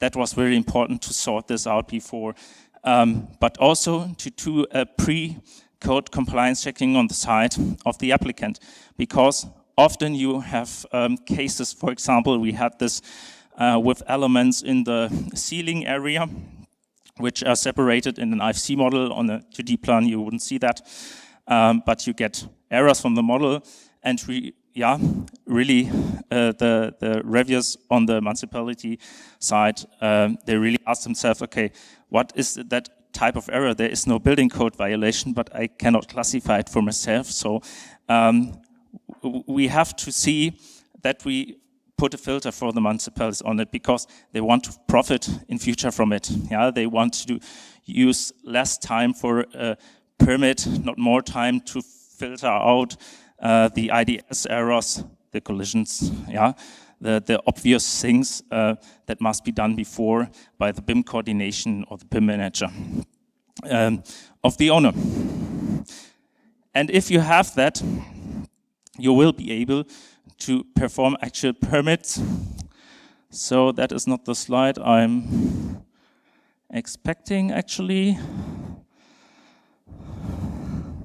Let's just tell about this slide and then take the next slide. So what we also where be possible to create an information requirements 2.0, which means the requirements we set to the models before, they were really based on the municipalities side input, and now we were able to sharpen these requirements because municipality and the applicants, for example, they have different understanding of usage areas, but we would need a special definition for the submission, so we could sharpen a lot of these definitions to have the same understanding.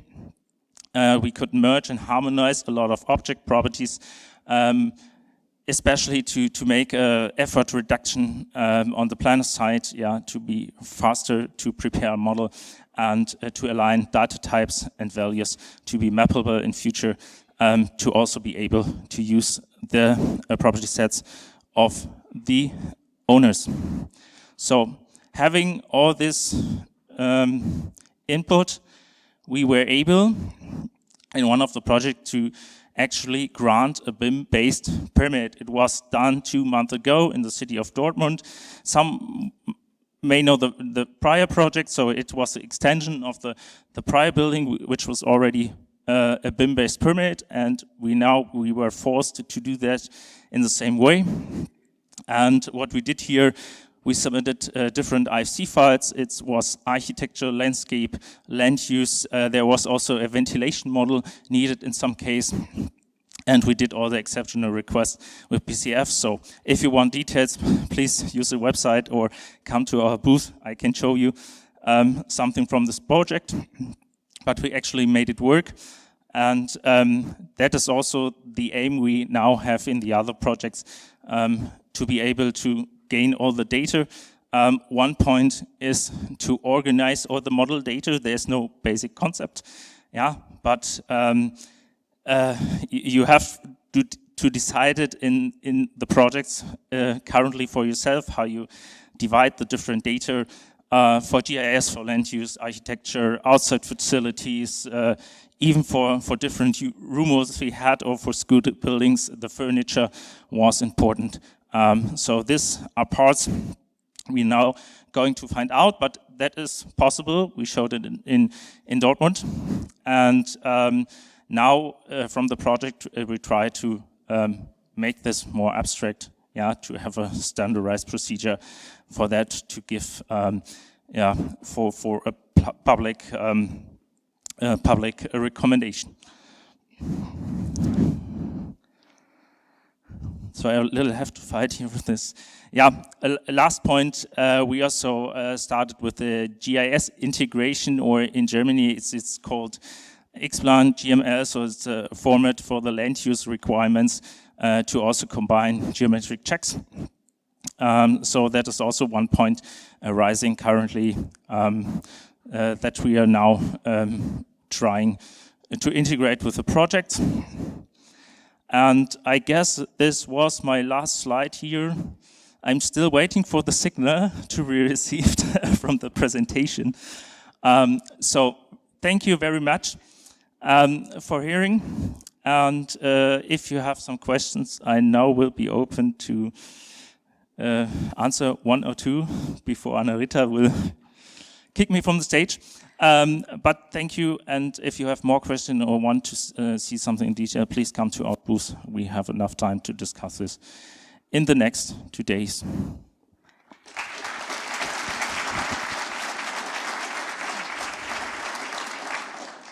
Yes, thank you, André. I'm wondering that why did you mention that we did also with you this kind of piloting a couple of years ago in Finnish building permit checks that you successfully made from our materials. I'm wondering that why it's not here, because you made it really good. And we, of course, I know now your method, and we have been seeing so. Actually, did not understood it very well, but we had this project name Ravatri Pro in the Finland. Oh, okay, yeah.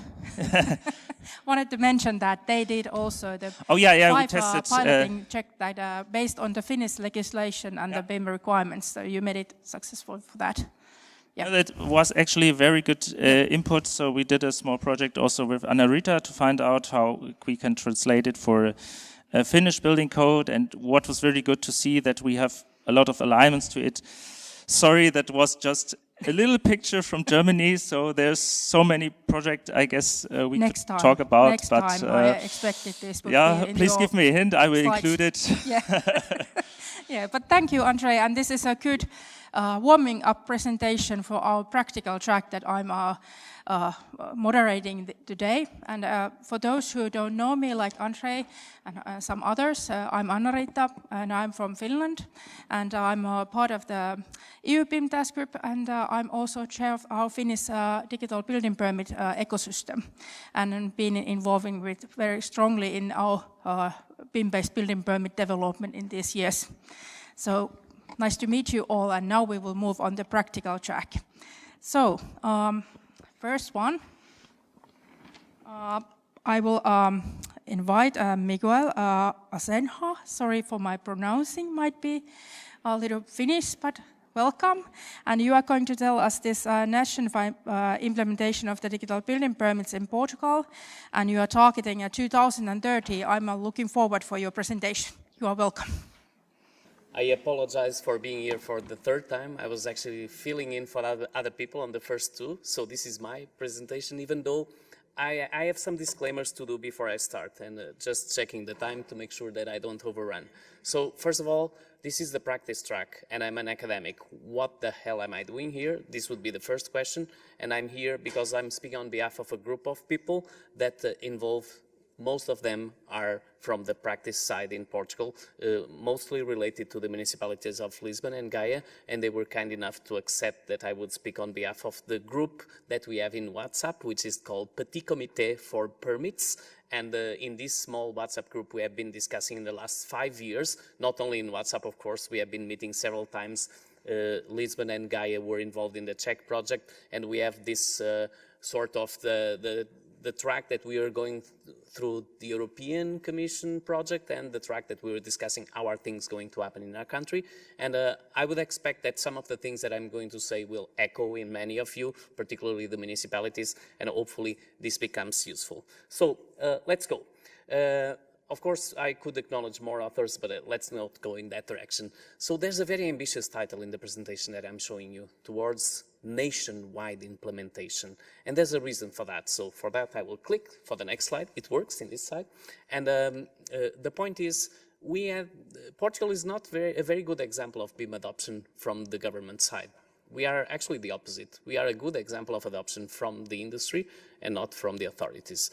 And now the authorities have woken up a couple of years ago. So in 2023, we had one of the first documents that says, if you're going to do public procurement for design, you may as well use BIM. But actually it just says you may as well use BIM, and you may, or it should be nice if you use open formats in the process, of course. And it says you must use, actually, if you use BIM. And okay, that was not very exciting. It was nice to see, nice to have, but it was not so exciting. The market didn't move so much with that.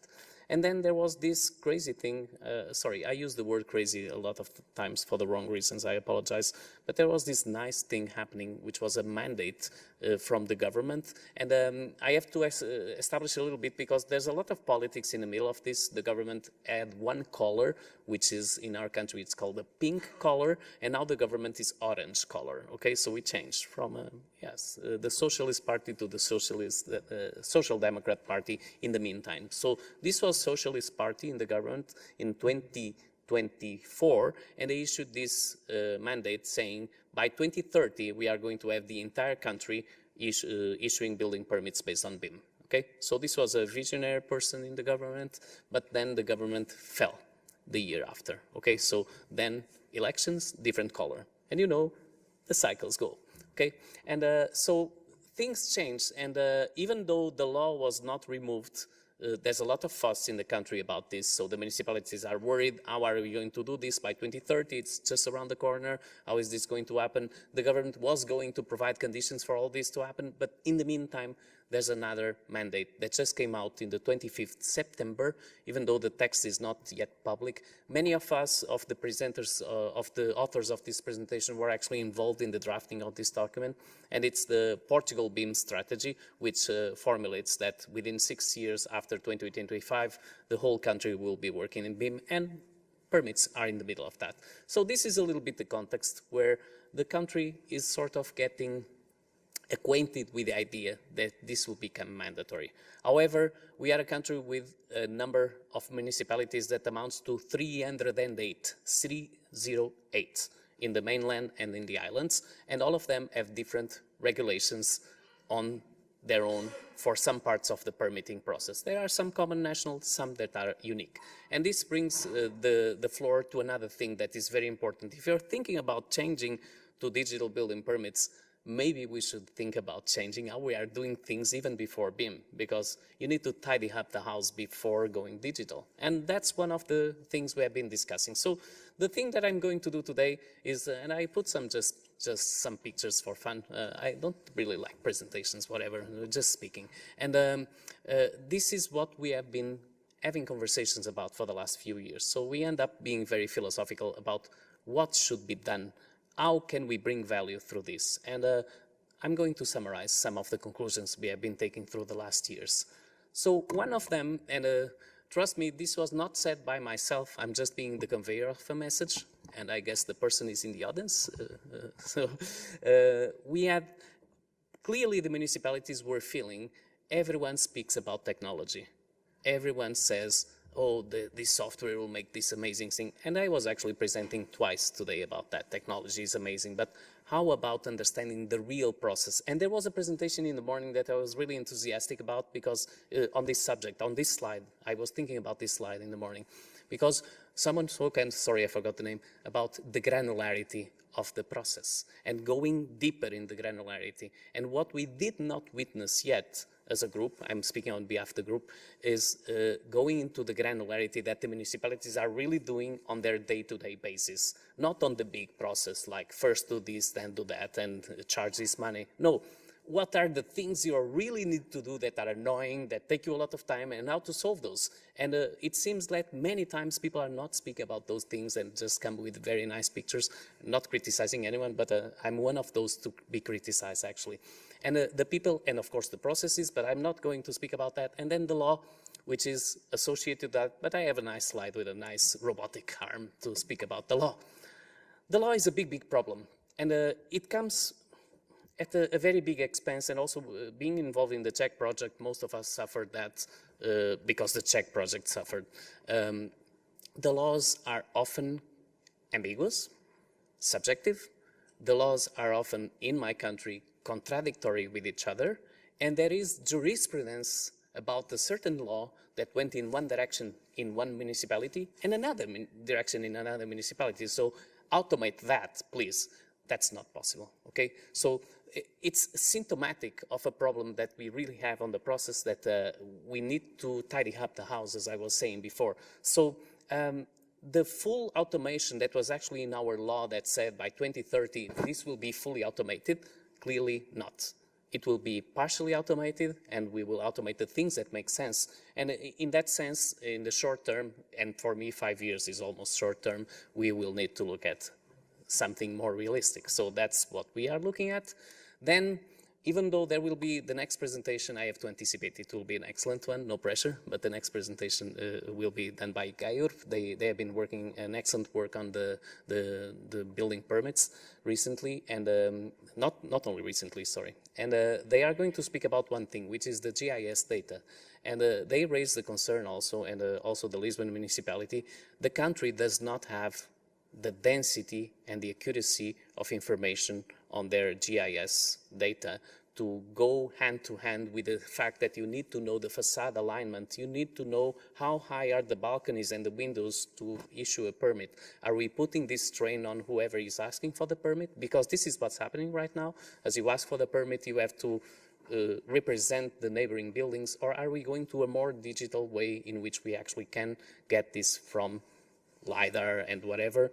And the next presentation will be about that, so I will leave the floor to the person that understands the matter.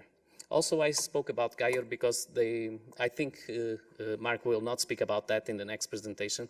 They are receiving IFCs since 2018. IFC is non-mandatory, it's optional, but whenever they get an IFC, there's something they claim. And please correct me when I say something wrong, but the IFC often allows you to get further information. There's a cross-section missing, there's something that is ambiguous in the drawings, and you can get it from the IFC. This is one conclusion that is being obtained. Another conclusion that is being obtained is that there's a lot of damaged IFCs around. As there are no information requirements, the IFC comes, whatever. So an entire building in the 4th floor is one of the examples that was in one of the IFCs submitted.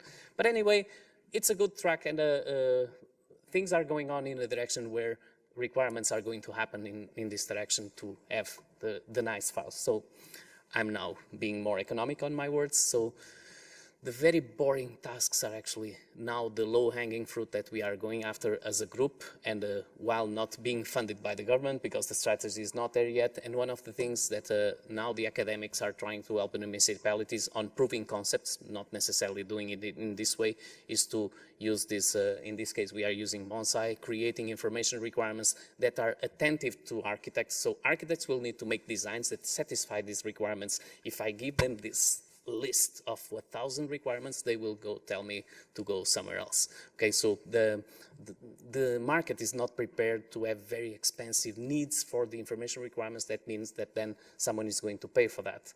And of course, as I said, this is the next to last slide. As I said, we are waiting for better laws.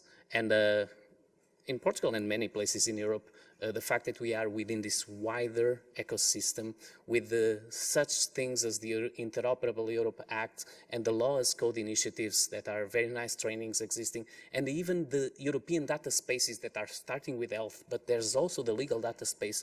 This will eventually permeate to us, and probably our future law of construction will take this into account. Not yet, but probably in the future. Final message, and this is really the last slide, I promise. The thing is, whatever is done, and this is the final message, people need to be heard on an equitative manner. So municipalities in our country, there was a problem in the beginning that whenever people were speaking about let's do building permits, municipalities were the last ones to be heard. And this was a little bit inconceivable for the municipalities in our nice WhatsApp group. So let's hear everyone, and let's hear them in a consistent manner. So that's it. Thank you so much.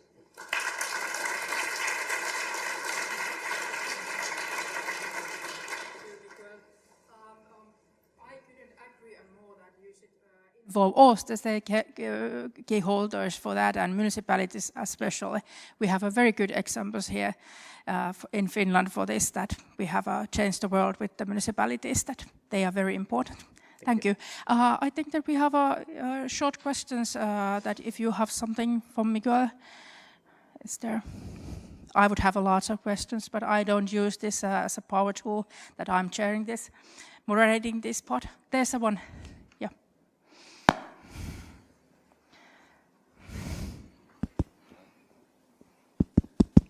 Hi there. Thank you very much for this very nice presentation.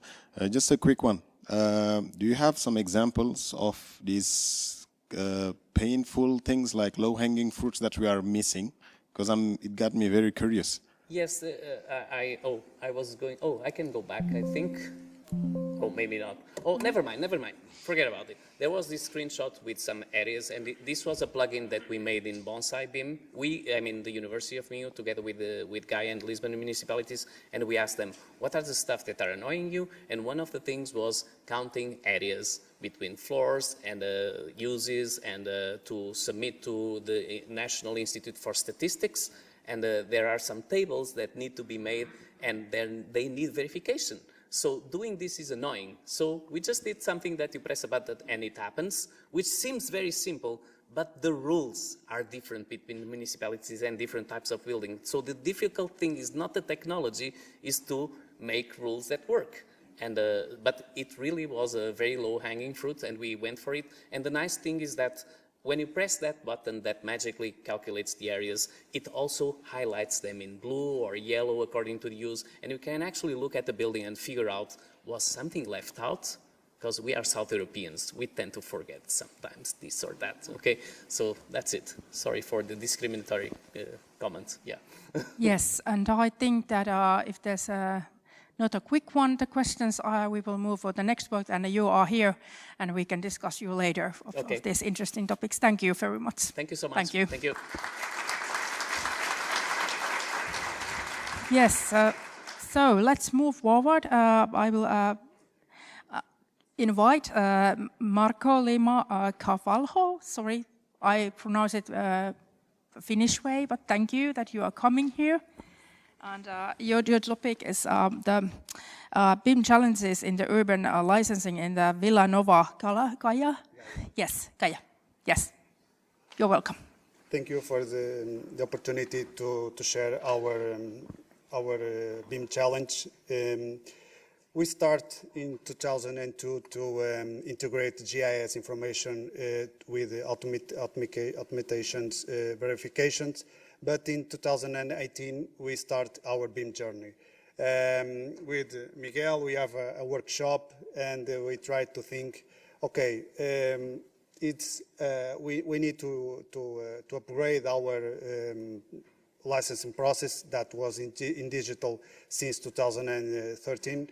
And 2025, the ESRI told to us to have a challenge to implement the ArcGIS Urban. Our three big challenge, there is no legal standards for BIM licensing in Portugal. We don't know the BIM maturity level of designers, because we really don't know if they are knowledge enough to submit the project, and we intend to identify the main constraints with IFC projects and integration on GIS platforms, because there is a lot of them. Our three major goals was to deploy a technology solution that was available to everyone, internal and external, produce the best practices manual for digital license to BIM, and define the best level for our 3D model to carry out our urban planning. With our integration in the CHEK, that was very useful for all the meetings that we have. Our collaboration in this project was to share our experience, share our knowledge, our needs. We have a demonstration case to our municipality, and intend to understand what is the rules. So what's the problems to solve? Which legal regulation can be automatized? How data can we extract from BIM models? And what is this impact? we have more than 500 articles, and with our study, with CHEK and Petit Comité, we understand that only 6% is possible to implement. This is real, and this is the real scenario. So we think, okay, this is a problem, let's try another approach. We prepared 3 phases. One, a digital, a 3D city, implement a platform for urban checks, and this integration with the GIS. We received more than 60 IFC projects. We analyzed all of them with some of these specification about georeferring, model classification, the availability to import GIS platforms. A lot of them have problems. They can be do it. So with this information, we build a first version of our digital twin. With this, we think, okay, we have an LOD 1.2. In the future, we need to have more accuracy in level, because with our model actually is not possible. So we try our LiDAR technology, our UAV and drones technology, produce some models to testing how was the accuracy that we need to update for a future model. And with these first studies, we conclude there is 4 main problems. One, the need for a standardization of a single classification for the IFC system. Mandatory for georeferring, this is a problem. In Portugal, this is a problem with 2D. In IFC, it's a big problem. Representation, the surrounding of the IFC, represented in the project, no represented in the federated format, what's the problem, and the classification of the space. If we can implement these 4 rules, many of the problems will be solved. So actually, we have a digital twin to all the municipality.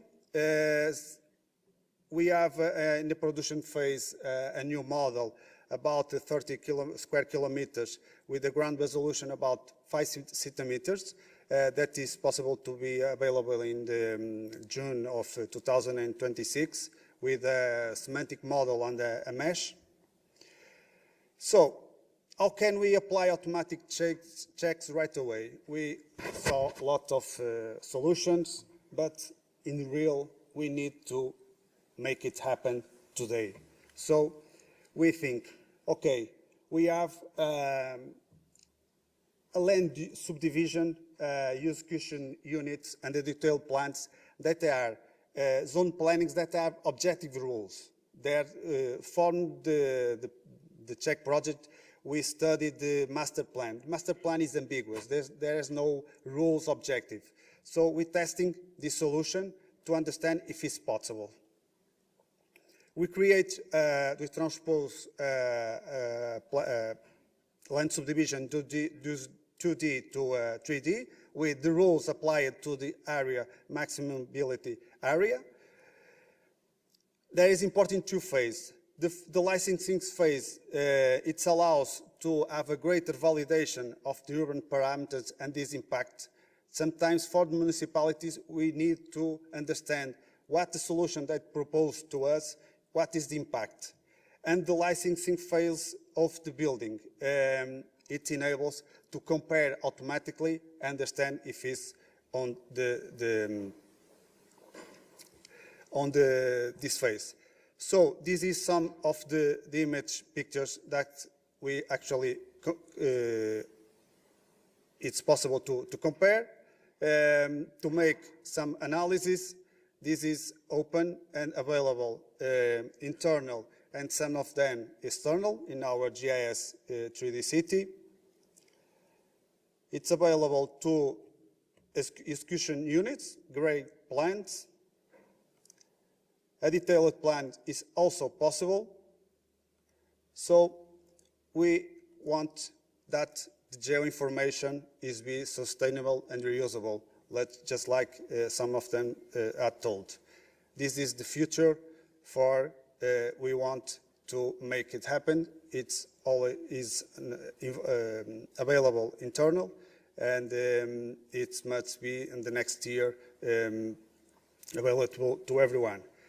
The last one, an experience that we made by testing a mobile light LiDAR with my colleague Patricia, that we are acquiring in 5 minutes this information to technicians that visit the building construction, and we prove that is with a small, low-cost LiDAR is possible to understand a project and a licensed building. To end, one of the solutions that we already said, for an effective urban planning licensing must be a planning scale that allows more objective rules. For us, this is the biggest question for the urban license in Europe and world. The digital twin is a strategic foundation for urban planning, and the planning must be designed in 3D to understand these rules and planning the future. And thank you all.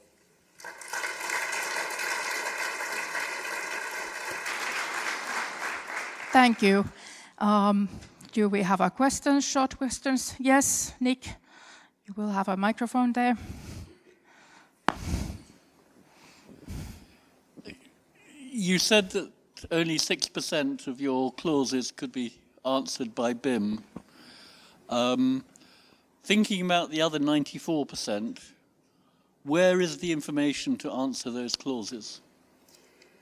Because the rules, the other 80% of the articles is not objective, is a rules that combine with other rules that it cannot be automated. So the information doesn't exist anywhere? No. Second question allowed? Yes. Yeah. How did you implement the tools and the workflows to your colleagues? What's the average age of your people in the authority? The age? No, I'm just asking because you know you're using very new and kind of complicated tools. You showed us, and I suppose your people in your authority know how to do it. So my opinion is that the biggest problem in the authorities is that there are no people who can work with those new tools.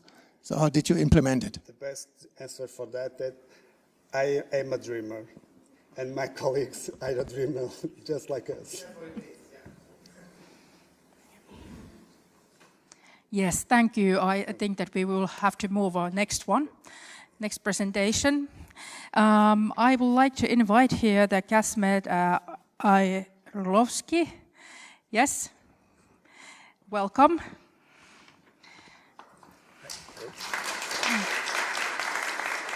And you will tell us that the 6 steps of the successful establishment of the DBB with real-life implementation examples in governmental and private sector. We are looking forward for this.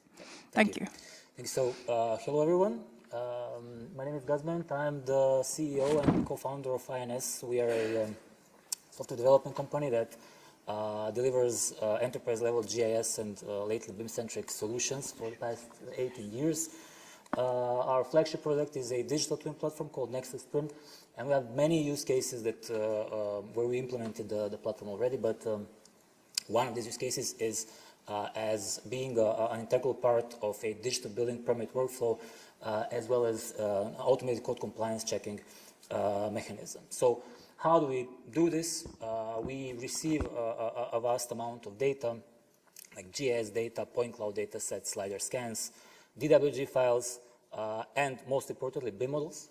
Then we run quality assurance and quality control on top of these data sets. If everything is fine, we run automated code compliance checks, and again, if everything is green, we issue a non-objection certificate or in some cases, even directly a digital building permit.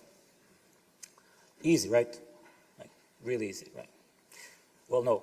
Actually, it's quite the opposite. It's not easy at all. What you see here is just a fraction of the effort that we put into deploying and establishing a digital building permit workflow. And it's quite technical, right? So I've been speaking about file formats, I've been speaking about automation and so on, which is a key component, but is, again, just one small part. Now, during all of these conferences and events where I've been in the past years, a lot of talks are dedicated to technology, but digital building permits workflows are not solvable by just throwing the technology at them, or to quote Steve Jobs out of all people, right? Technology alone is not enough. What we do and what we discovered out of our own experience, again, we have deployed these digital building permit workflows several times in our career successfully. We combine our platform with a methodology that we call a 6 steps methodology. And today I will be briefly talking about how do we do this, what this methodology is, and hopefully if I have time, which I probably won't, but if I do, I will also mention some KPIs and results from 3 implementations that I picked out. The Dubai implementation you all know, so we are the IT company that worked on their BIMI submission solution. And then 2 more fresh implementations. We have been working on a deployment of building permit checks for a private entity called Imkan in Abu Dhabi. They're a national developer in Abu Dhabi, as well as the project that we are doing for the government of Bahrain. The 6 steps of success are a methodology that basically we have devised based on our direct experience. The first step in everything begins with establishing of the BIM mandate task force. What does this mean, and why am I stressing this? It seems like a very natural step, right? So you first need to establish a team that's going to work on this. However, when you go into the field, you will see that a building permit workflow is never just one single entity. If you work with a municipality, probably there are ministers involved, like Ministry of Transport or Civil Aviation, or maybe internal departments of the municipality, like Urban Department, Planning, and so on. So you have to establish a team where every stakeholder will donate like a representative, and you have one single sponsor which will have the main project manager of the project. Only like this, you will establish a clear hierarchy of responsibility, which is crucial to leading the project up to a successful endpoint. Now, once you have your team, you move towards establishing the baseline through a thorough business and gap analysis. I call this running a health check or a blood work of your environment where you're establishing a DBP workflow. What does this mean? So first and foremost, you sit down with your client, you sit down with the municipality, and you ask them, how does your building permit issuing workflow looks like? What are you checking as part of your workflow? Are you using some digital tools for this? If yes, what data are you using? Are you using BIM? How is your GIS environment doing? Any national spatial database infrastructure? So all of these questions need to be asked, and then you move towards your private sector. So you sit down and you talk to the developers, to the engineering offices. Are you using BIM? Yes, great, awesome. How well do you use your BIM tools? Or if no, why? Why don't you use them? So you have to establish a baseline of what is the current status of your environment where you're applying your workflow. Once you have this, then you go back to the sponsor entity, like the municipality maybe, and then together with them, you establish a vision and a roadmap of how to reach this particular vision. What does this mean? So we're not talking about visions that are rooted in wishes and desires, like I would like to be on Mars before 2030 or something like this, but concrete goals which are aligned with the current status and capabilities of your environment. So maybe this vision would be enhanced by a roadmap saying that, okay, in 2 years I would like to have an environment that checks all the projects that are over 30,000 square meters of developed area, and I will apply this to, let's say, these 5 cities in the country. But in 5 years, I would like to go for all the cities across the country, and I would like to decrease the limit to 15,000 square meters. And then in 10 years, I would like to go statewide. So here, this is a very important step, because to lead a organization from a point where they have some kind of digital readiness to a point where they are able to run automated building permit issuing, there are many roads to do this. Several of them will lead you into a failure. So you might decide to skip the whole process of preparing a roadmap and then just go for a direct implementation for everybody across the board from day one. You will probably hit a wall there and get major blowback from the private sector, from the engineering offices. Or maybe you will decide to be very lenient, saying, you know what, we have this very great tool and very great initiative. If you like, please go ahead and use it because it's really nice. Probably you will end up with nobody using your environment. So based on whatever you find in your baseline analysis and gap analysis, you prepare your roadmap and then you go ahead and deliver.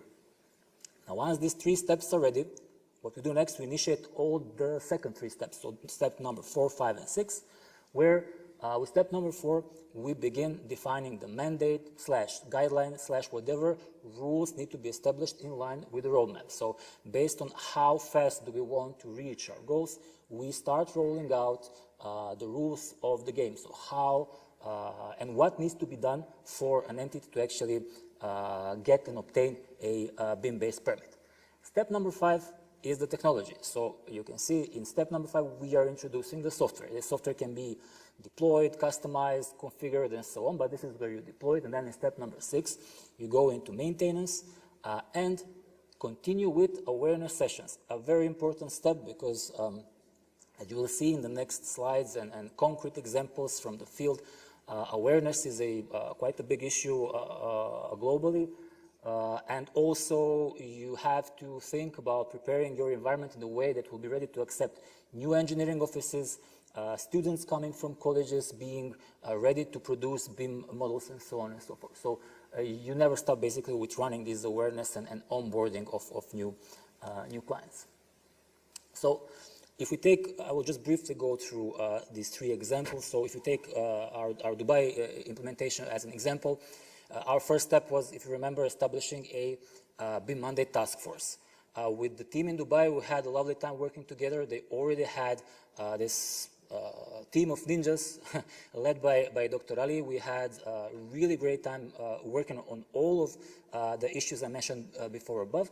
And we faced a number of challenges. To name a few, their landscape of stakeholders was very vast. So we faced situations where they had over 15 stakeholders involved in the workflow, out of which 4 of them were very, very strong. So we had to find a way to bring them all to one single table and a common denominator of all of their joint efforts. And basically the story of Dubai is a success story. I will just reiterating here the findings from the last year's presentation of representatives of Dubai, where 1st of January they went into full production. Since then, they ran a large number of projects, and based on their KPI input, they are issuing building permits in some cases in lower than 8 days. Now, with the assignment of Imkan, again, these guys are a private entity.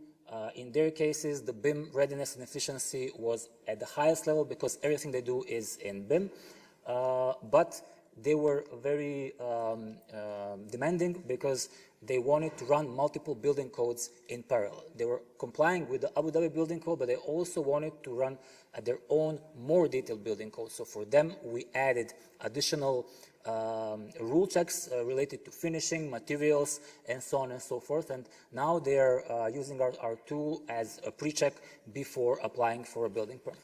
And then last but not least is our project for the government of Bahrain. We began working with them in February this year. What we found in the field is that, I mean, this is first and foremost our biggest project yet. They are running a project that will see issuing digital building permits across the state. So the stakeholders are more or less all the ministries and all the municipalities. In their case, we are running not only configuration of the building code, but also in addition, we are running checks from additional regulatory documents, such as the utility checks for electricity, water utilities, sewage, and so on. And for them, a big challenge was the time frame. So we had a really short time of deployment, but thankfully we succeeded to achieve it. In August this year, we deployed our first version in production, and currently we're running what they call a POC on 3 locations. This is not a POC in my terms, so it's more like a christening by fire, because in these 3 cases we are issuing real digital building permits. So currently the engineering offices are applying for this, and basically we're waiting for their results. So finger crossed. The final slide, I'm finishing. So the conclusions out of this are that to issue or to establish a digital building permit workflow, you have to run a due process. There are no shortcuts, so you don't expect that you'll just find a magical solution that will do everything, but instead you have to run your gap analysis. You have to establish your environment in a way that it relies and applies to the conditions of your client's environment. Once you have this technological answer for that condition, think about establishing it in a flexible way, so in a way where you're not vendor locked. It can be configurable in the future, so we're again talking 5 to 10 years, and at the end of the day, where automation is in the very core of this environment. So thank you very much. I hope I didn't overstep too much with the time, but yeah. Thank you. Thank you very much. And I have to say that we are a little bit late of the timing, but we have a coffee break coming, so we move the questions to the coffee break, and you participate. Thank you for so much. Thank you. Thank you. So next presentation will come from our BIM evangelist, Jan Saar from Estonia, our Finnish neighbor country, but now in the Netherlands. So you will be presenting the ups and downs in the BIM-based building permit in the Netherlands. So welcome. Yeah. So, can I have a hand mic? I promise to give it back to Anrita. Thank you for the introduction. And yes, I am Jan. I'm from Estonia. And you might be wondering, why is an Estonian guy talking about Dutch BIM-based permitting? Yeah, interesting question, because I moved to Netherlands a little more than a year ago. And let's see if the slides work. On this side, it's okay. I work for a Dutch company, Future Insight. Before that, I was working for the Estonian government. I've been involved with other organizations, so in this BIM topic for quite a while. And I'm really happy to see so much develop during the last time we had this conference. So there's a lot more, I would say, practical applications now. It's not just research, academic, but we really see good steps going on, and different approaches. Like the approach we just heard is, I think, a great one, and it works well in the Middle East. That's not necessarily how we implement it in Estonia, so there's different ways. But I've been, for the past half a year, really looking at, okay, Netherlands is really advanced in BIM.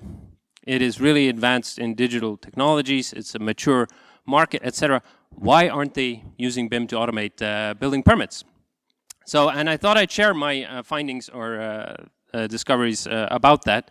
And yeah, just a ruthless plug for until the end of the year, I'm still with Future Insight, but next year I'm still open for new opportunities. So I'm really wondering what will happen in Netherlands as well.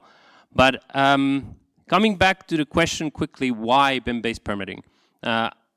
This has been covered so many times, of course. But just to memorize or refresh your memory, building permits are a necessity.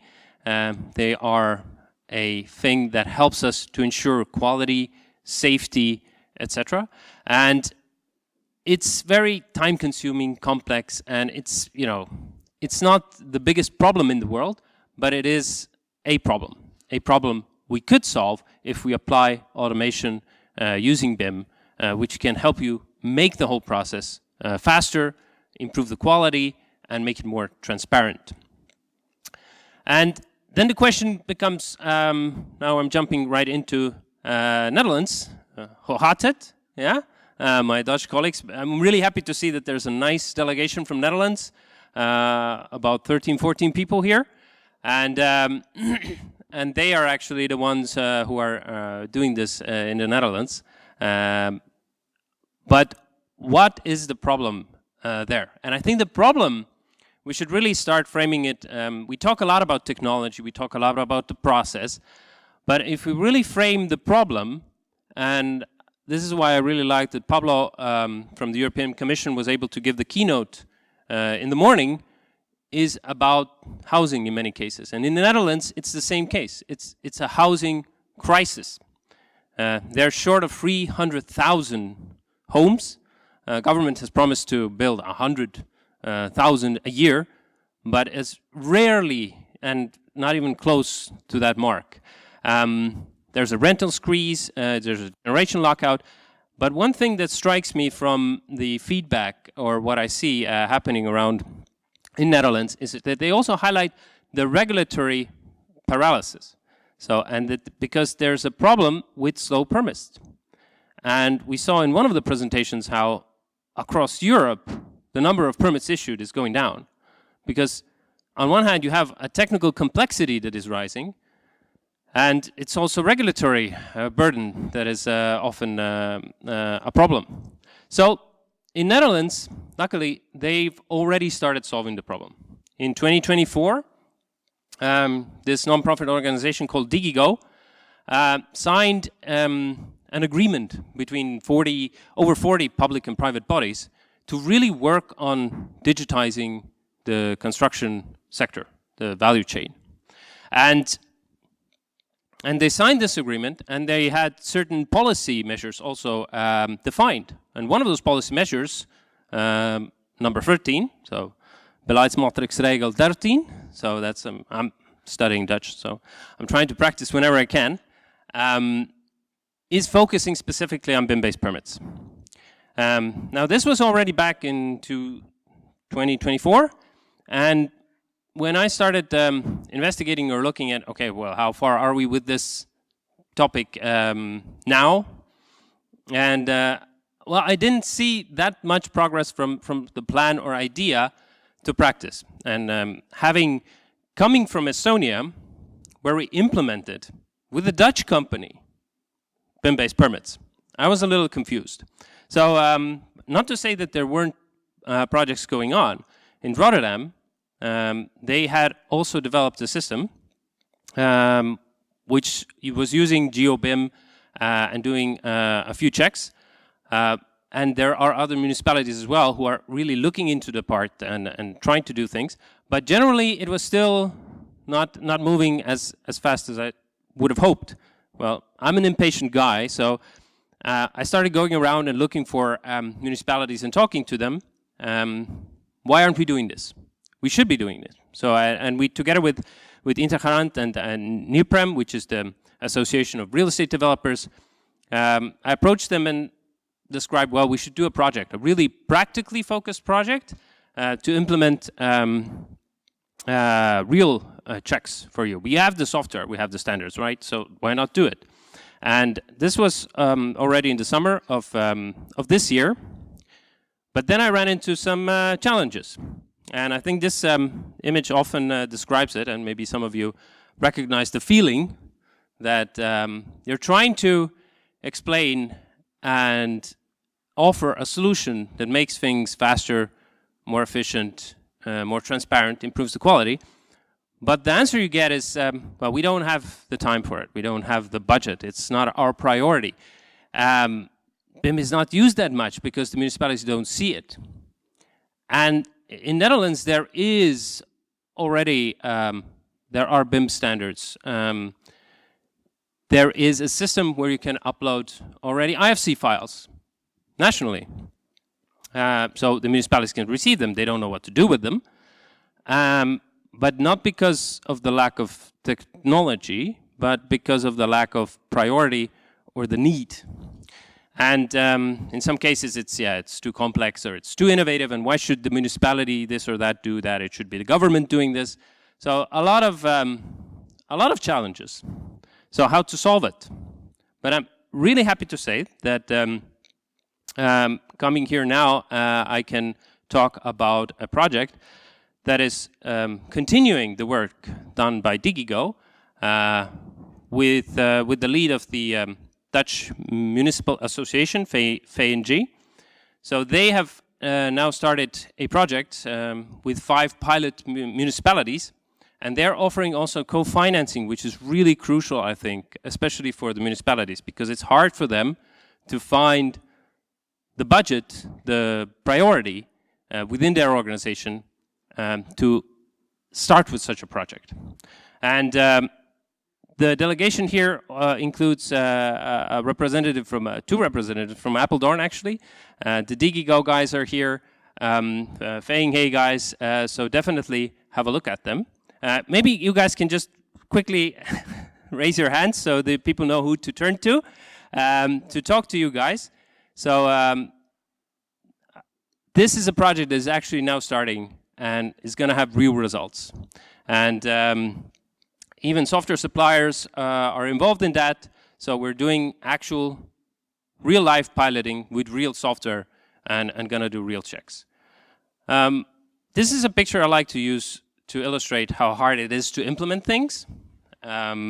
Because in the end, doing a prototype, doing a research project is really the first step. But to implement something is really getting to the top of the mountain. So you have the resources, the technology, the standards, the knowledge, it's all there. It's all in the gear, in the backpack. But to get up to the mountain to do the actual implementation, that's hard because that takes change management and a lot of collaboration. So I also thought, okay, let's then illustrate how to make it to the top of the mountain. And I don't have 6 steps, I have less, so I have 1 minute to explain them. I really think that you need to start with a proof of concept. And we shouldn't be doing that many studies or papers. We should really be doing and trying things in reality. Now, proof of concepts have been done. Then you pilot with real life cases, municipalities. Start with a few. You don't need 100 checks. You can start with just the few ones that are really valuable. You iterate on that. And this is, I think, from Estonia as well, what we do when Estonia develops the e-government parts, we start with something, we iterate, we develop, and we learn from it. And I think this is crucially needed for the checking. So not to make, of course you need visionary people to drive it, but you need to also start implementing it, doing it in real life. And then only after you've managed these steps, I think, really doing the piloting, can you move on to the implementation and you can get to the top of the mountain. Just to summarize, Anna-Rita, before you start throwing things at me, just start. And I think in the previous example as well, in the Middle East, all of those municipalities and the company, private company that they have in common was that they had the courage to start with it. So they start with it. They had a good consultant, good company working with them. They knew where to get the knowledge. And that's how it works. You just need to start. The technology is there, the standards, open standards. And yeah, I have this image already for years in my presentation almost. But I'm really happy to show it here in Austria because, of course, Arnie is Austrian origin. So if you don't listen to me, listen to Arnie. Just do it. Do it now. So with that, thank you, Anna-Rita, and thank you for your attention. Oh. Thank you, Jan. Yes, thank you, Jan. I wanted to say that Jan is also in the coffee break and you can ask the questions, but I have one requirements for you, this request for you, that I think that you should come home to Estonia and participate again our strong development project between Estonia and Finland, so we will be again doing something miracles in together with these countries. So we're missing you. So come home, Jan. Yes. Thank you. For the invite. I'll think about it.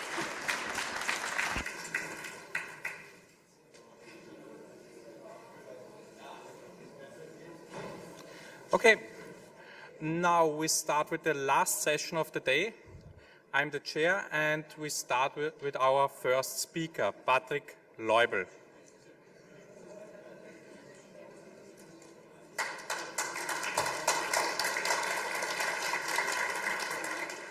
He has the topic Information Delivery Specification for Code Compliance Checking in context of City of Vienna.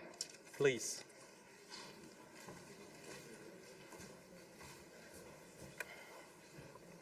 Yes, Harald, thank you very much for the introduction. My presentation is about IDS for code compliance checking in context of the City of Vienna. Building authorities have started to use BIM models in their daily workflow. As they are public authorities, they have requirements regarding the use of open standards instead of proprietary formats. For processing BIM models, they use IFC. For defining and checking information requirements, the common standard is IDS. For checking BIM models, there is mostly only proprietary software. In Vienna, for example, they use LibreOffice. Our goal was to replicate these LibreOffice rules using IDS. This would provide a more software-neutral standard.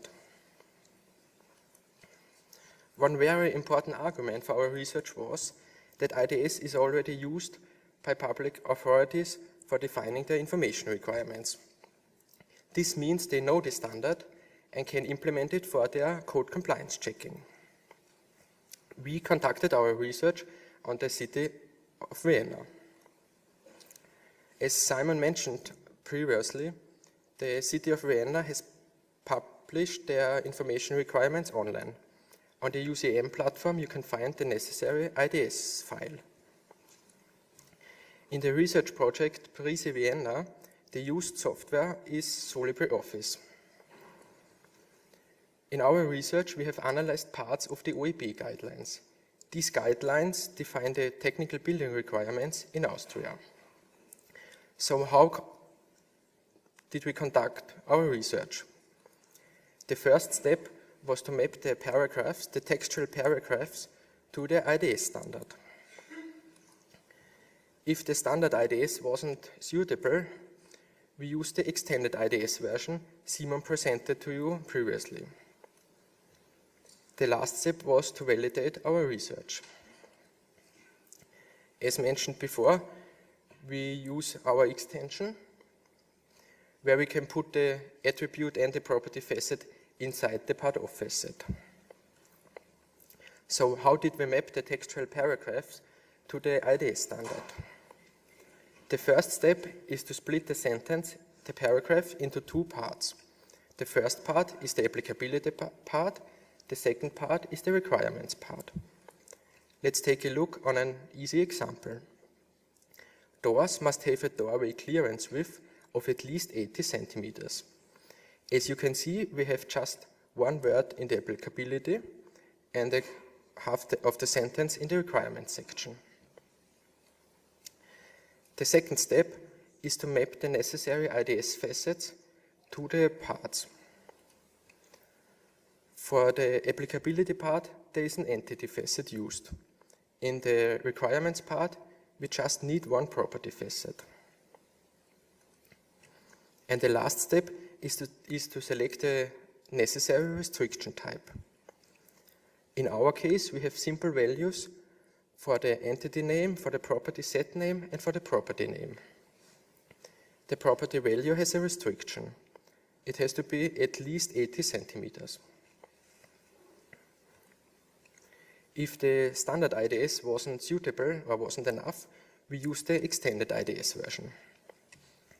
As you can see, the three steps remain the same. I've brought an example with me. Doors along escape routes from publicly accessible spaces that are used by more than 120 people at the same time in the event of an emergency evacuation must be fitted with panic exit devices. As you can see, we have a quite long applicability and a short requirements. So for the long applicability, we need many facets. Highlighted in blue, you can see the use of the extension, where we use the property facets inside the part of facets. The last step was again to select the restriction types. These 3 steps are the same like the standard IDS. We did it for all the paragraphs we reviewed. How did we validate our research? We used a real-world model out of Vienna. For the standard IDS files, standard software is suitable. In our case, we used LibreOffice. In particular, the IDS validation rule. As you can see on the slides, the result for the easy example for the standard IDS. For the extended IDS files, we need alternative software. In our case, we used IFC OpenShell with the IFC tester, but we adapted the IFC tester regarding our extensions. The example result you see on the slides is from the extended example I brought before. Let's take a look on the results. In total, we considered 109 checking rules. The figure shown above shows the possibility to cover the checking rules which were implemented in LibreOffice now with IDS. We categorized the paragraphs as not possible, possible with standard IDS, and possible with extended IDS. Furthermore, we categorized the checking rules in fully automated and partially automated checking rules. Starting with the fully automated checking rules, we see that IDS can only cover a few of these checking rules. But with the extension, we can increase the coverage up to in total 38%. When we look at the partially automated checking rules, we can see the standard IDS is quite better. We can cover nearly half of the checking rules. As I mentioned before, we had in total 109 checking rules. With the standard IDS and the extended IDS, we can cover in total more than the half of the checking rules. These are 56%. So let's discuss our results. In our opinion and in our research, IDS has the potential to represent simple code compliance checking. It's important, only simple code compliance checks. But our extensions allows conditional constraints, which increases the number from 36 to 56%. So there's much work to do and build further extensions to increase the coverage. Because IDS is still limited to represent geometrical and mathematical constraints. So let's conclude our research. In conclusion, IDS can be a software-independent basis of a code compliance checking system. In this basis, we only fulfill simple code compliance checks. On top of this basis, we can add custom rules in any other rule language. This can be LibreOffice, this can be other rules. As long as the core remains open and vendor neutral, this core or this basis can easily be distributed between different systems. Especially for paragraphs which are quite similar or the same in many regions, a software-independent basis can be quite an advantage. So I hope I showed you how IDS can be used in code compliance checking, and that is quite a possibility for the use. Thank you.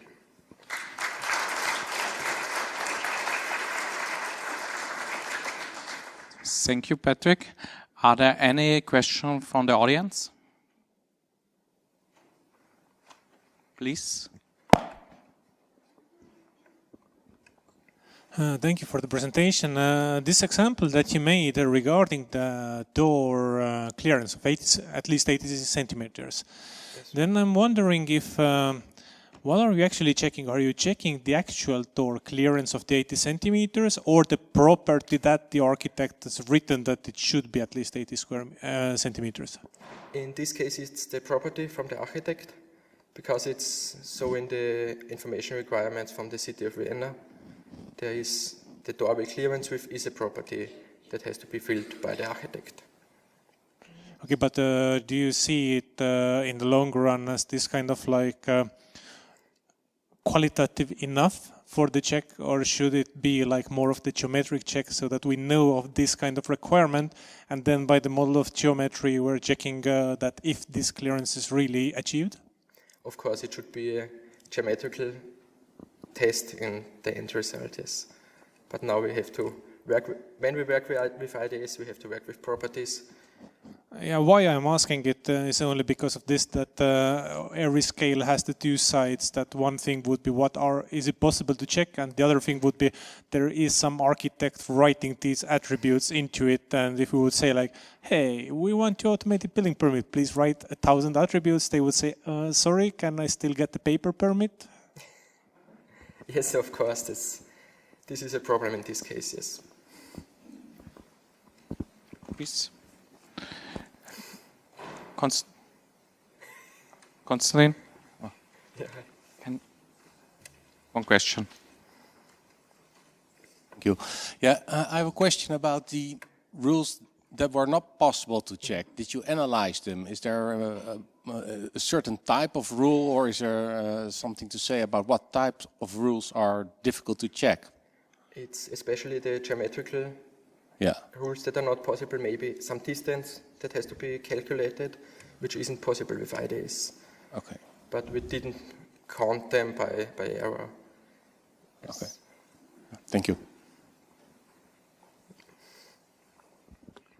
Do you have your IDS extension already as a submitted to Building Smart community, for example, that you say, okay, can we extend IDS a little bit with these facets or something like that? It would be our idea that Building Smart extends IDS with our facets, but it might be a long way. Yeah. Okay, thank you very much, Patrick. So now the next speaker, Newt Emma, with the topic Personalized Workflows for Building Permit Application. Please.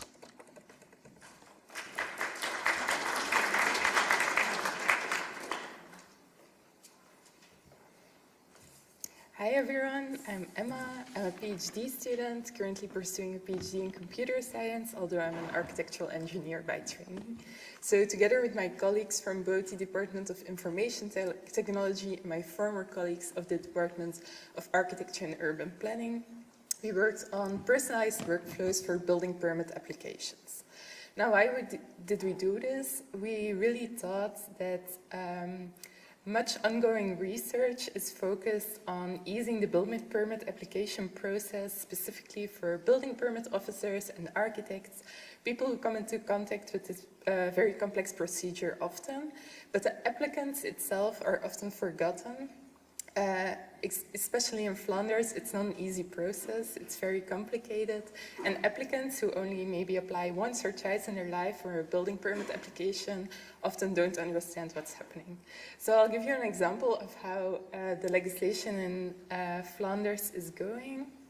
So here you see that it's quite a varying duration. So in principle, you should get your building permit after a maximum of 135 days. But sometimes the building permit officer can apply for an extension of 15 additional days. And then in some specific cases, it can get extended with 60 more days. Now, well, this is quite complex. Flanders is quite good in getting statistics. So we know on average, it only takes 89 days to get your building permit. This means that an applicant who doesn't know the procedure yet will probably have their permit in 3 months, but it may also take twice as long. So this is very confusing for them, and they often don't know when to get their contractors coming on site. So what we aim for is a more transparent process where the building permit applicant can see, like, your permit request has been submitted 35 days ago, and we're now in this stage that the building permit officer registered the project, and 3 agencies and departments now have to formulate a statement on the application. This, of course, does not speed up the wait. It's still on average 3 months, but the process is more clear to the applicants. So for this, we defined 2 requirements that our method should guarantee. The first one is that the method should allow integration with other data sources to ensure that the context of the application can be taken into account. With the context of the application, we mean, is it located in a historical city center? Is it located in a rural area? Is it a public or a private building? And then the second requirement is that the building permit process should not be hard-coded to allow for adaptability to other municipalities. So this is the method we propose. First, the workflow of the building permit is modeled using the Mermaid charting language, and then we do a semantic conversion to get it to semantically annotated workflow steps using both the FNO steps ontology and the DigiCheck ontology. Then we use the FNO steps composer that can take into account the context of this building permit application, and then we get a personalized workflow. So the first step is to model this visual workflow with Mermaid. Here you see just a small excerpt of what we did. So here you see, for example, the first step is the permitting process should be announced. After that, many agencies and departments need to be consulted, and we modeled 5 here, but in almost no cases all 5 need to be consulted, and that's what we will need the workflow composer for in the next step. After all the agencies and departments are consulted, we collect the statements, and then we go to the participation phase. I think many countries know some kind of participation phase, but it means that in Flanders you have 30 days where people, often neighbors, can object to the building permit application. So then the next step is, after the semantic conversion, we have a semantically annotated workflow steps using both the FNO steps and the DigiCheck ontology. So what you see here is that we consult the Flanders Heritage Agency. It's associated to an employee of the Flanders Heritage Agency that generates statements. And then we have FNO steps, Flanders Heritage Agency consulted, which is a shackle shape, and it checks whether one of these statements was actually generated. So if one of these statements is generated, then it says that the action is fulfilled.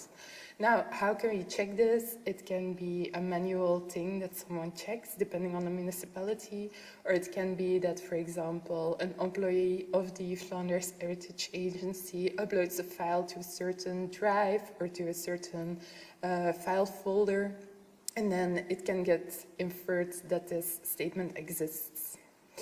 Then we have the FNO steps composer that takes into account the context of the application. So what we see here on the first step is the current situation, which is the same thing that was modeled in Mermaid. So here the permitting process is announced. And then the next steps to take are that different agencies need to be consulted. So this is specifically for a rural area. You also see that here. So the workflow composer takes into account that this specific application is located in a rural area and different departments and agencies are needed. So I'll apply this to a use case for applying for a building permit in Flanders. It's a use case that comes into play a lot in DigiCheck documents. So CHEK is the owner of a warehouse on the market square in the city of Antwerp. The city of Antwerp is almost fully historically protected, so it's a very specific context. She's planning to convert her building into a hotel, so that's a public function. And she gets in touch with Amy, an architect working in the same city, and they decide to work together. So what you see here is a textual output of the workflow composer.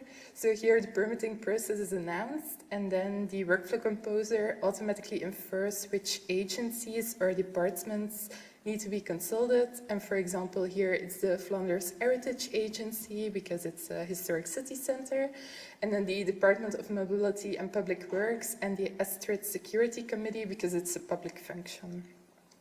Now we can also do this same case, but for example in a rural area, and that's the output I showed you before. This is the RDF output. We could also let this view in a textual output. It's the same. So this is, I'll have to look. Then the Agency for Nature and Forests and the Agency for Agriculture and Fisheries need to be consulted. So very specific things that applicants who only apply once in their life will never know, and they don't know what's going on and how much statements need to be collected and what's the current status of their building permit application.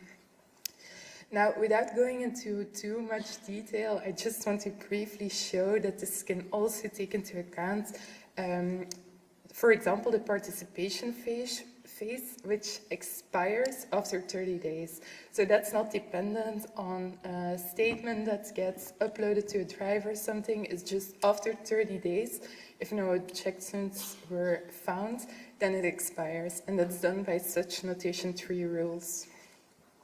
So in conclusion, we made a method to enhance the transparency of the building permit process, specifically for building applicants.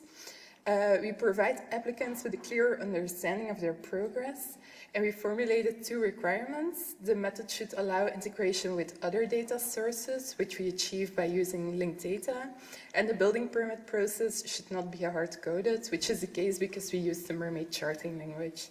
Now, of course, we can use other languages. We can use workflows that are already modeled in, for example, BPMN or DMN, which are often used in the industry. But we just wanted to showcase that we don't need a lot of information. So if you use something very simple, such as the Mermaid charting language, it already works. And this research was funded by both the Digitex and the IMAC Icon Pokemon project. And if you want to connect, you can scan this QR code to find my LinkedIn. And I'm open for questions on my research. Thank you.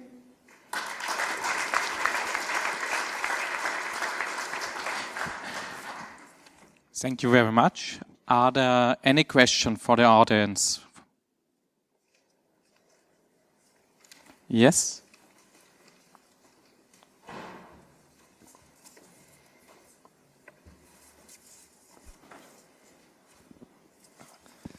Yeah, thanks. Great presentation. I was wondering how you did the semantic mapping from Mermaid to RDF, and whether you directly used classes in the Mermaid diagrams, because I think you can use URIs inside Mermaid. Is that something that you considered? Yes, we didn't do that because we used 2 very specific ontologies. But one of my colleagues worked further after the paper was submitted, and now there is a workflow where indeed the concepts in the Mermaid charting language get converted to FNO steps directly. So I can share that if you want. Yeah, it would be nice to, for example, visualize the RDF back into Mermaid, but then with clickable concepts so that people can understand what it's actually meant by the fishing agency or whatever. Yeah, indeed, that would be very nice. Okay, thank you. In the background. Thanks. That was really interesting. Was what you developed was it tested with people doing the permitting process themselves at all? No, it was not yet tested. Okay. I was going to say, because that's the challenge that we have on our side, is we can make something work in practice, but then we have the change management side of trying to make sure inspectors are doing everything they're supposed to be doing in terms of uploading things in a timely way, etc. But I think what this has demonstrated is it's feasible, and yeah, thanks. Thank you. Good. Thank you. Thank you.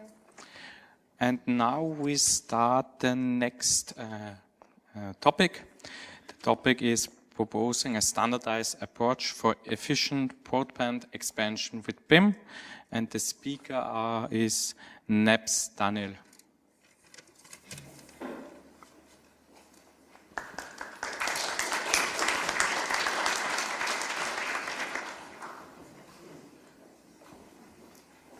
Okay, great.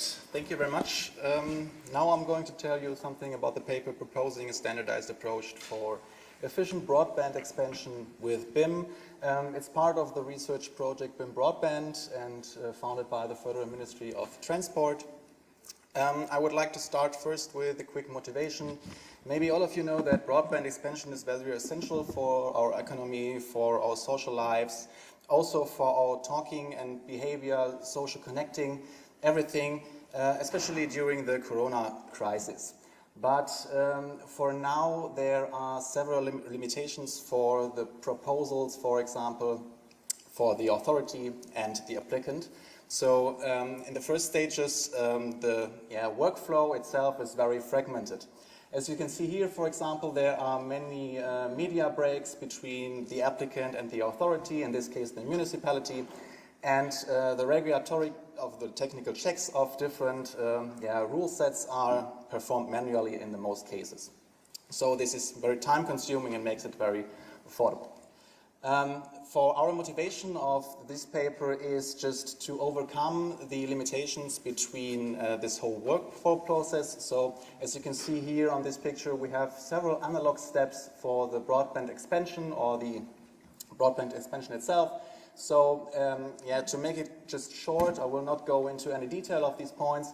For broadband expansions, it is necessary to have the specific route planning, the approval of the route planning, an as-is model which connects all the information from geodata and inventory data, and the distribution network standards or the distribution network locations and the distribution network approvals. So BIM offers there the opportunity to just connect all the informations into one 3D BIM model, connecting the GIS informations, and to make sure that we just transfer all the regulatory rules. We did them from the rule sets in Germany, so the telecommunication norms in Germany, just to make it easy for the authorities to check different building models for an approval. For the background itself, so we're using open standards, industry foundation classes for the IDE or for the 3D model, information delivery specifications for the formal and machine-readable requirement checks, the BIM collaboration format for issue communications between the authority and the applicant, and geography markup language to just connect all the information we did from the GIS model into our BIM model. For the rule-based validation part, we're using or checking formal rules for the completeness or the attributes in our different models, and technical rules just to check, for example, on utility conflicts or clearance checks. For both of them, we're using a BIM permit as a software solution. For the workflow, for example, it's an easy workflow here. You can see on the left-hand side the applicant and on the right-hand side the authority. The authority in this case is using predefined checking rules for checking the BIM model. The BIM model itself is made by the applicant, where he or she just takes specific modeling guidelines. So we are just involving these modeling guidelines right now and models the specific BIM model. And then there is a connection between the applicant and the authority, where there is this BIM-based communication, for example, supported with BCF. When we take a closer look into this whole process, so maybe just interesting the part of the authority. The authority is able to use predefined checking rules for checking specific IDS checks, for example, on a specific model, and formal checks. So we already predefined these rules for the authority so that the authority is easy to use these predefined rules. But the authority is it's also possible for the authority to just make some new technical rules or some new, not technical rules, formal rules. All these informations are going back doing a BCF ticket into this information layer or model-based communication layer so that the applicant is always aware of all these changes and all these rejections, for example, from an approval process. We validated, in this case, our case study on a specific city in Germany. We took some specific part out of this telecommunication norm in Germany. In this case, it's a very simple place just for demonstration. So in Germany, it's the case that we have some trees, for example, in existing streets, and it is not possible for broadband expansions that you just have some vehicles, bigger vehicles, machines, and something like this on a specific area. This area in this case is, for example, the root protection area of a specific tree. So in our example, we just scanned a specific street. It's a real case study with a laser scan. Then we remodeled this street and existing lines, pipes, etc. pp. in our model so that you can see we have some specific gas lines, water pipes, and something like this beneath our model and our model itself. We also made sure that we just put the information from our modeling guideline into the model. So for example, in this case, we put all the information on specific trees which are coming out of these technical requirements from the norm in Germany into our model to make sure that we can check all these information required in this example, for example, into our model. After that, we created the specific modeling guideline itself. So the modeling guideline does not only consist of the information about trees, but also about different informations on pipes, excavation pits, and something like this. So we made sure that we just analyzed all the technical communication norms, encoded some, for example, technical domain rules, and put them all together into a modeling guideline, which is then, or which can then be checked by the authority using an IDS. In this example, for example, the model consists of more information, more than the as-is BIM model, for example. So we put it in some informations on the trees. We put it in the informations about the excavation pit area itself. So just to make sure that we have the specific line, for example, for the broadband expansion, the area where the broadband extension will maybe have a conflict with the existing trees, and also some green areas, walkways, and movement areas. Here you can see a small demonstration on what we did right now. So we used, as already said, a BIM permit for the evaluation and validation of our rule sets. It's easy to just load in the building model. After that, we formalized some rules there. These are, for example, just some of the rules we did for the whole project. This is for our paper right now. And for these rules, it's easy IDS rules. So in this case, for example, concerning gas pipes, fiber optic lines, water pipes, and control checks. The results are then visualized using the software proposed. So for example, just to check where are some mistakes in the model, where is the model itself, is there any mistakes, or are there any true positive validation rules, for example, in this case our line. After that, we just check the technical rules. The technical rules are quite more not that easy to understand. So it's related to, if someone knows Grasshopper or Dynamo itself, it's a connection between nodes and edges. I will just show an example of that in a bigger one. And for the trees, for example, these rule set is somehow like this. So there are multiple additions, intersections between different possible IFC places, for example, modeled in the model, and the existing structures. When we then check the results, in this case, for example, you can see there is some overlap between the root protection area of the existing trees in the street with our excavation pit. So this one is our excavation pit. And then you can just visualize the different feedbacks. You can just turn around the model, for example, to check for other conflicts of the model. The conflicts can then be exported using the software. And then in this case, for example, you can just create an BCF on what the problem is there. In this case, there is a conflict between the planned excavation pit and the root system or the root protection area. Which brings me to the result. So as you can see here, for example, the validation of the specific example, it was very successful. So we just made sure that we can check different parameters on our model, in this case, the root protection area, and we also validated our outcomes with different experts from municipalities, and they give us a good or very good feedback on this. Coming to the conclusion very quick, so from now we would like to extend our different cases. For this case in this presentation, it was a very small case, just one street, depending on, and with additional different buildings. We would like to add some more brighter work. So in this case, for example, we have a very, very big family house, streets, so very much trees, very much pipes. So it's getting more difficult to just check pipes, for example, with different other existing structures. And we would like to integrate this workflow, or this workflow we just presented here, with the overall let's say, connection between the authority and the municipality. So we just want to make it into the standardized way like it is in Germany. Great. Thank you.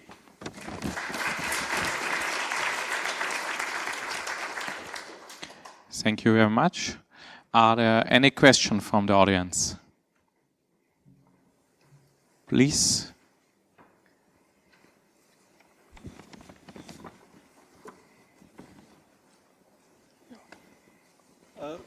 You said that there were some issues that you missed, but were there false positives where you detected a problem where the expert says it wasn't a problem?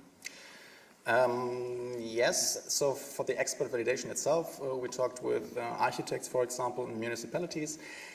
So they are always doing it manually, so it's I'm not quite sure if it is a law in Germany that you have to do it visually at least. I think it is the case that you have to check it visually, and you can also check it during IDS or other technical rule sets. But for our cases, for example, we checked the model even faster than the architect or the municipalities could even check the different overlap or something like this. For the IDS part, for example, the formal checks, it is the case in Germany that most of the municipalities are aware of IDS but not using them. For the architects, it's other way around. So most of the architects are not aware of that, and who are aware of that are using them.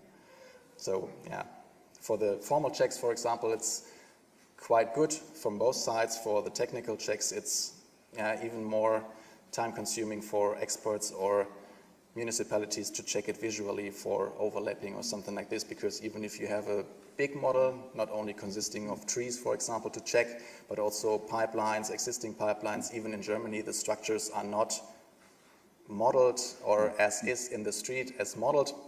So that's also uncertainty about if there is really a gas pipeline or not, because the authority is not aware of every pipeline or every line in the street. But false positives would add to the burden of the manual checking.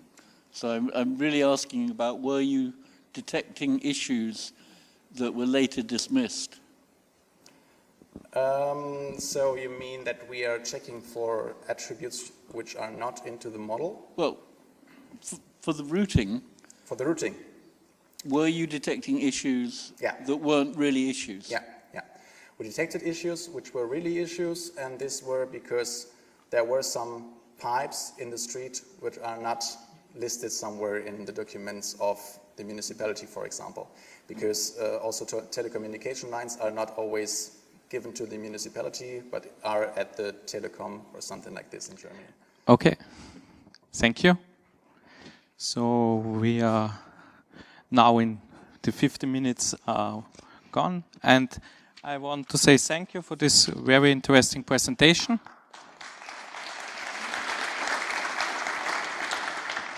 So this was the last speaker in this session, and this was the last session on this day.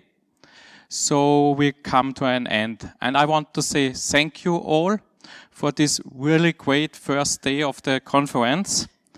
We have many interesting presentation. In the morning, research insight, then poster track, and in the afternoon, practical experience in different countries. So at least I have 3 information for tomorrow.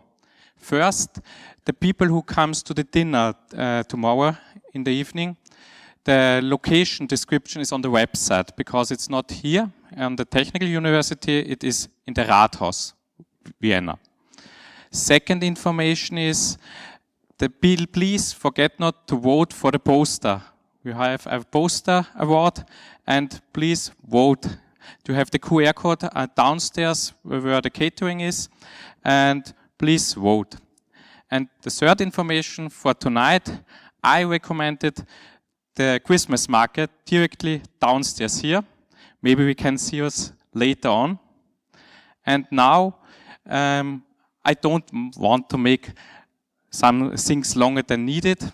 And so I say thank you. This was the first day of the conference. The next session started tomorrow at 9 a.m. Have a nice day.